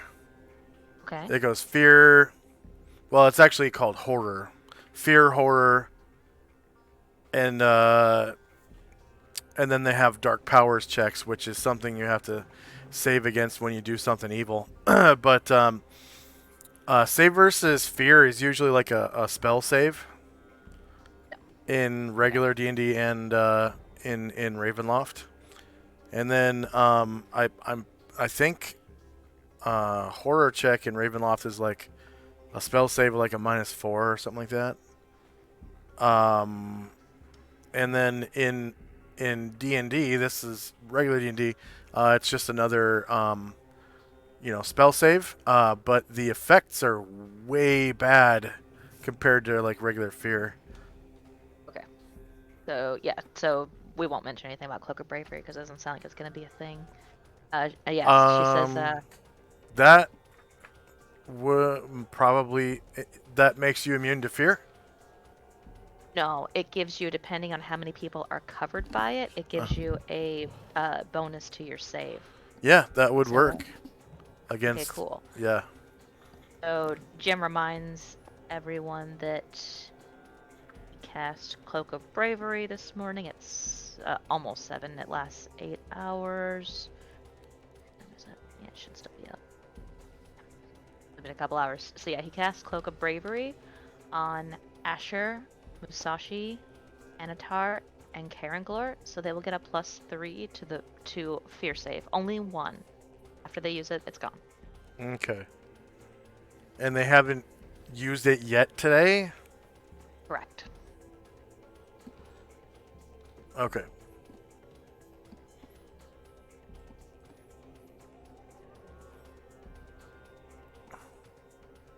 Actually, I'm gonna reroll Asher's fear save with that +3 because that would have used it up. Oh, yeah. I'll go ahead and reroll that.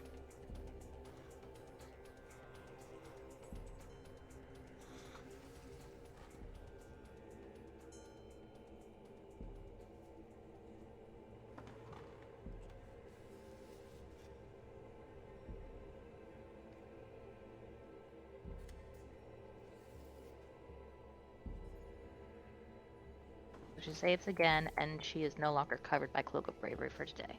Yep. The other 3 have a +3. All right.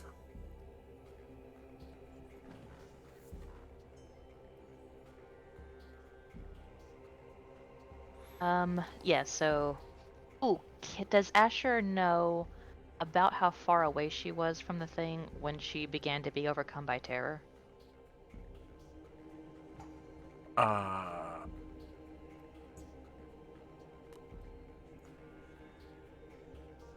mean, it was on site. It didn't matter what. Okay, as soon as she saw it, so she'll let him know that too.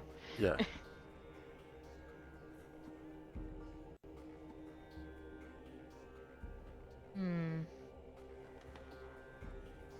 I'll end my turn there. Just thinking it over. Okay. Tenzi and Company.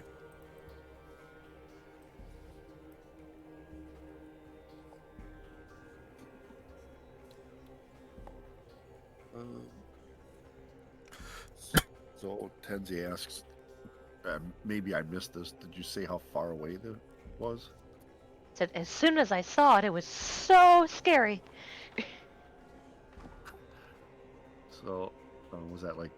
So how far is it from us now? She says she's estimating. She can't see it. There's maybe 150 feet. And there was only one. I only saw one. It was scary on its own.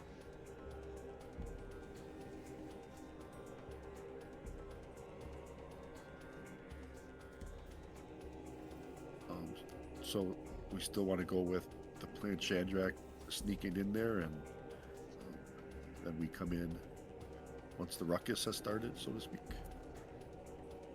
Let's see.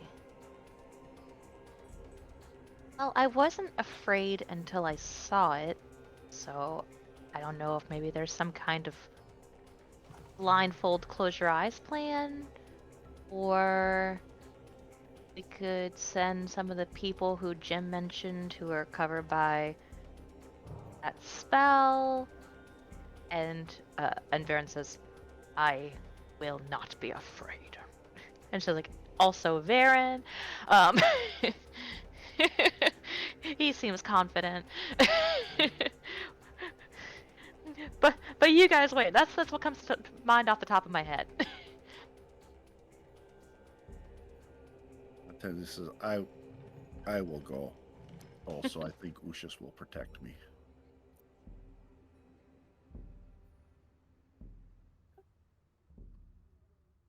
Does Chandrak have any protection from fear? No, I don't think I have. No, I don't think I have anything for fear.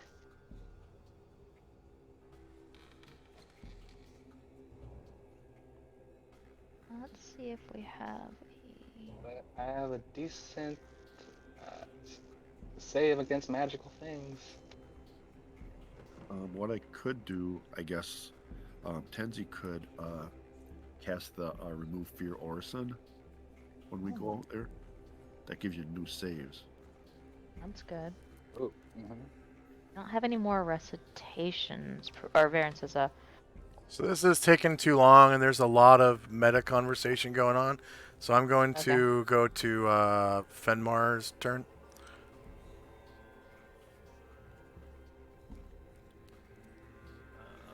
I'm gonna jog up here and catch up to the group.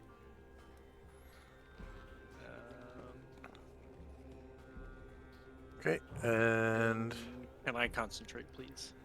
I guess as long as you make a half move only, you can concentrate and use your power. I'll wait here because I've already cleared this area, I believe. Okay, Chandrak and Company.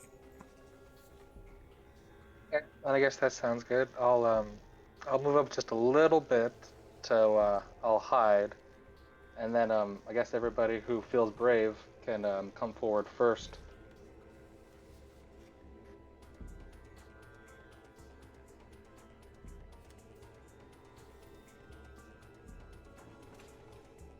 Okay, Asher and Company. Andrek will hide behind this pillar here. Okay.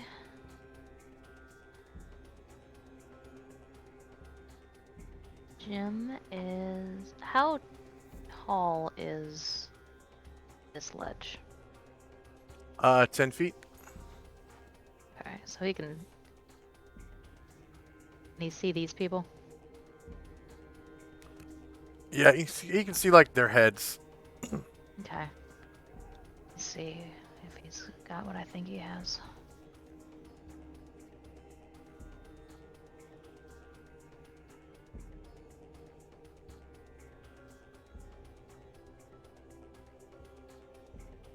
Oop.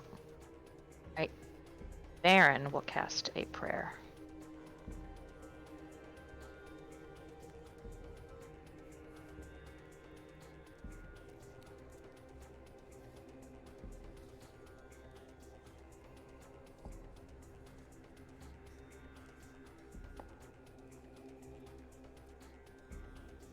All right. And go ahead and give yourself the aura.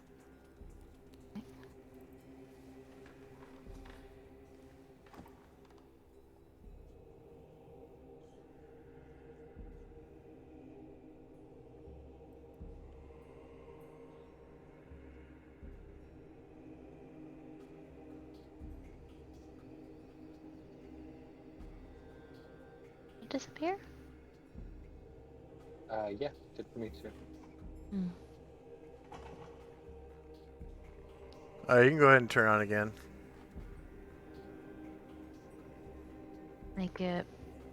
Everyone can see it, right? I did a second ago. There it is.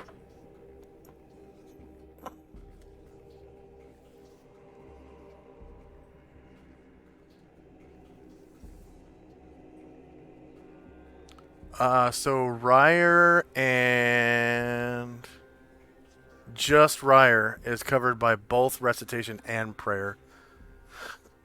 Everyone else either has prayer or recitation. Oh no, Fenmar too. Fenmar is right there. Okay. So Fenmar, yours goes up to 4 and Ryer's goes up to 3. Everyone else has 1. So prayer 1.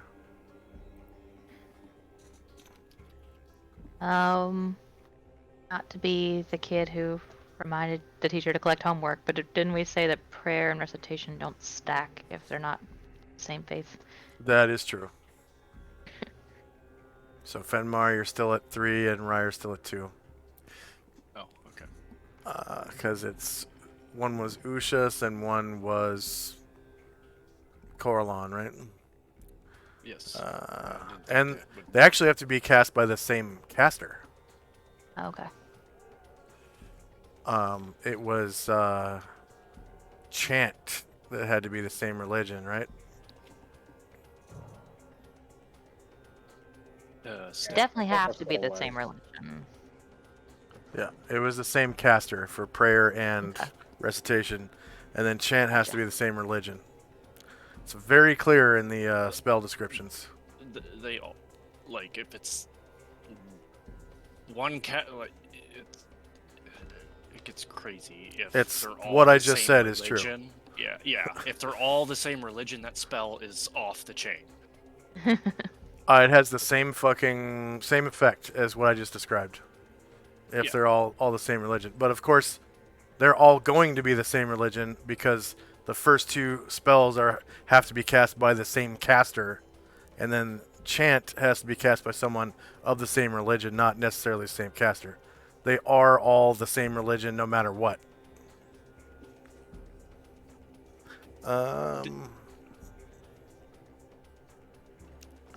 Like if they're going to stack at all, they are all the same religion no matter what. So prayer 1 was cast by Varen.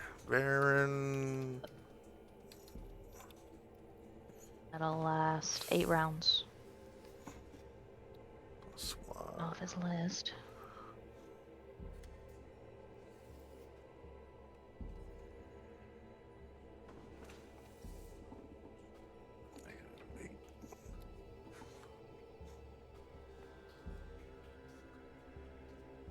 Okay.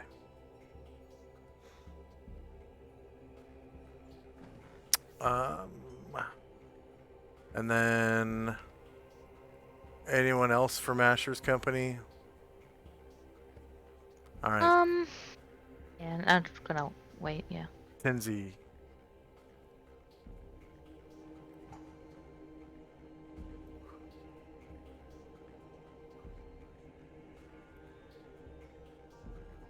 Um,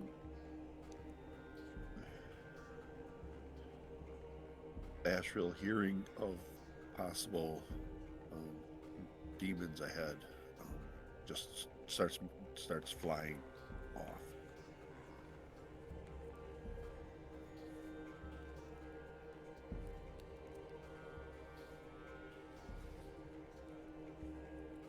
Oh, Asheville.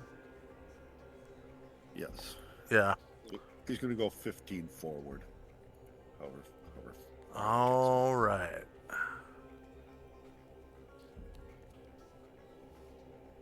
So north of you, you can see a fountain by the light of someone's necklace, and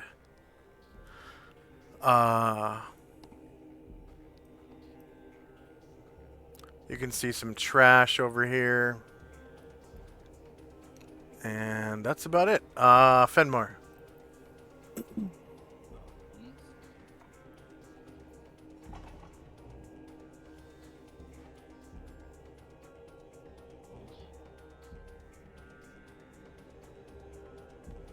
What have we got here?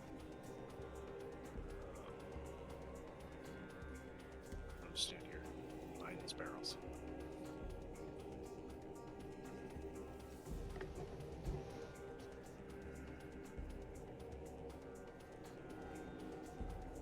Okay.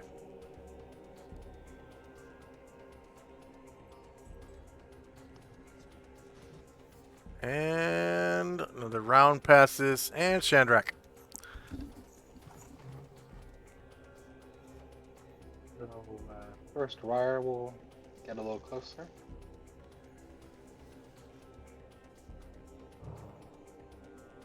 And then Shandrak will move silently east.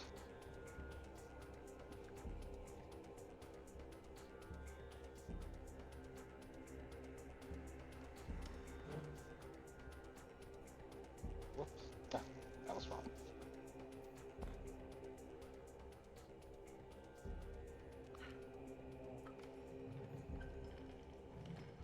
All right. That was move silently. Do, do, do, do, do, do. Okay.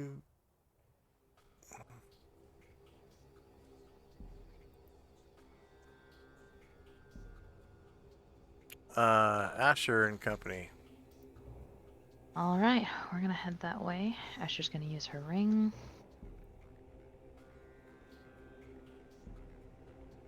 She tells Ambosa and Jim to stay well back.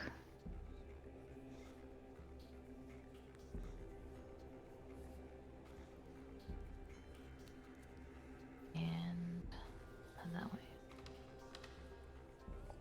Oh, just gonna.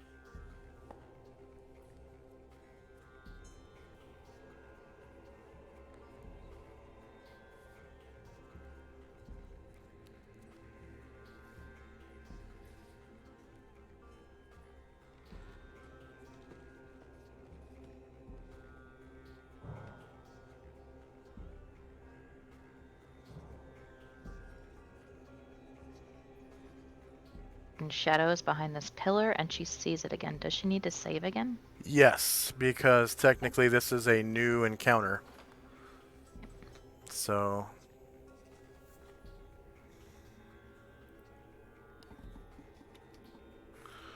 That will be a +1 from prayer. yeah.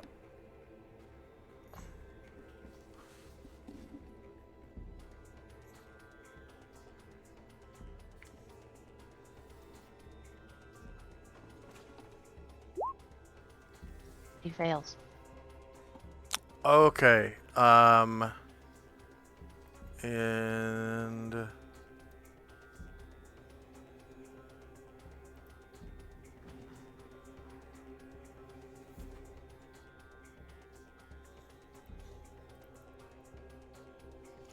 so go ahead and roll a d4.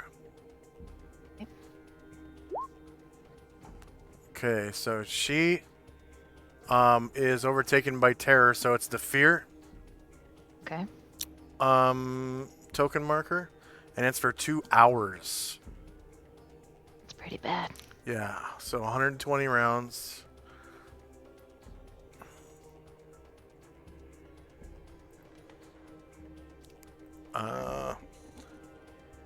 So Asher,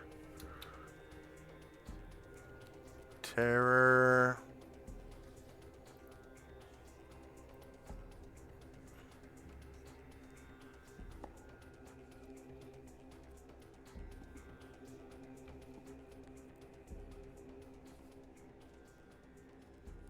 And I think you're too high of a level to drop what's in your hands Okay. from fear.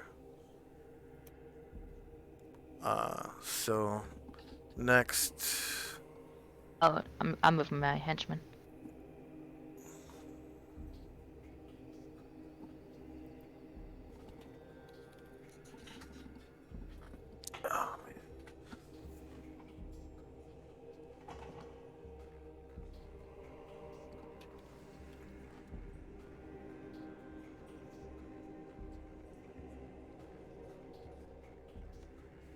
all right.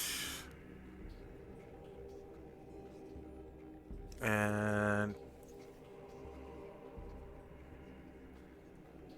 Yeah, all three of them see it. let's see. I think Karangor barely sees it. Okay. And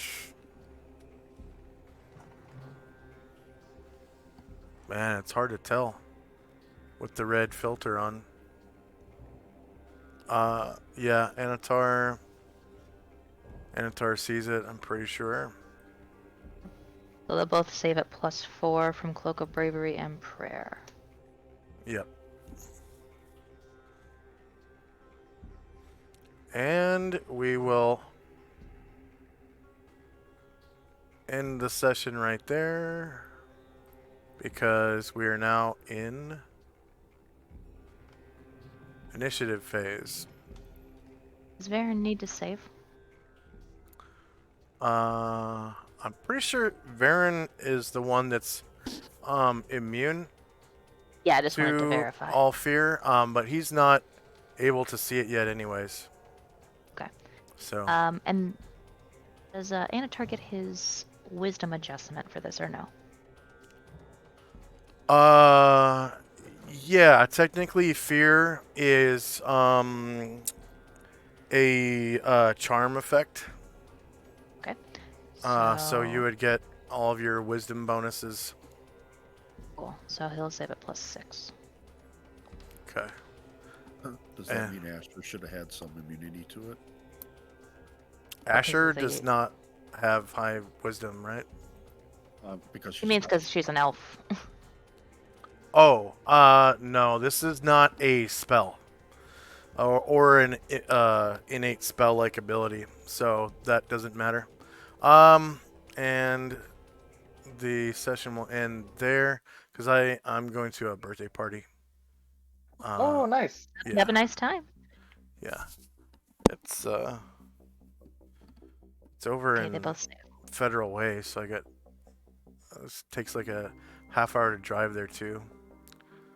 But I gotta jump in the shower and I got a half-hour commute, so if I didn't end it on time today, I'd probably be late for dinner. Oh, yeah, no, go have a good time. Okay. All right, so I'm gonna turn animation back on. Graphics. And Did anyone gain a level? It was a big old XP burst today, like 13,000 experience points. I still have to enter it. Let you know next time. No. Good jump, but I'm just not quite there.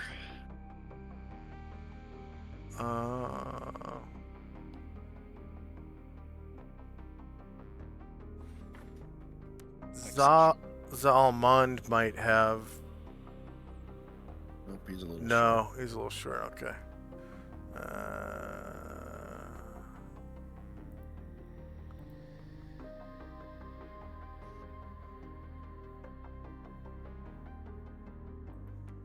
Let's see. What about Bombosa? He's.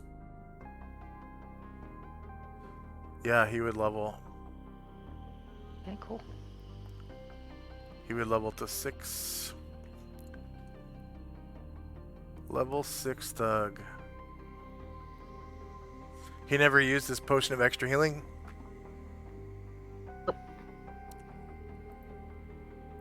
Totally forgot he had it. Also, he hasn't taken many licks. Oh, yeah. And...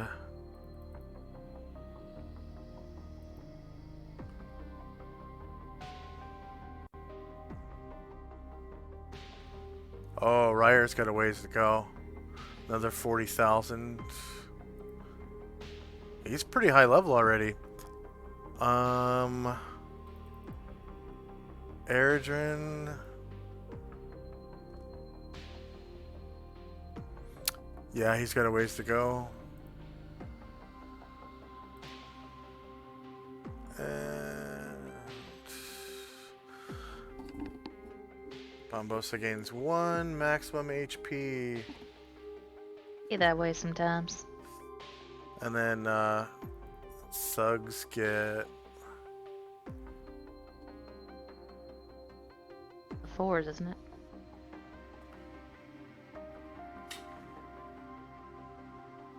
Oh, you mean the skill points? Yeah. skill points.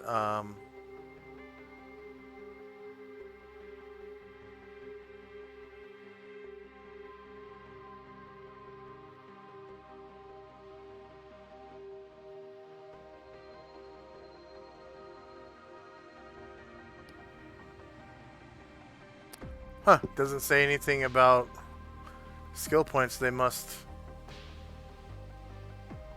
get skill points as a thief does. Find skill. I think that's what I did before, so I hope that's right. Yeah. Oh, no, they only get 40 points to distribute initially among the thief skills, although he can still put up to 30 of them in any single ability if he so chooses. And it doesn't say anything about when they level up, so they probably still get 30 points when they level up.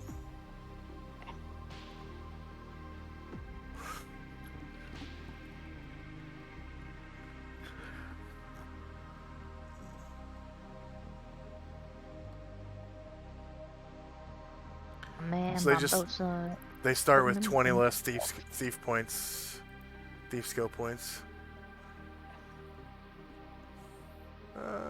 What was that about Bombosa? My man's putting him in stealth. Yeah. Oops, And that should be it. Any questions, comments, concerns? That potion of fire breathing. So a breath weapon does not give you a magic resistance roll. So I didn't give the Vrox a magic resistance roll to resist the potion because it's not a slotted spell or an innate spell-like ability, and it's not a magical item that gives you an innate spell. Smurfbox says, "Bing bong, is this live or another recording?" Huh, when was that? I missed that.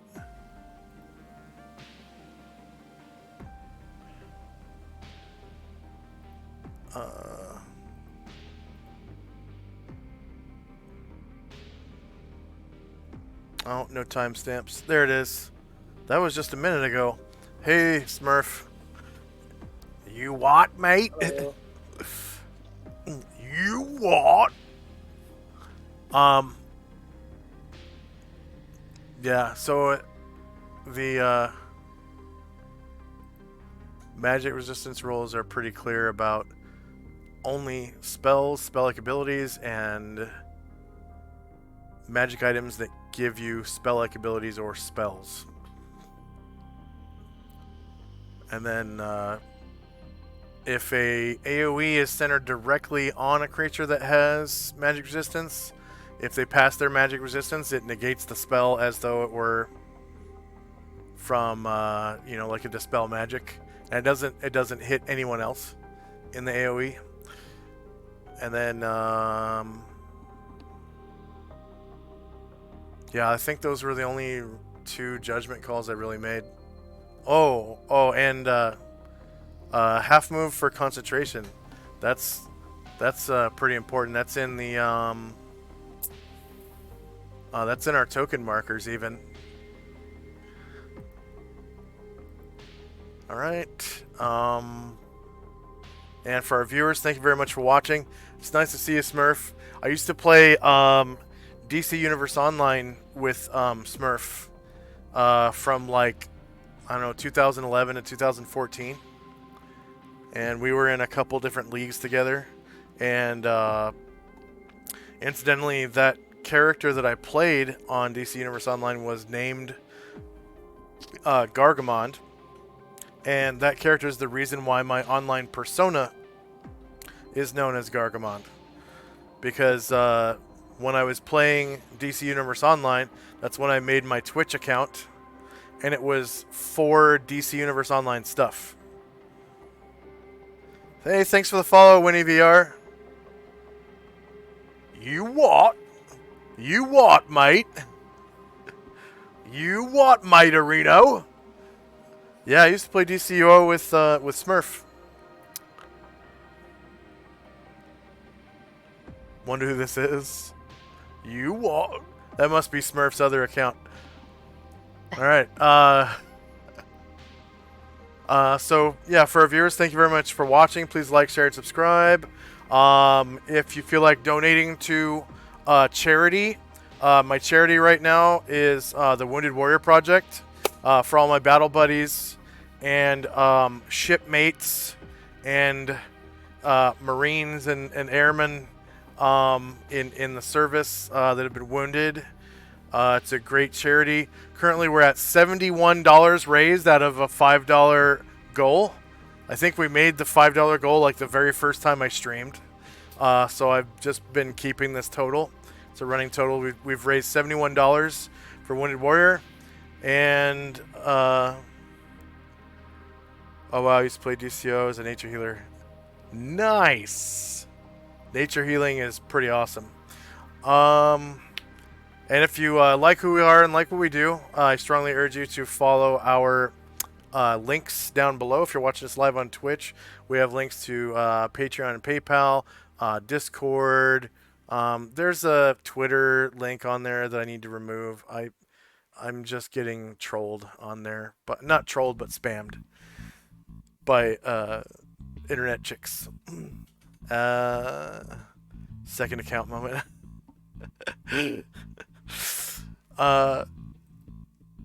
And hopefully we'll see you next weekend.